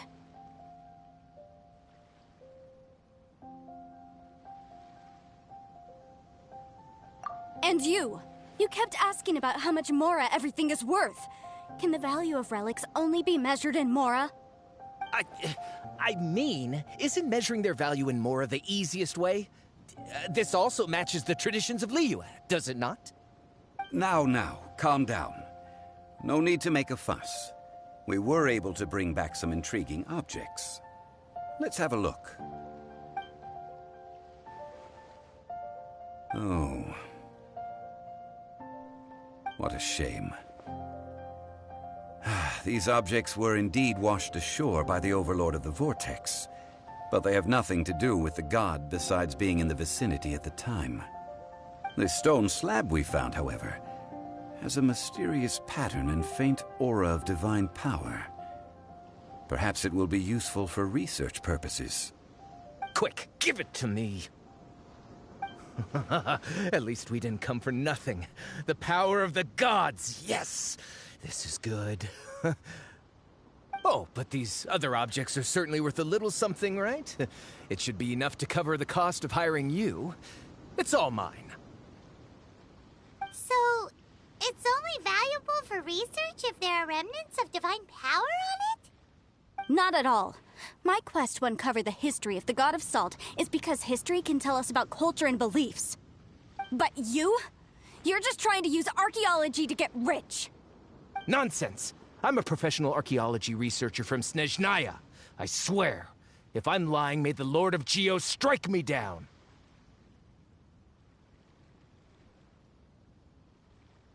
Oh, by the way, you probably don't want to sell that teacup. Oh? Why's that?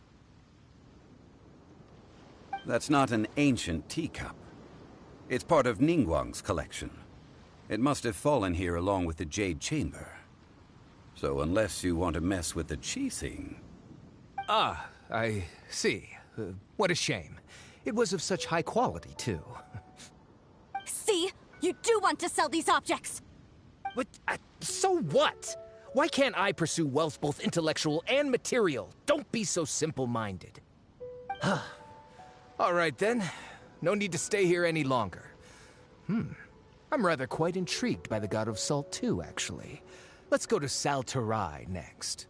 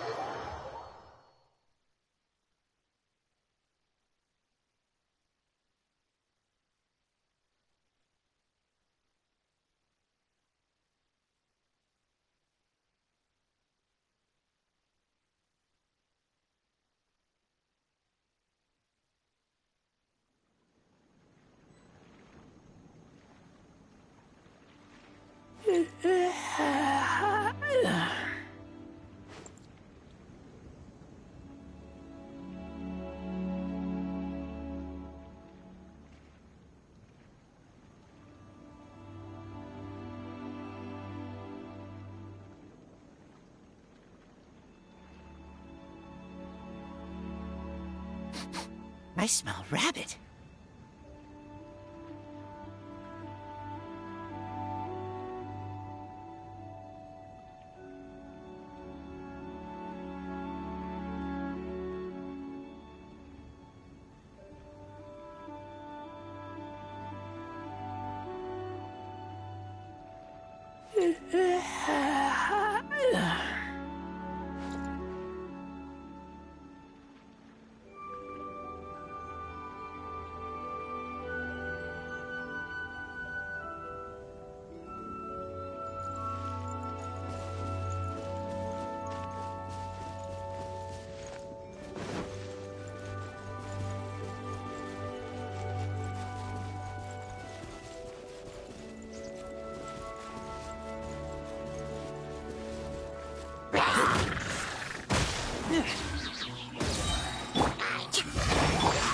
Judgment!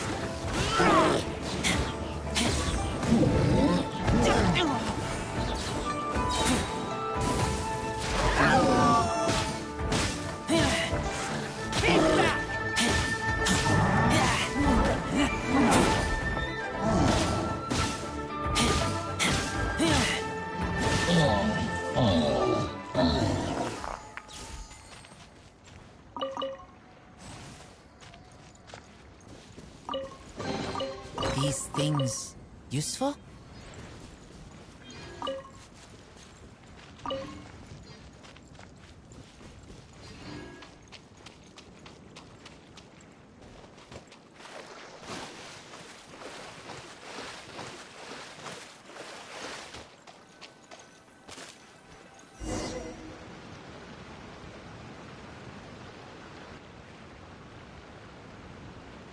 I heard that Salterai was once the home of the god of Salt's people. Therefore, there's sure to be loads of valuable relics nearby. According to legend, the people of the god of Salt, Havria, enjoyed prosperous lives under her protection. But this legend has been around for ages. With the countless scrap collectors and treasure hoarders in the area, there probably aren't many valuable things left here. Oh, good. That's just great. If I knew it was picked this clean before, I wouldn't have come. About that, I know there's a ruin deep in this cave here. It's related to the god of Salt, which is actually how the area originally got its name of Salterai. However, the ruin entrance has been sealed by a mysterious power. Nobody has been able to break the seal. I found a mechanism that seemed to be related to the seal, but when I undid the mechanism, the seal wasn't affected at all. So at the moment, the seal's origin and how to break it are very important topics in my research on the god of Salt. I don't know, there's no concrete evidence, but I'm pretty sure the seal is meant to hide some kind of long-forgotten truth. The god of Salt was a benevolent god, adored by the people, not to mention powerful. She wouldn't have any kind of shameful secrets to hide. So, the one who wants to hide some truth is very possibly her killer, Morax. This doesn't sound like something the Lord of Geo would do, though. Who cares about all that? It sounds like countless treasures of the god of Salt lie within this ruin, just waiting for someone to find them, right? You weren't listening at all, were you? Ugh. Even if there's a mountain of treasures inside, nobody can get in if the seal isn't broken. Ah, but we have the illustrious Mr. Zhongli with us. He looks like he knows just about everything. A little seal shouldn't be any trouble for him. This seal seems to be quite ancient. Even Mr. Zhongli may not know all of its secrets. I may know something about it. What? Over the years, I've heard various rumors with bits of knowledge about seals. Although their references seem rather disorderly, they do in fact contain the secret to breaking seals. Let's go take a look at the mechanism Miss Wanyan just mentioned. Okay, since Mr. Zhongli says so, follow me then.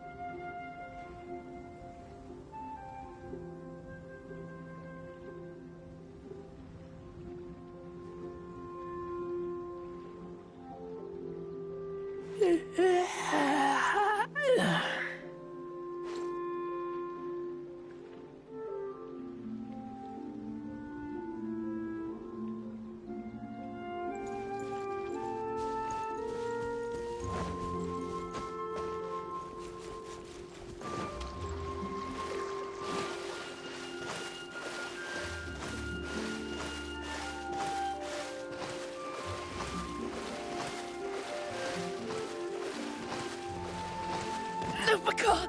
My Lupica!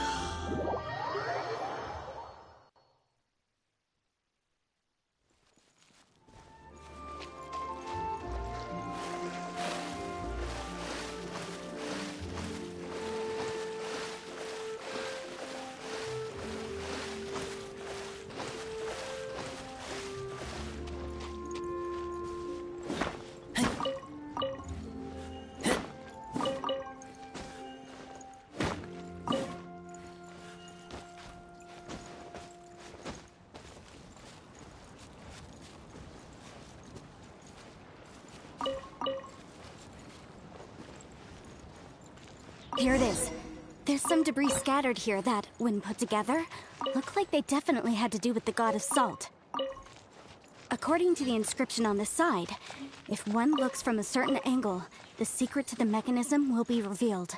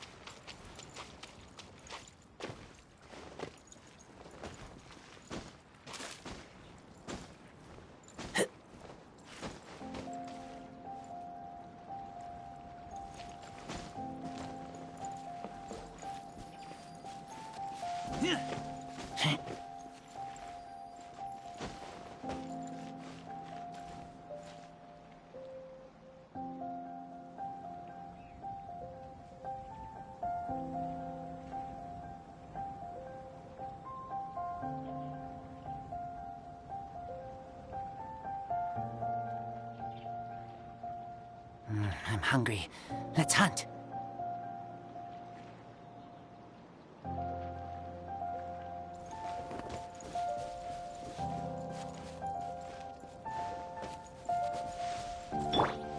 Nice and spicy.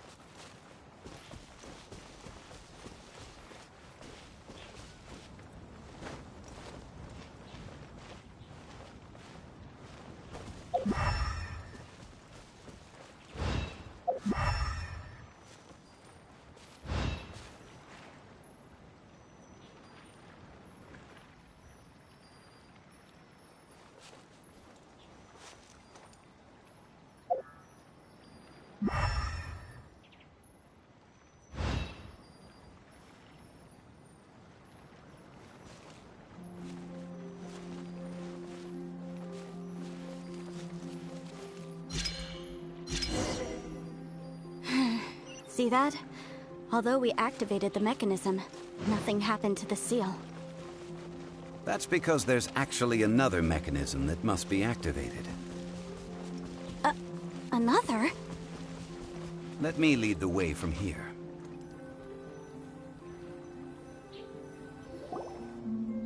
This place seems familiar. Huh, I remember. I think there's some elemental monuments here. So you're saying they're related to all this? When I investigated the seal last time, I had someone with a vision accompany me. But when we lit up all the elemental monuments, nothing happened. That's because you don't just need to activate them at the same time, but in a certain order as well. Otherwise, the seal will not be broken. The secret to this puzzle is hidden in the legends about the Archon War. Tianheng in the south, Yaoguang in the east, Jueyun in the west, Qingce in the north. All desolate and devoid of life. Liyue is vast. Yet even one haven is hard to find. To the north, to the east. Do the people of Liyue always talk in riddles? I think I've heard this saying before. Certainly you have. And the contents of this saying are also related to the god of salt. To provide a haven for her people, whose lives had been ravaged by the Archon War, this benevolent god searched all across Liyue. At that time, with the chaotic fires of war engulfing the land, even one sliver of peace was a luxury. And that haven she eventually found is right here. Today, it is known as Sal Turai. How sad, then. In the end, this peaceful place was destroyed by Morax. Okay, enough with these ancient stories. Now that we have the clue, hurry up and break the seal. Whatever happened doesn't matter as long as we can get inside that ruin. Tianheng in the south, Yaoguang in the east, Jueyun in the west, Jingze in the north. With this clue, you should be able to solve the puzzle.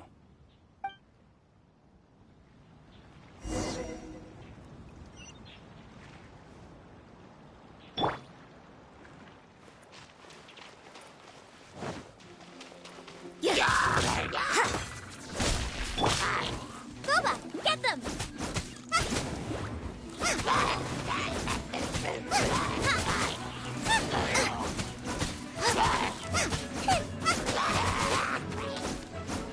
Out of the frying pan, into the fire!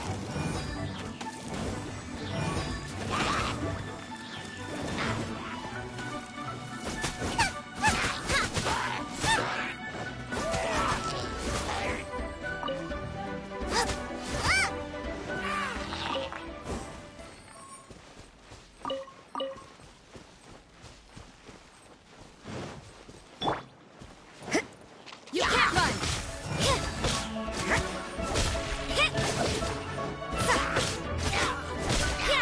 Judgment!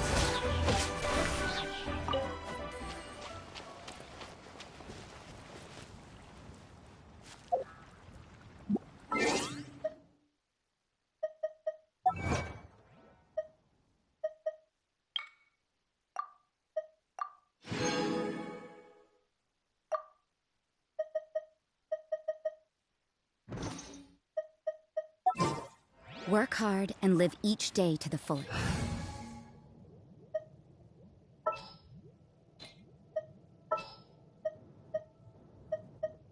I'll keep an eye on you. That is what life in Mondstadt is all about. Hit!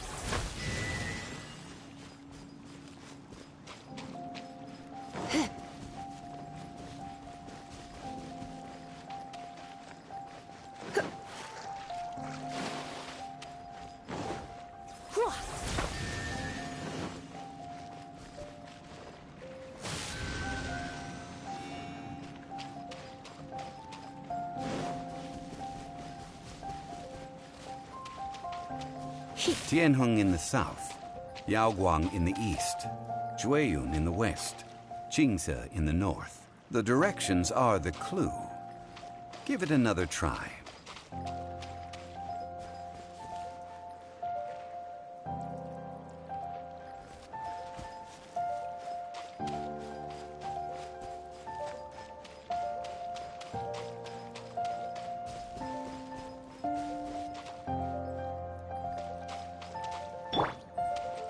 Boba, get them!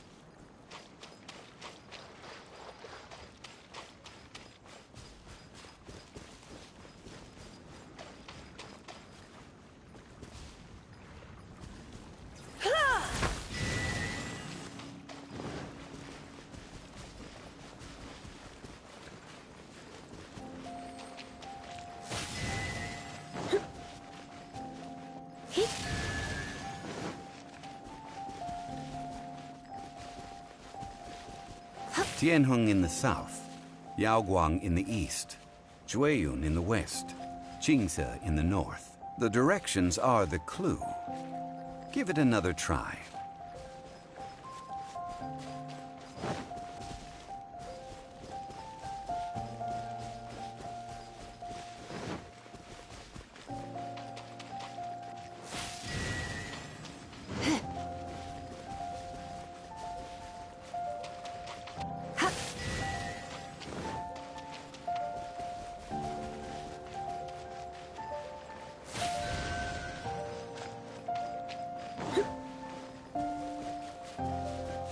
Tianheng in the south, Yaoguang in the east, Jueyun in the west, Qingce in the north. The directions are the clue. Give it another try.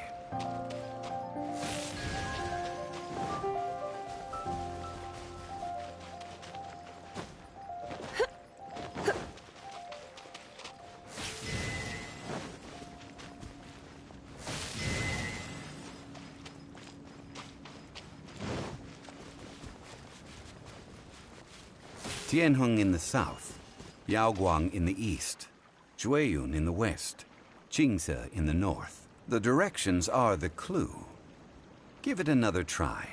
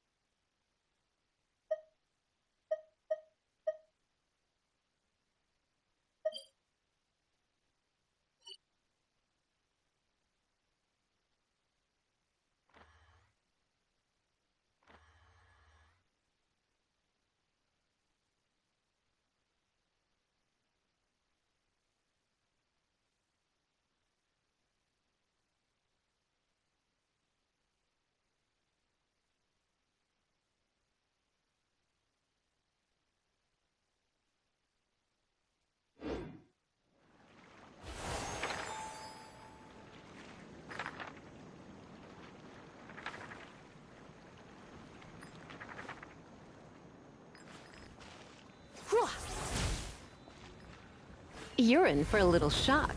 Blitz.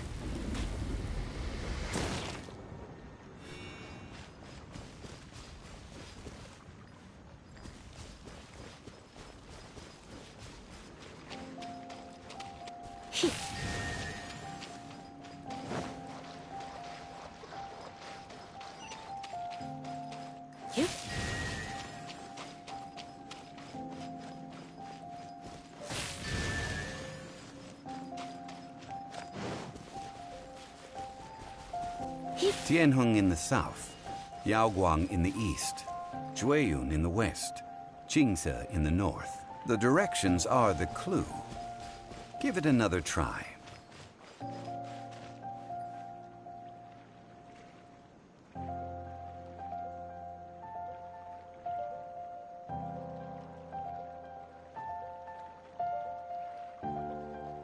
Today's no good for going out. Did I say that yesterday as well?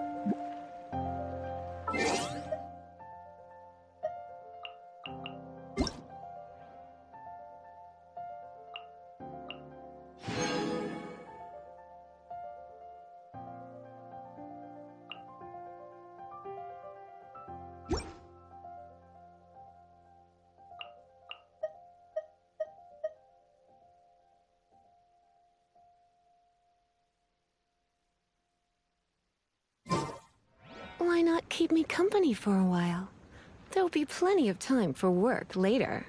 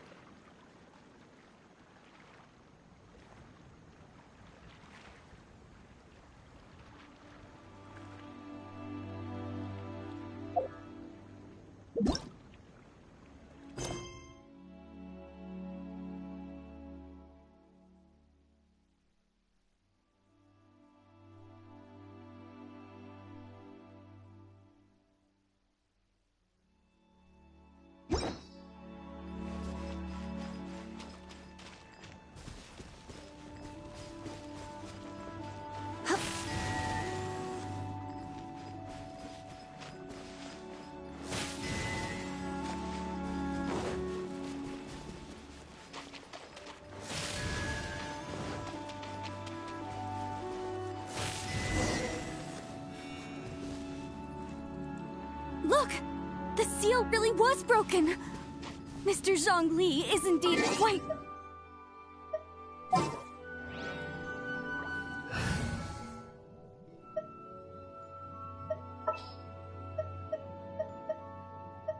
All is accounted for. Let's move out. It was nothing, really. Now, it's time that people learn the hidden truth, lost to time.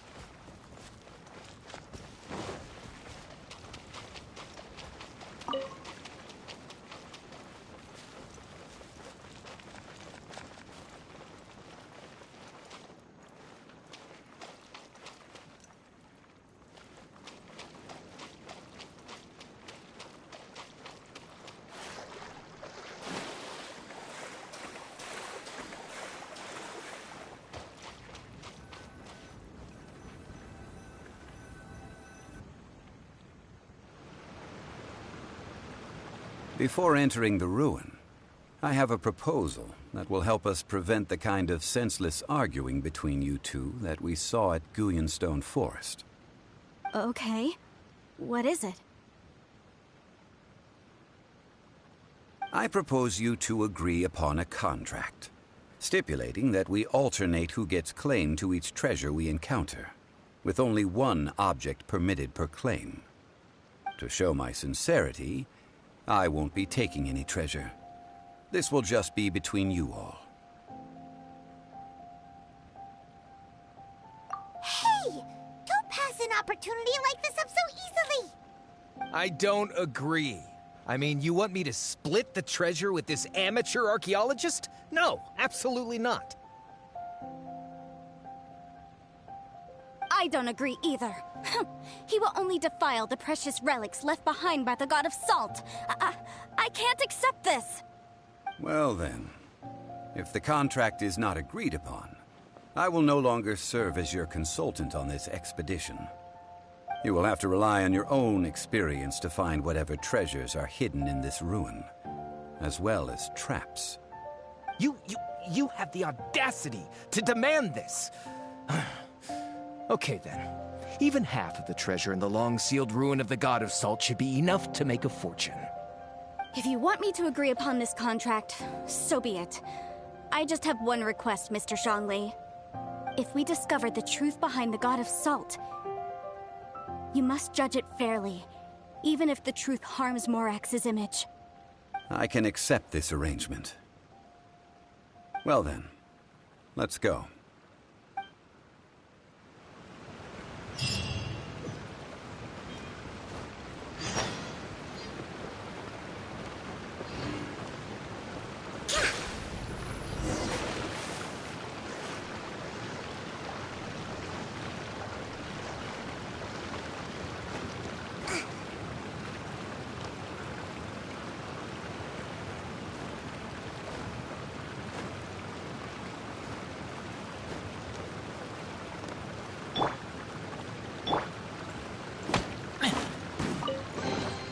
These things useful?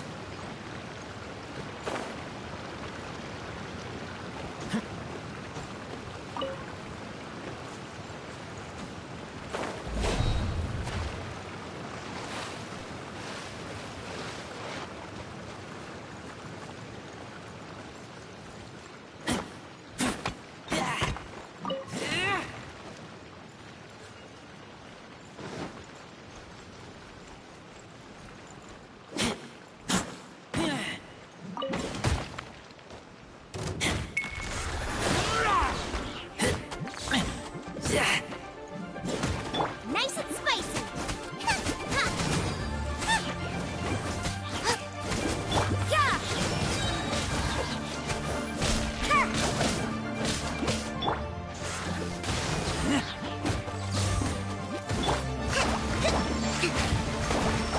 Let's move out.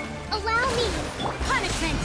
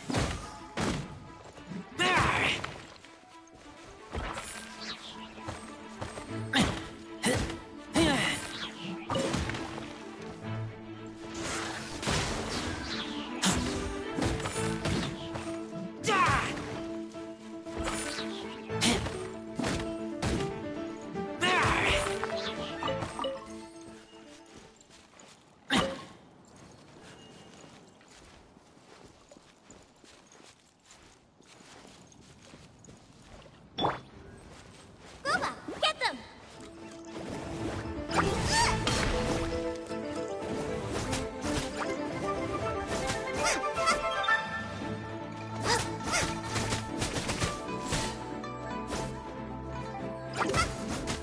Out of the frying pan, into the fire! Race you!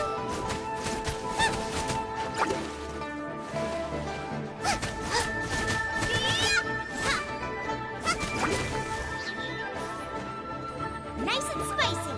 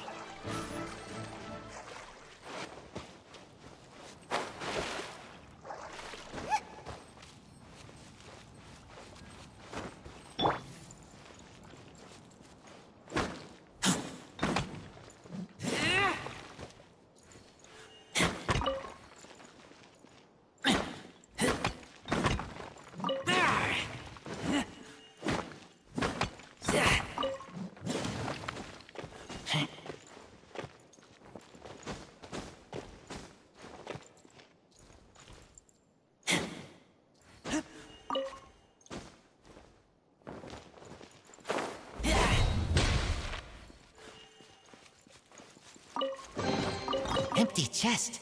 Good for storage.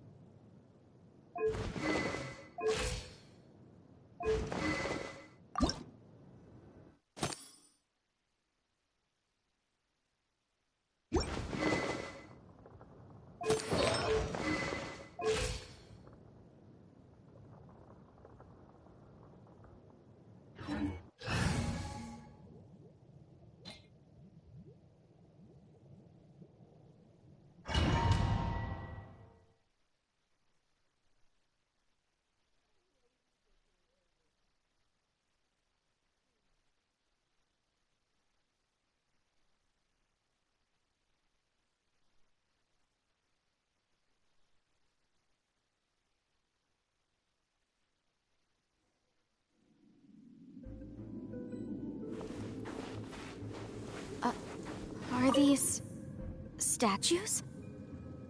No. These are people. Ugh. They were probably followers of the god of salt. How did they become this way? What in the world is hidden deep in this ruin? Yeah! Solidify! Yeah!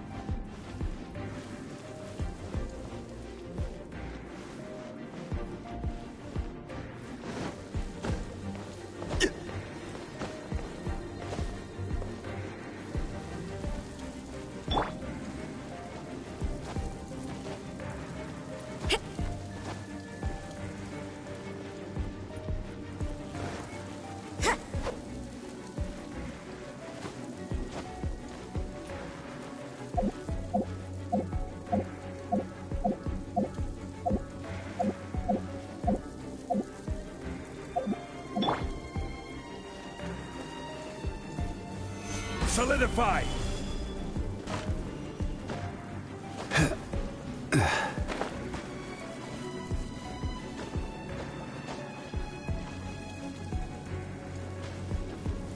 Stabilize!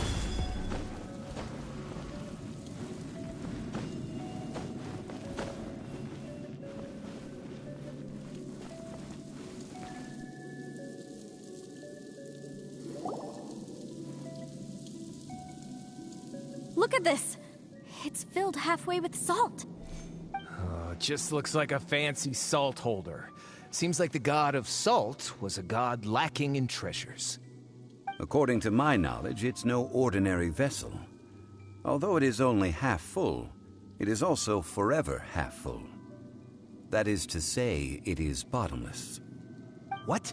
You're saying that even if I pour the salt out, the amount inside won't change? Exactly. Able to produce endless salt. The god of salt is powerful indeed. Finally, after all that effort, I've found precious treasure. I claim this as mine. I just need to pour the endless salt into 1,000 or 10,000 bags. I can sell it and make a fortune. Hey, how can you use a relic of the god of salt for such a shallow pursuit? If Mr. Clement wants this salt chalice, then the next object we find will belong to Miss Wanyan, according to the contract agreed upon. Of course, as we agreed. But how can anything be worth more than this rare find? Since we have a contract, it's no use for me to fight with him. Then let's move on, shall we?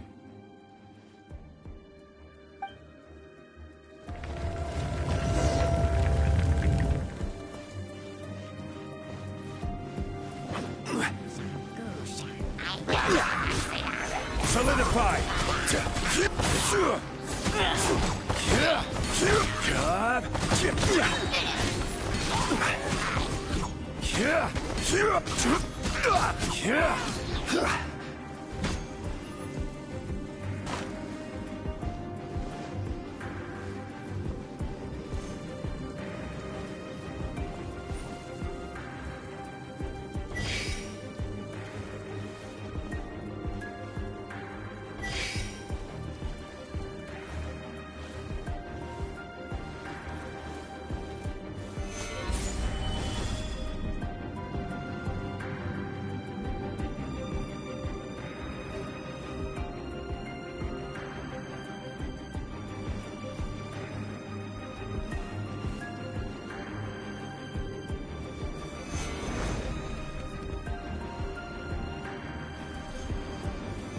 Rise! Quake!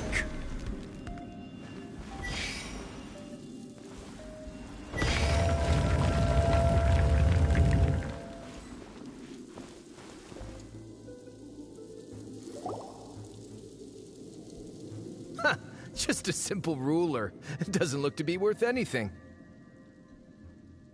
This, if I remember correctly, this is some kind of measuring tool. Indeed. But the god of salt imbued it with another power. When you stick this ruler in the ground, the surrounding area will become covered in salt, much like a rising tide covers the earth. The deeper it is stuck in the ground, the more salt will appear. It is essentially a bumper harvest of salt. What? That's even better than the salt chalice! Well then, according to our contract, the salt ruler goes to Miss Wanyan. No, unacceptable. I paid for and organized this entire expedition. Why should I get the short end of the stick? And this girl has been useless! Why would she get anything? Oh boy, here we go again. So you are saying you want to break the contract? So what if I break it? Now that I've seen how the mechanisms in this ruin work, I no longer need you. Let's not forget who hired who here. Why should I let you make the rules? Because you agreed to a contract. Rex Lapis once said, "Ones who break their contracts shall suffer the wrath of the rock." That is one of your Liyue gods. I am from Snezhnaya. I will suffer the wrath of the rock. You may find it rather unpleasant. Pay your dues! Solidify!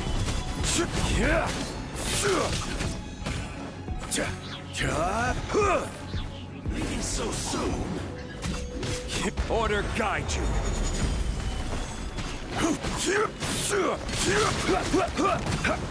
You can't run from death. I shall confiscate your treasure as well. You are not worthy to continue any further into the ruin. Leave this place. Oh, darn you! Just you wait.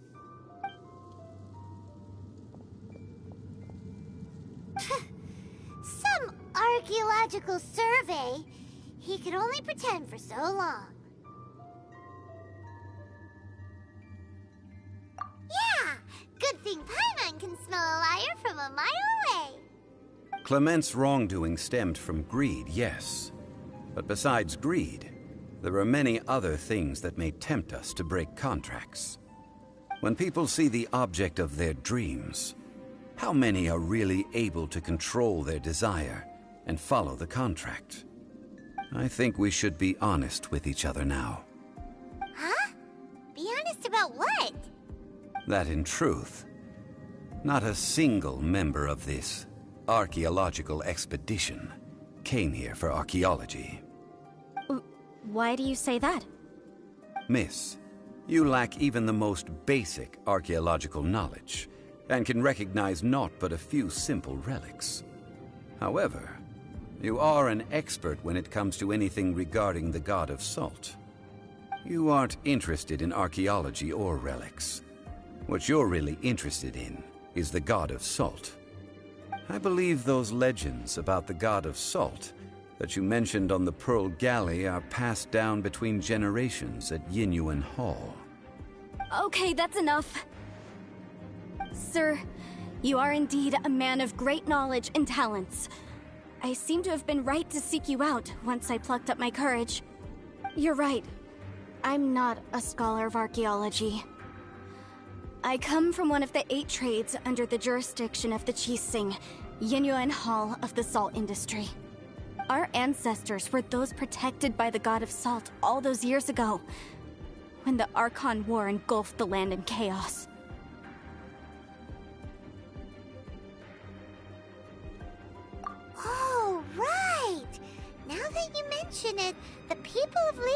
very seldom use the name Morax. During the war, Morax assassinated our god out of envy for her power. He left us alone and lost in the world. We hate him! But this is Morax's Liyue after all. And its history is written as he wishes. So I seek proof of Morax's guilt. He has blood on his hands and cruelty in his heart!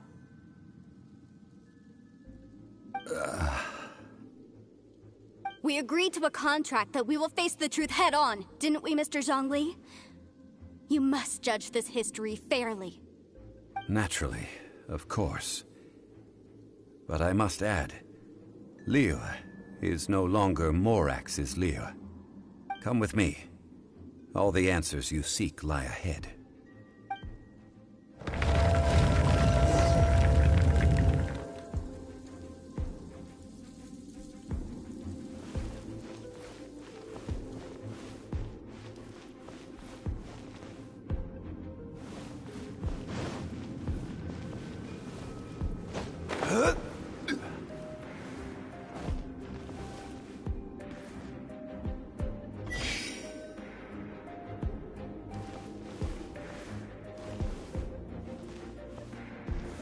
Crumble! Quake!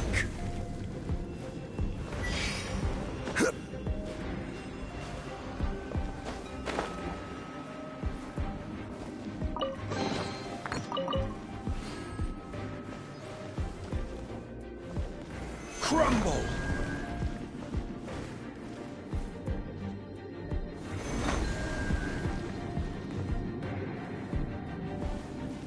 Rise!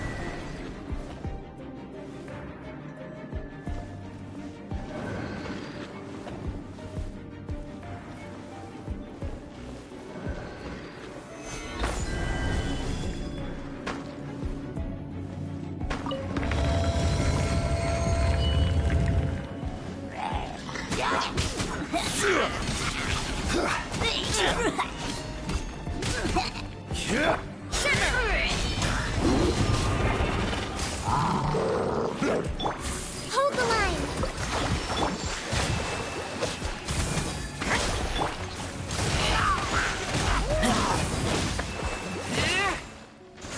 Keep that!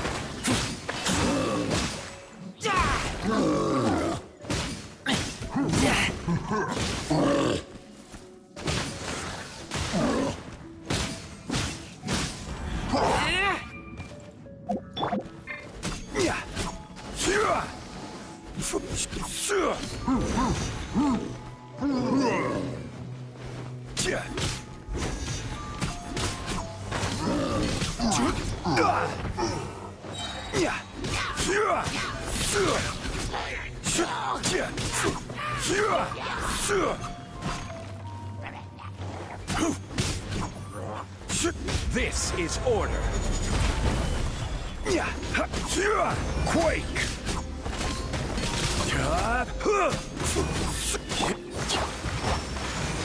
Torrent, bring refuge!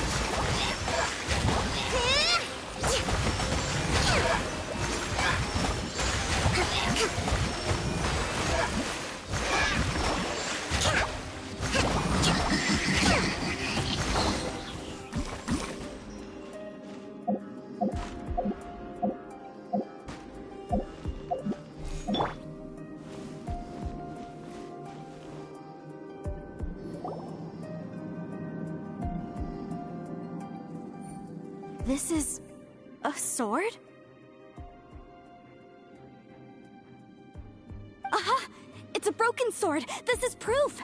This proves that the God of Salt had to fight back against the evil Morax. But sadly, she was defeated. The power of this sword surely is much greater than that of the Salt Chalice and Salt Ruler. If we can repair the sword, then we can show the world the mighty power of the God of Salt. It does look like something left behind after being defeated in battle. 2 pieces of a broken sword. From an archaeological perspective, these are 2 separate relics. According to the contract, you can only claim one. Why? We were alternating claims to treasure, true. But Clement is no longer here. Yes, but the only one object per claim clause still holds true. You cannot take two relics at the same time. This logic! Zhongli, she seems like a good person, and no one is fighting over the treasure. How about you let this one slide, huh? When there's a contract, nothing can be allowed to slide. If the contract is not followed, then it is broken. No! If I only take one half, then it can't be repaired, and the power of the God of Salt cannot be restored. No matter what, I must be faithful to her. Even if it breaks the contract, I don't care. So you are already decided? Then there is a price to pay for breaking the contract. Zhongli! That is to say, you consign yourself to suffer the wrath of the rock. That's okay. The God of Salt gave up her life to protect her people. My sacrifice is nothing compared to that. Punish me however you want. Just let me take this proof of my faith. No, you can't hit her! Perhaps that punishment would be easier for her, but... as punishment, I will tell you the truth. Huh? The truth? You mean the truth is my punishment? Yes. The truth that I am about to tell you shall be your price to pay for breaking the contract. I'm afraid to say that the God of Salt, Havria, was not the powerful god you imagine her to be. Rather, she was a small and weak god who yielded to all other gods. When it came to war, she lost, never able to win a seat among the seven. What? During the Archon War, the gods of this world used all their strength and cunning to vie for control of Tevat. But Havria instead chose to flee. She thought that by giving up before a fight could start, she could save herself and her people from the war. However, during such a long war, there is no end to the advances of aggressors. After making countless concessions, Havria lost all of her lands, until only one small haven remained. No! It can't be so. In her last days, she had not even a single blade to defend her people with. Not even a single blade? Then... this sword... This sword is not a relic belonging to the God of Salt, but is instead the murder weapon used to kill her. Murder weapon? No! That's not true! That can't be true! You're trying to test my faith in the God of Salt. As I said before, I only state the facts. Preposterous! You are a follower of Morax! Don't try to trick me! Hey! Come back!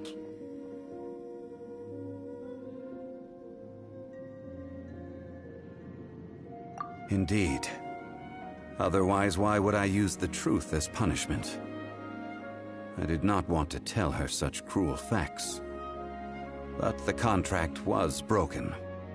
Let's follow her deeper into the ruin. There, I fear, we will find something that will leave her no choice but to face the truth.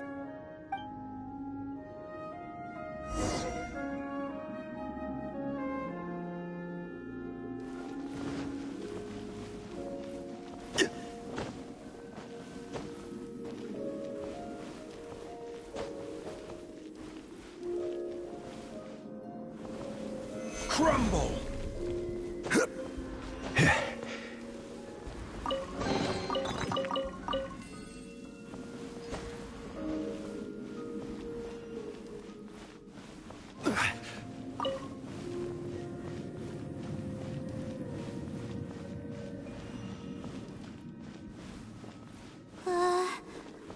Are these statue thingies running? What will we find ahead? Salt. And betrayal.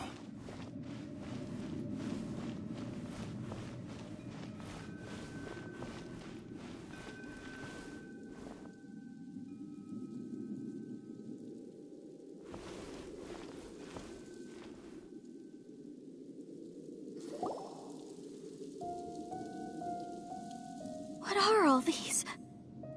What did they see? What did they do? What happened? Since you do not trust me, let us continue onward. That which lies beyond this door will show you all that happened back then.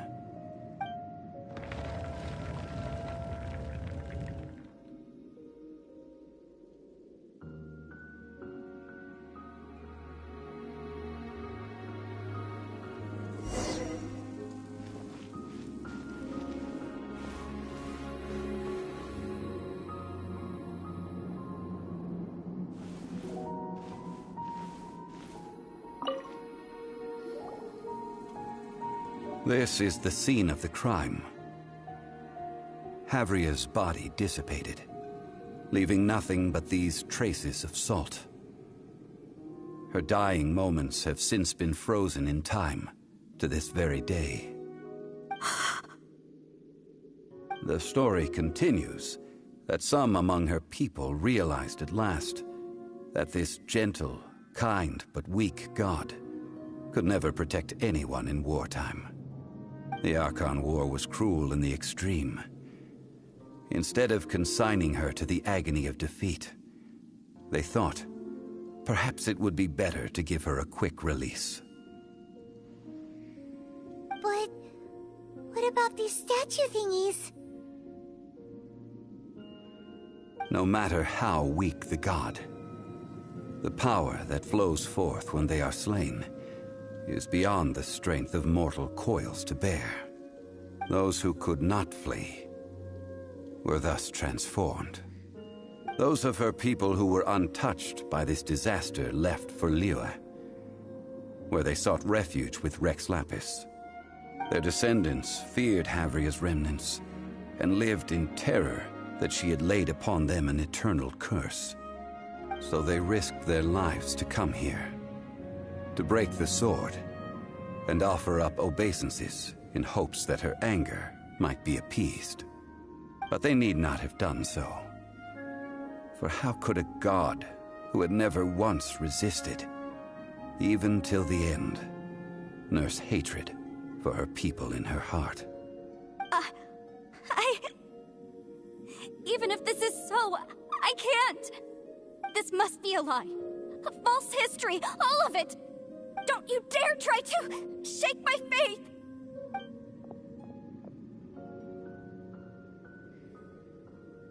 Yikes. Zhongli didn't show any mercy this time either.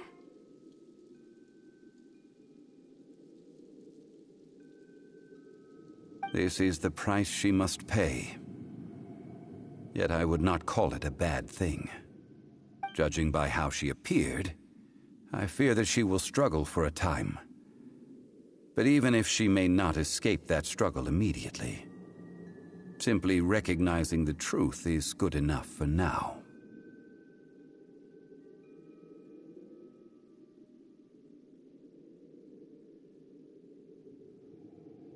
Indeed. In ages past, Havria's story served as a warning to me as well. Faith in a god who has already passed will do you no good. So it is for Havria.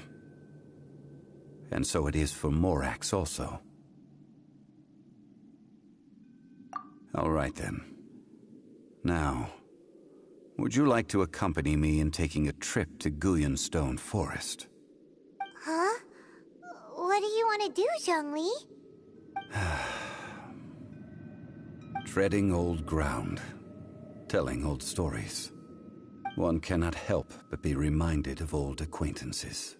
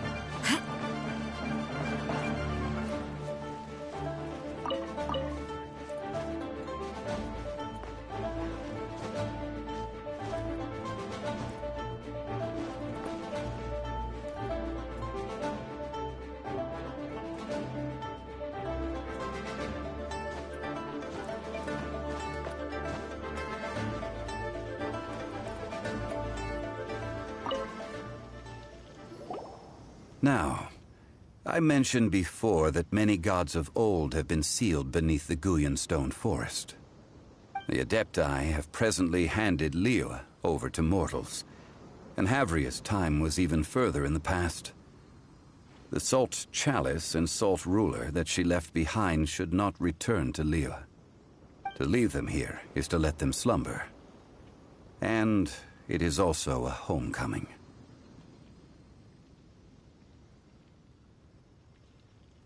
I ended an era with my own two hands. I've always wondered how I should remember that which I ended. History records, but history may be changed.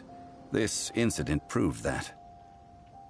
Time is a mighty force, and history's twist in its flow. I need to find a better way of recording history in order to engrave its truth. Stone carvings were one such ancient method, but unchanging stone, immovable earth, even one such as myself. Someday we may all disappear. Zhongli. Therefore, I thought of you, traveler. You are one who crosses the celestial atlas, and who passes through countless worlds. If our history is engraved in your memory, it will one day accompany you into another world. As long as a traveler like you is able to record what happened, then a backup of sorts will exist for times and tides of Teyvat.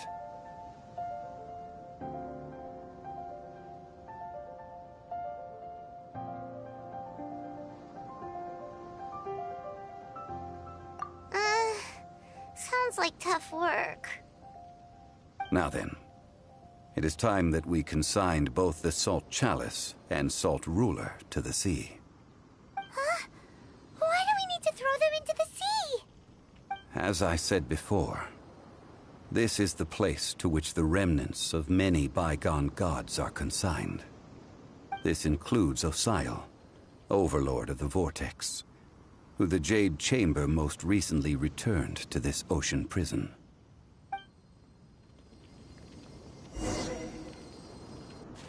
Thousands of years ago, the Adepti and I fought against the turmoil that plagued every corner of this land.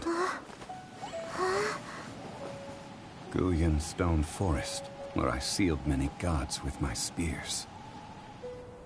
After so long, naught but folk tales remain. Osial, you and I were foes, but our ancient grudge is but a bygone memory now.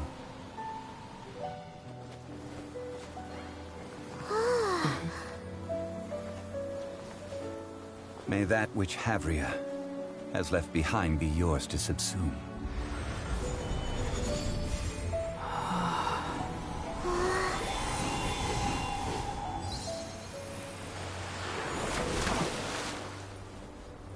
And thus another spark of divinity departs from Liyue.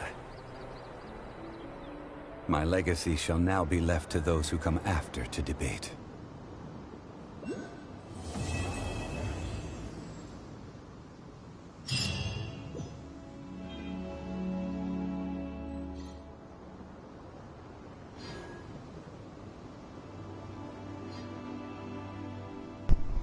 So guys, that's gonna be all for the night. I usually take 5 hours, but this story I was doing was very interesting, so I really enjoyed this part. So I'll see you guys next week.